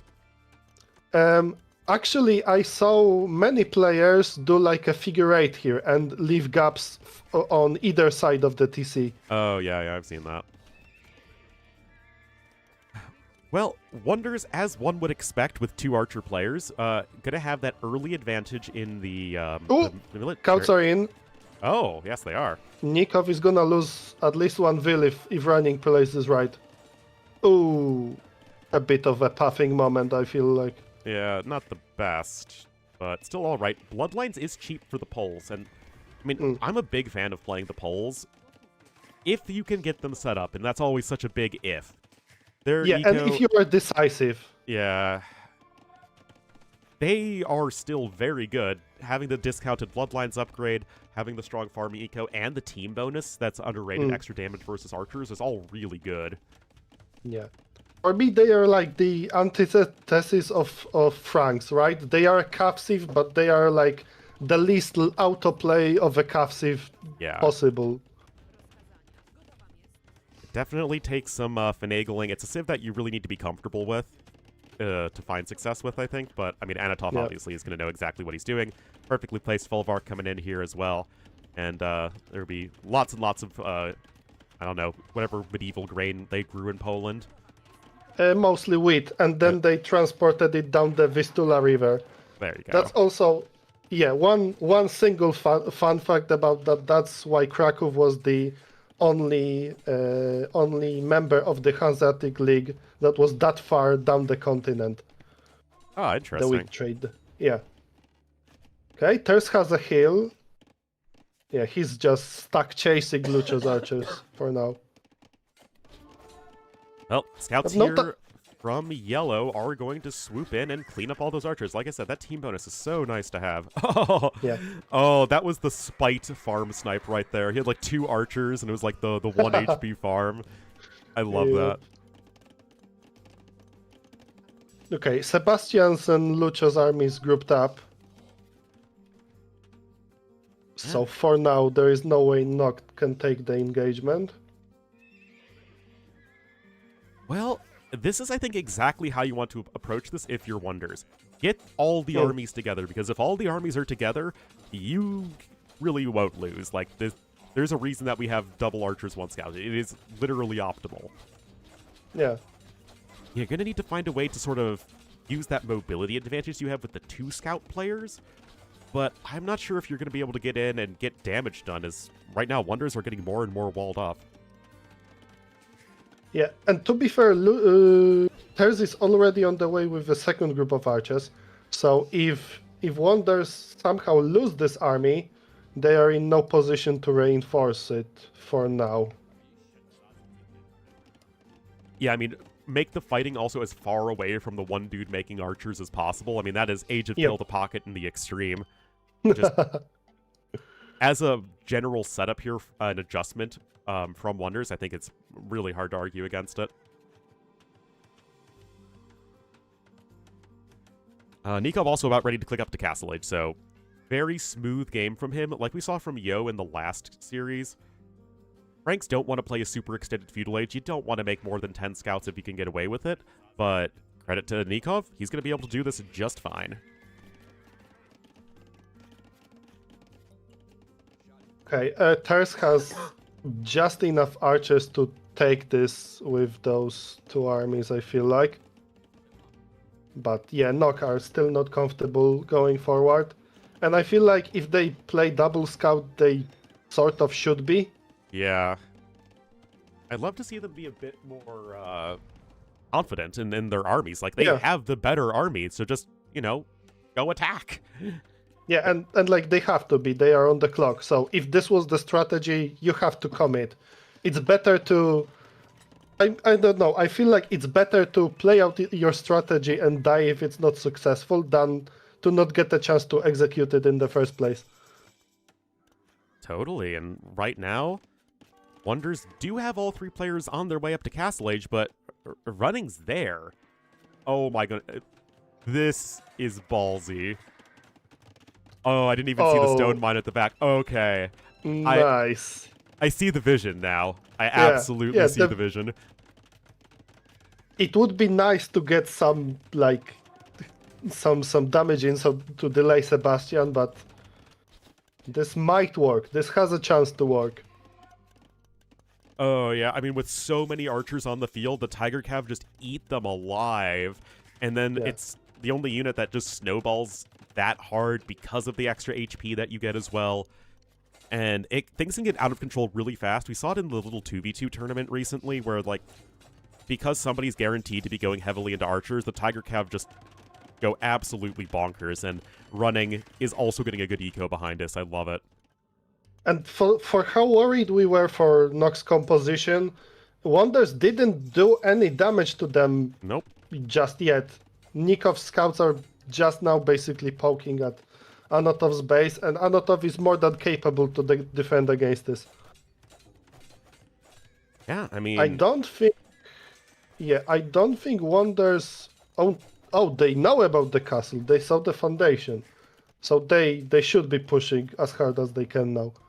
Well, it's going to be tough to push into Running's base, what with the aforementioned castle and everything.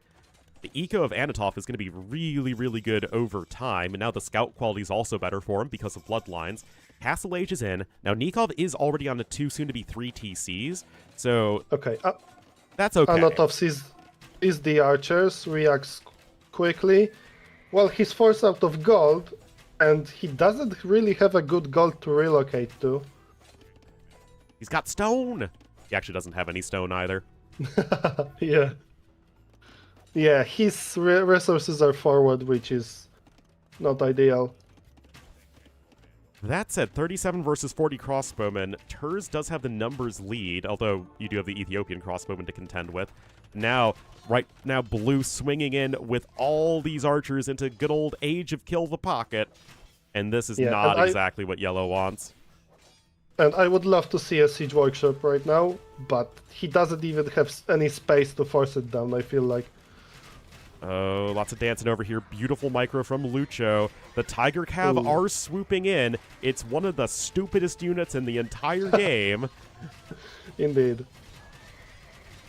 Oh, good dancing. But the numbers are not enough, and as with every castle unit, the reinforcing path is also long.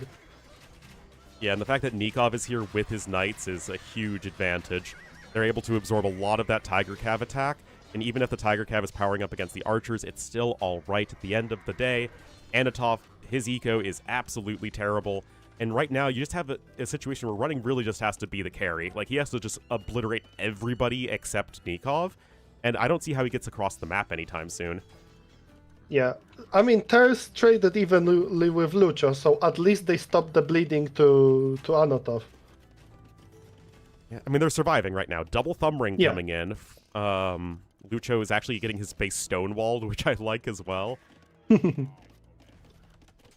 third TC for Sebastian, getting prepped for the late game, but Anatov finds a way to be useful.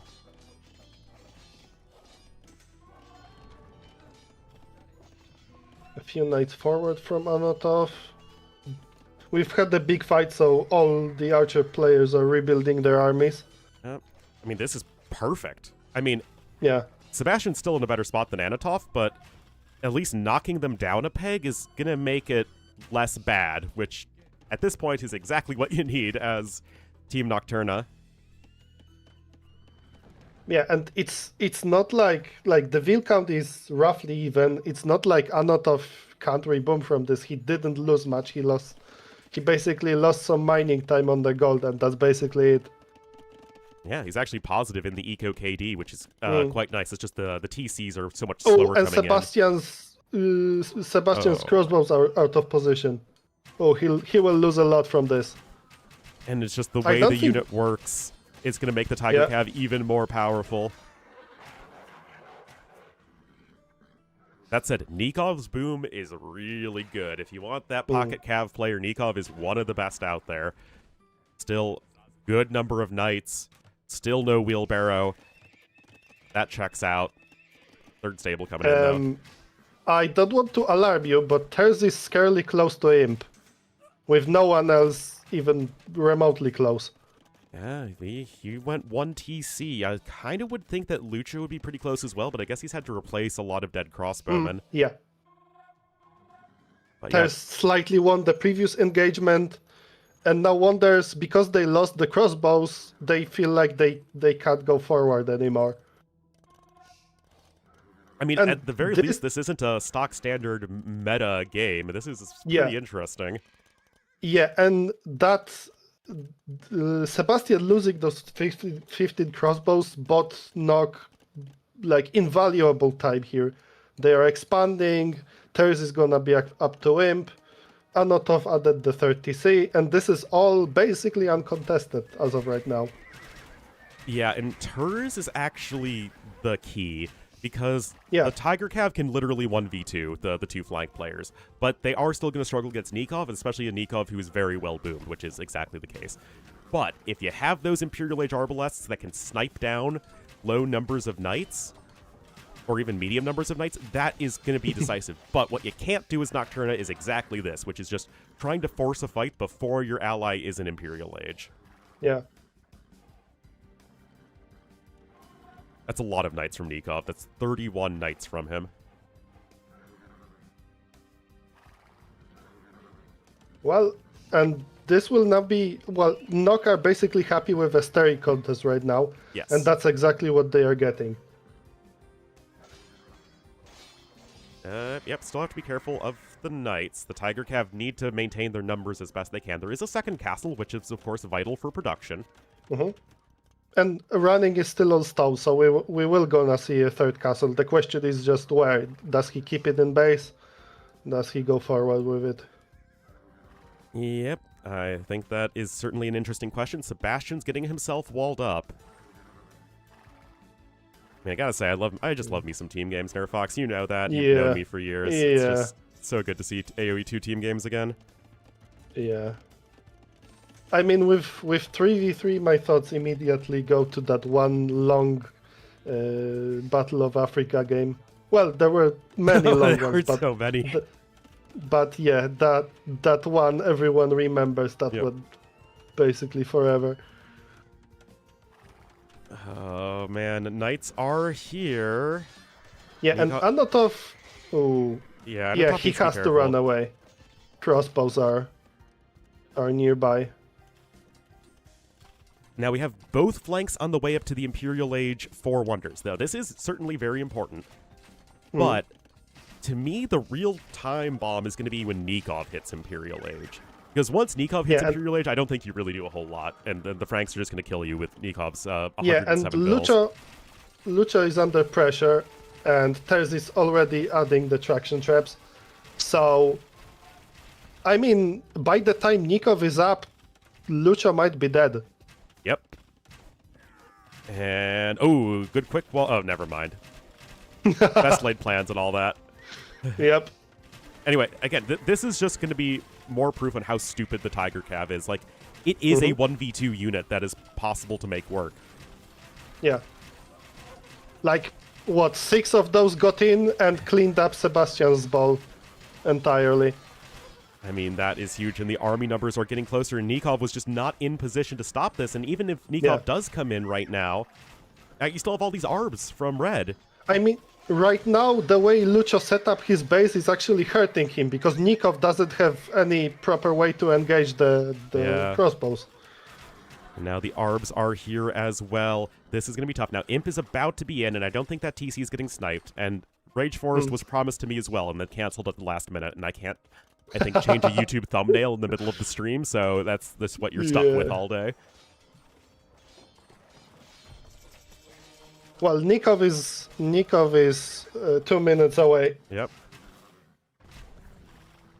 I mean, Nock have to know they are on the clock, right? Yeah. I mean, well, they're 40 vills ahead now. I mean, I think we didn't actually appreciate how much Lucho lost. 30 villagers almost went down for him. Yeah. And Nikov is losing knights before Imp. This is This exactly massive. what I was talking about. The Arbs need to start to mow down the enemy knights, keep those numbers low. And of course, Schlachta Privileges is actually in, so although Anatov's eco isn't amazing, he's still able to help out in a meaningful way. And this is exactly how Nocturna want this. And now, once again, in the north, the Tiger Cav are going to start farming everything. Yeah. And this is the power of having a player like Anatov in your team, right? Timing and fight selection, basically. Yep. Because good players can micro, they can macro, but having the sense of when to take fights as a team is the most important skill, and this yet again bought Nock some precious time. Yeah, I mean, it's a 60 pop advantage. Nikov now is in Imperial Age, but the damage has largely been done. Right now, Nocturna have a huge army lead. Nikov is going to be in a really bad way to try and defend against this. And even such a small thing as forcing this castle to be super defensive, right? They can clean up half of his base with traps, with siege, even with the army they have, without too much worry. Yeah, it still should be fine. Sebastian is here to support with Arbs as best he can. He still has, 42 of them. It's not bad. But my fear, like, Lucho's dead. Like, he is DED dead. And I just don't think you can quite 2v3 at this point, as Anatov has reboomed in not an insignificant way. Yeah, and what I like is that Terz is leaving a few units in Lucho's base, because it's not like Lucho can answer him, so Wonders have to commit some army to help out, and that's army that's not part of the main group. Yeah, still, though, Nikov is getting Paladin. He's still on 130 vills, even after all that. So the macro from Nikov, absolutely where it needs to be. So I think that although Wonders haven't had the best approach when it comes to realizing in the mid-game how to approach the Tiger Cav, at the very least, Nikov is still getting to where he needs to. Yeah. The question is, can they play this out 2v3 for long enough for Lucho to contribute again? There was a drop, but it looks like we are good to go. Bolt magazine coming in, that's huge for those Arbs and dealing more damage. And that castle is gonna be found out. Oh, it sure is. And it's not going up. That's not what Sebastian's looking for. He's still just south of 100 villagers, which is not quite where you want to be, even as Mayans right now. Random converted Tiger Cab with 13 villager kills is coming in, because the unit is OP no matter who's it being played for. Classic. It'll finally go down, but now with Bolt Magazine and it's going to be really, really tough, as that unit quality is going to be pretty darn nice here for Red. Yeah. Terz is losing crossbows, but now the Tiger Cab shows up. No elite this is yet. enough of a mid shield.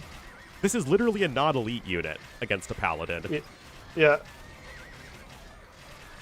Yeah, this is not close, and it shouldn't look that way. Yeah. I mean, if it was elite Tiger Cav with Mingguang armor, I mean, again, the red supporting archers were a lot better than blue supporting archers, so, like, we can't underestimate that, but that still felt pretty silly. I mean, yeah, that's fair enough, but they were also, like, slightly out of position when the fight started, so that kind of evens it out, I believe. And Oh, and I like the castle. Take Lucho out. Yeah, that's great.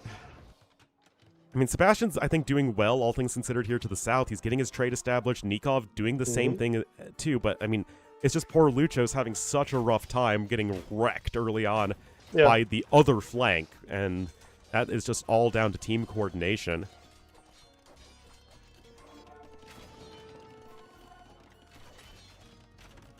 Yeah, Wonders, I mean, they aren't out of it yet, but they should really consider like they should be in the Yo and Vivi mode. They should hunker down and look into ways to play this out Yeah. into super late game. Because the thing is, Nikov's gold is going to run out very soon. He's got a little bit left here on the side. He is getting his trade down, but there's going to be a time when you don't really have the 40 trade cards you need to sustain Paladin production. And those Paladins are continuing to get murdered. Yeah, and that's also the power of Poles versus Franks. When gold runs out, Poles have, way better farms. And also they get some gold out of stone, so that's also like the gold will the gold will last them longer, basically. Oh, you want to hear a fun capture age bug, Nerfox? There is no upper limit in capture age for the Tiger Cav buff. Like, it will just show the unit get, like, there's Tiger Cav had 215 HP in capture age, even though that's literally impossible. Yeah. And it's now elite. Yeah. I would like to see some siege added for Nock. Yep, it's the one thing they're really Behind missing. all of this. Yeah. And that's, But to be fair, I guess- like, no traction. Like, the traction trebs are just so bad at actually pushing here. Yeah, true. I guess they will play it out Soul Crazy style, so creeping up from all sides, adding very nicely placed castles, securing the stone, being on the hill, and realizing that Wonders are in no position to stop this. Nope. Nocturna in firm control of this game, almost double the army value, a good 60 villager lead. That's it. Lucho is rebooming. Like, Lucho will eventually get back into this game. And as far as we can tell, this trade isn't getting destroyed anytime soon. Sebastian and Nikov did a really good job of trying to get that established, but it's just like the Tiger Cav just walk in the direction of poor Sebastian, and there's just nothing he can do. Yeah, and to be fair, while Nock aren't getting into the trade, they are in the map control mode. They are placing castles on any neutral resource. Yep. And as far as efficiently getting gold, gold tiles are obviously way better than trade for now. The Shu Castle is the ugliest. It doesn't look like a castle. It's like a big box fort. Yeah, I mean, it's a classic Chinese fort, which basically needs actual stone walls around it to feel proper. Anyway, Yellow tried to go for us around there, but Castle Age units, it turns out, are not the best versus Imperial Age. Imp coming in for Anatov is huge. The amazing thing is Wonders have the score lead still, which really just speaks to their class as players, because they're still not actually in a good spot, and it's the fact that there are no legit trebs to come in that are a huge problem, as Nikov is now on the other side of the map. Ooh. That's a lot of paladins in the farms. Yeah, I get raiding Poles, but Anatov is right there. Still, it's like you can't challenge the paladins with the knights. Yeah. I mean, you can, it's just not very good. I mean, to be fair, if there is any sieve to throw numbers at Yeah, that's true. at paladins to get rid of them, it's probably Poles. Still, Yeah, this I Franks on Pole's action is a betrayal of my love of the Little Entente. My favorite interwar alliance. Nice. Oh, I Cavalier would mopped have that all up. liked. Yeah, I would have liked more from Nikov if he wasn't trying to trade, and instead just scattered the paladins to raid as much as possible.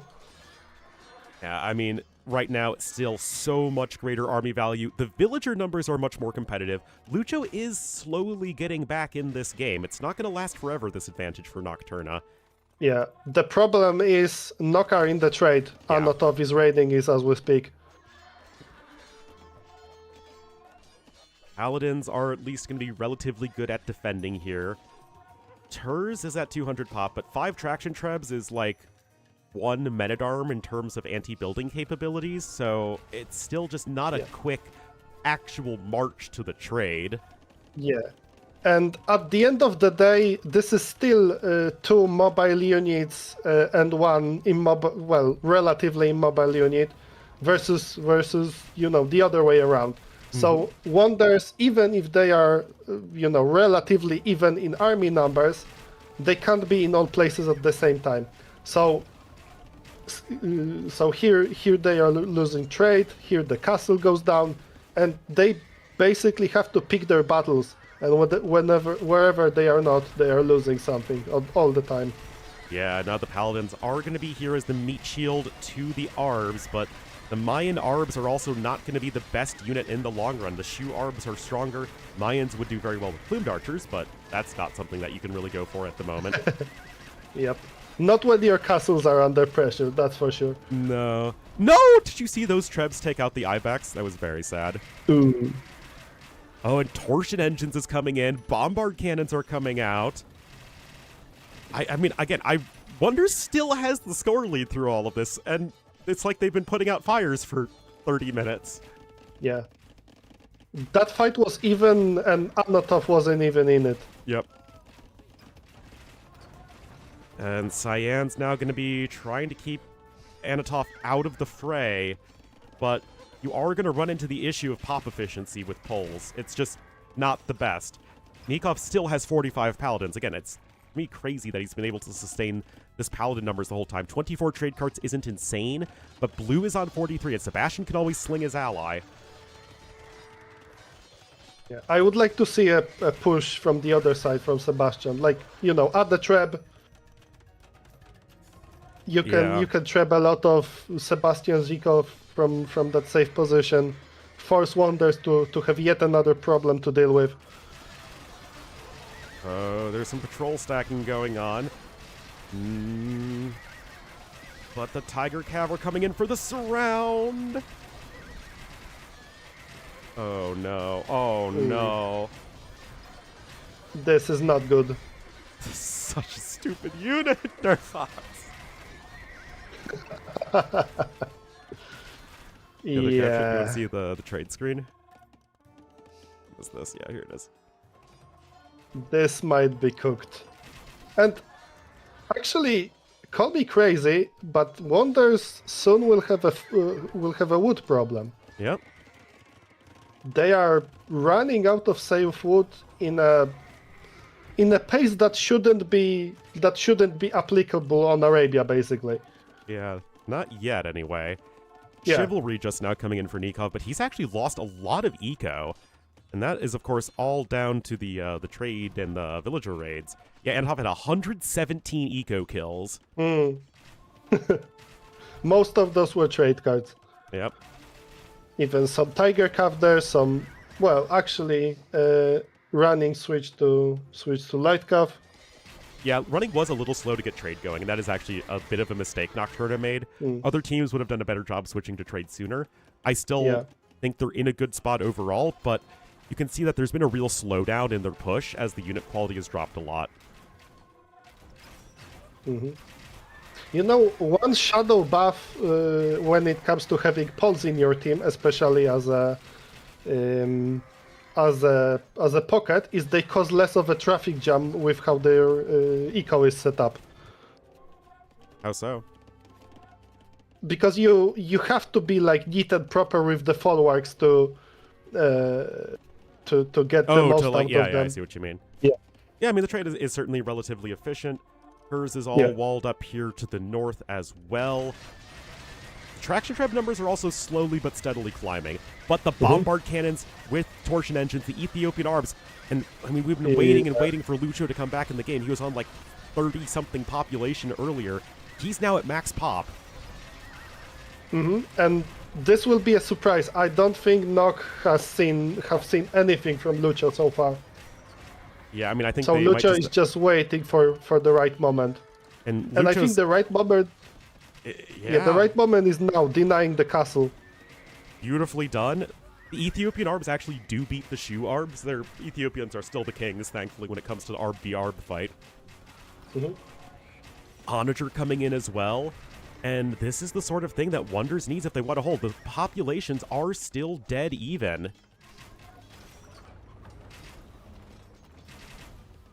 And now running is getting pushed on the other side.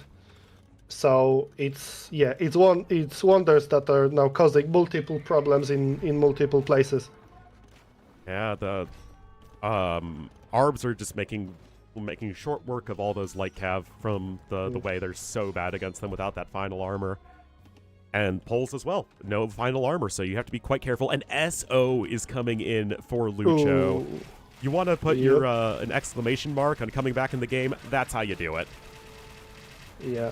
I mean, this is the good reboot play. Bombard cannons to do something with low numbers. And then, yeah, Halban Siege. Yep. And what's more is that you're actually getting a tool to start pushing quickly. And that's something that's really been hurting Nock this whole time, and that's the issue with the double 3K civs, is that the traction trubs are so freaking bad at it. Honestly, it might have been a good idea for Turs to switch into siege rams. I think that actually would have been a really good idea, because you just lack that raw pushing power. Yeah. Yeah, and now is where the map control for Nock will start to hurt. They spread themselves a bit too thin, and now Lucho is going to push them back. Yeah, now Nikov is overboomed just a little bit. Paladin numbers aren't super good for him, and now the trade numbers are there for Nock. So they were, at like 15 before. Now they're above 30, which is basically the bare minimum, but I would say for most civs at this stage of the game. The raids are eventually getting cleaned up by Nikov as well. Yeah, and now we see the winged hussar spam from Anotov. Basically like 12, 15 stables working all at the same time. But is that good enough? I mean, yeah, it's a lot of winged hussars, but right now it just feels like they're throwing units into the meat grinders. The Army of Wonders is so much more efficient.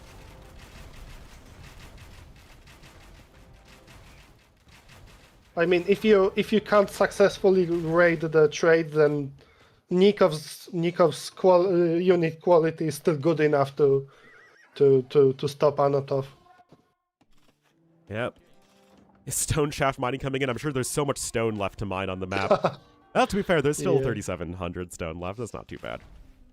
Yeah, and Castle now survives, and the winged hussars are going to go ahead and snipe the bombard cannons. Yeah, Wonder's trade line is looking more and more secured. Less and less places that aren't already protected by a castle.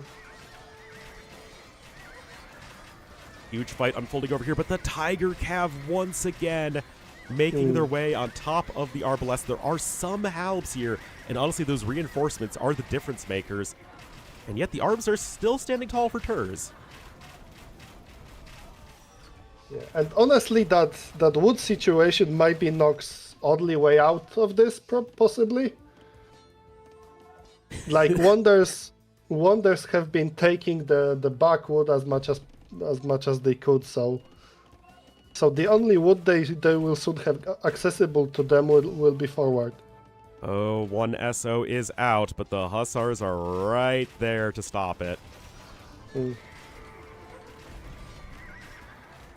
Still several traction trubs alive. Conscription just now coming in for yellow is definitely late, especially when you're trying to spam Hussars.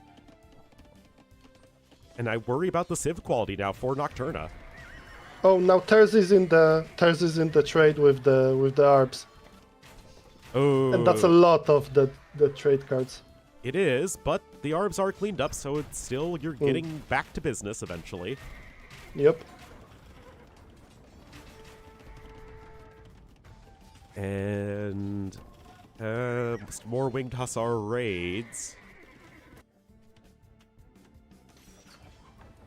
Still, it feels like the game is much less bad for Wonders right now than it was even 20 minutes ago. They are slowly stabilizing. Yes. Yeah, at the same time, they have to push out. Like, Yeah.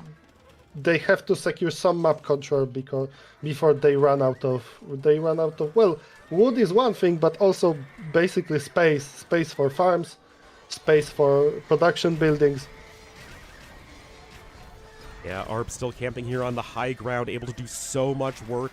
The winged hussars are a good enough meat shield here, even against the paladins. And Nikov way overboomed right now. 122 villagers and 49 trade cards. You do not need that many. What's going to happen is Nikop's going to have way more lumberjacks than he needs right now, almost certainly.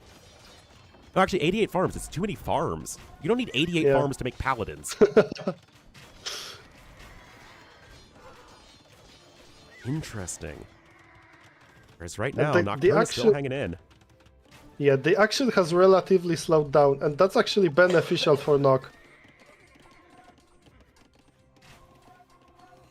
Where buildings killed? Yeah, I mean, we see the raises and losses here. Tours by far has the most. Yeah, Running's castle on the left side got cleaned up, but looks like Sebastian was just happy with stonewalling this off and not pushing further.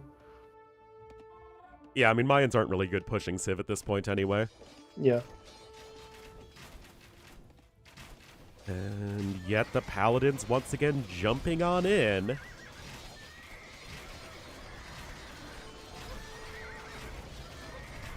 Is it going to be enough for Wonders? Because, as you kept rightly saying, they're still losing space. Oh, and Nikov, on the right side, Nikov has a lot of idle trade cards. That might be why he feels he needs that many farms. Oh boy. That is not ideal. Yeah. Arms continuing to push here from Turs. Cavalier coming in to do even more raiding. This. Yeah, everybody north of 100 eco kills right now for Nocturna, and Anatov's at almost 200. Yeah. Sorry, I'm being a bit less specific because my game is slowing down. Oh no. I don't know. I think it's capture age, but... Yeah, that's capture age for you. Esso coming in here once again, but the traction trebs are very good at stopping that. Wonders completely falling off in army numbers. Nikov's got nothing. Bastion doesn't have anything to make, and Lucho can't really win this all by himself, and that castle's likely going to come in. Yeah, that's not ideal, even if the trebs are sniped. Ooh, I think this might actually be it for Wonders. Nocturna just took the score lead. It's been so hard for them to try and push and close out this game. But they might be there finally as the trade is just getting closer and closer.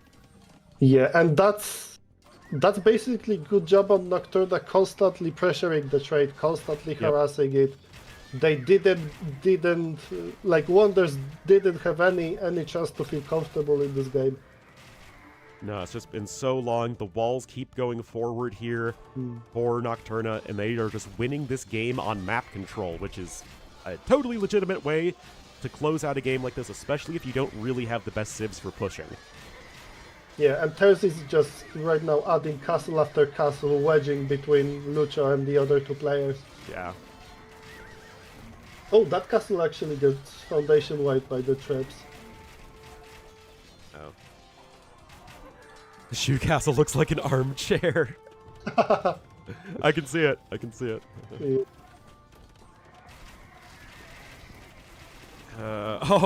One little Torsionasso hit. I mean, Ethiopians are insane here, but again, I just feel like it's just not quite enough at this point. Yeah. It's not enough, and they are against Tiger Calf, so, you have to be comfortable with just Halbeso. And with two Halbeso saves, Noc are yet again in position of having way more mobility. Yeah. Like, Everything if you there. have two Halbeso saves, you are basically forcing Nikov to constantly respond to the trade rate. Yeah, and I mean, it's really, really tough. You don't have, like, a bunch of camels that you can easily go for. I mean, technically, you could have Lucho go camels, but Lucho is your most valuable player in terms of army at this point anyway. Yeah. And it's not like he is in position to tech switch. He's the most exposed out of the three players. It's a tough spot. But yeah, I the do moment think we will have our first draw here in our last set of the first round of the league. Yep, looks like it. Oh, and there's the GG called. As Liu Bei comes out, just his aura prevents any resistance at that point. Nice.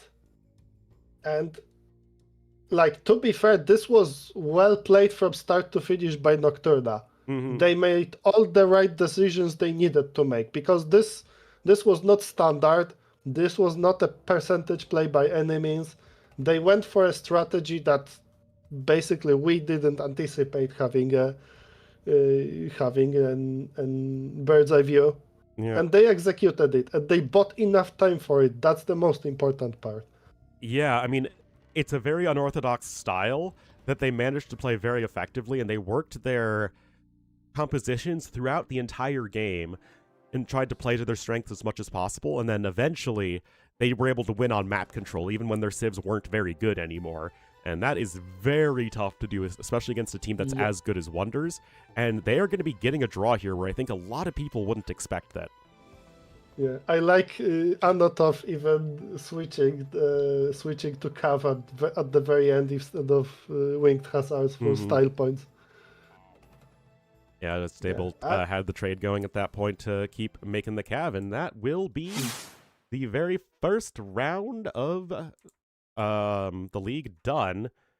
And if we take a quick gander, yeah, I mean, it was all 3-1s except for the last series, which was a 2-2. Mm-hmm. Oh wait, no, we didn't have a team in the first round. Yeah, Sauls didn't play in the first round. Oh. Oh, so they have a bye. Oh yeah, because the group is 9. Yeah, It's that makes a 9 sense. player group. All right, so Sauls are going to be Well, waiting in the wings. Classic Protagonist, Wide Dark Warrior, they're probably the biggest underdogs of the whole tournament. yeah. But yeah, And go ahead. yeah, looking at the teams there, I mean, even because Nock played this strategy well enough that even if you know it is coming, you still need to execute very well to stop it. So I think they have a pretty good chance to take games off of basically the entire bottom half of the teams with this. Yeah, and I think that they have very good coordination. They have a wide roster of players. I mean, they have 5 players, so you can really mix and match Mhm. people based off their strengths. And I don't think they're going to be an easy win for anybody. I mean, no team Yeah. has looked dominant. And I mean, that goes to the whole 3-1 thing. But Mhm. next week, or I guess next round, in a couple days, we're going to have LY versus Vitality. So Vitality could literally start 0-2. Yeah, and like if there is any team to beat Vitality, it is LY. It is their style of not dying, of getting to the super late game, of getting their opponents to play at their level when they are good, when trade is king, when wood runs out. Yeah, I mean, I'll be really interested to see that. Tomorrow, I think I'm gonna start maybe an hour early and watch the Vitality versus Tag set, maybe on times 2 speed, because I kind of want to see how that actually happened. Yeah. But I am really tired, Nerfox. Thank you for joining me. I am going to go Yeah, get some my sleep. pleasure. Yeah, if your throat doesn't recover for tomorrow, I will be happy to be the play-by-play. Yeah. Yeah, thanks a lot for having me today. Yeah, of course, no problem. I'll talk to you later, man. See ya. And guys, that's going to be it for me today. I need some rest. I really powered through and casted the second set, but hopefully you guys had fun and enjoyed it. And I'll be back tomorrow, like I said. So see you guys then.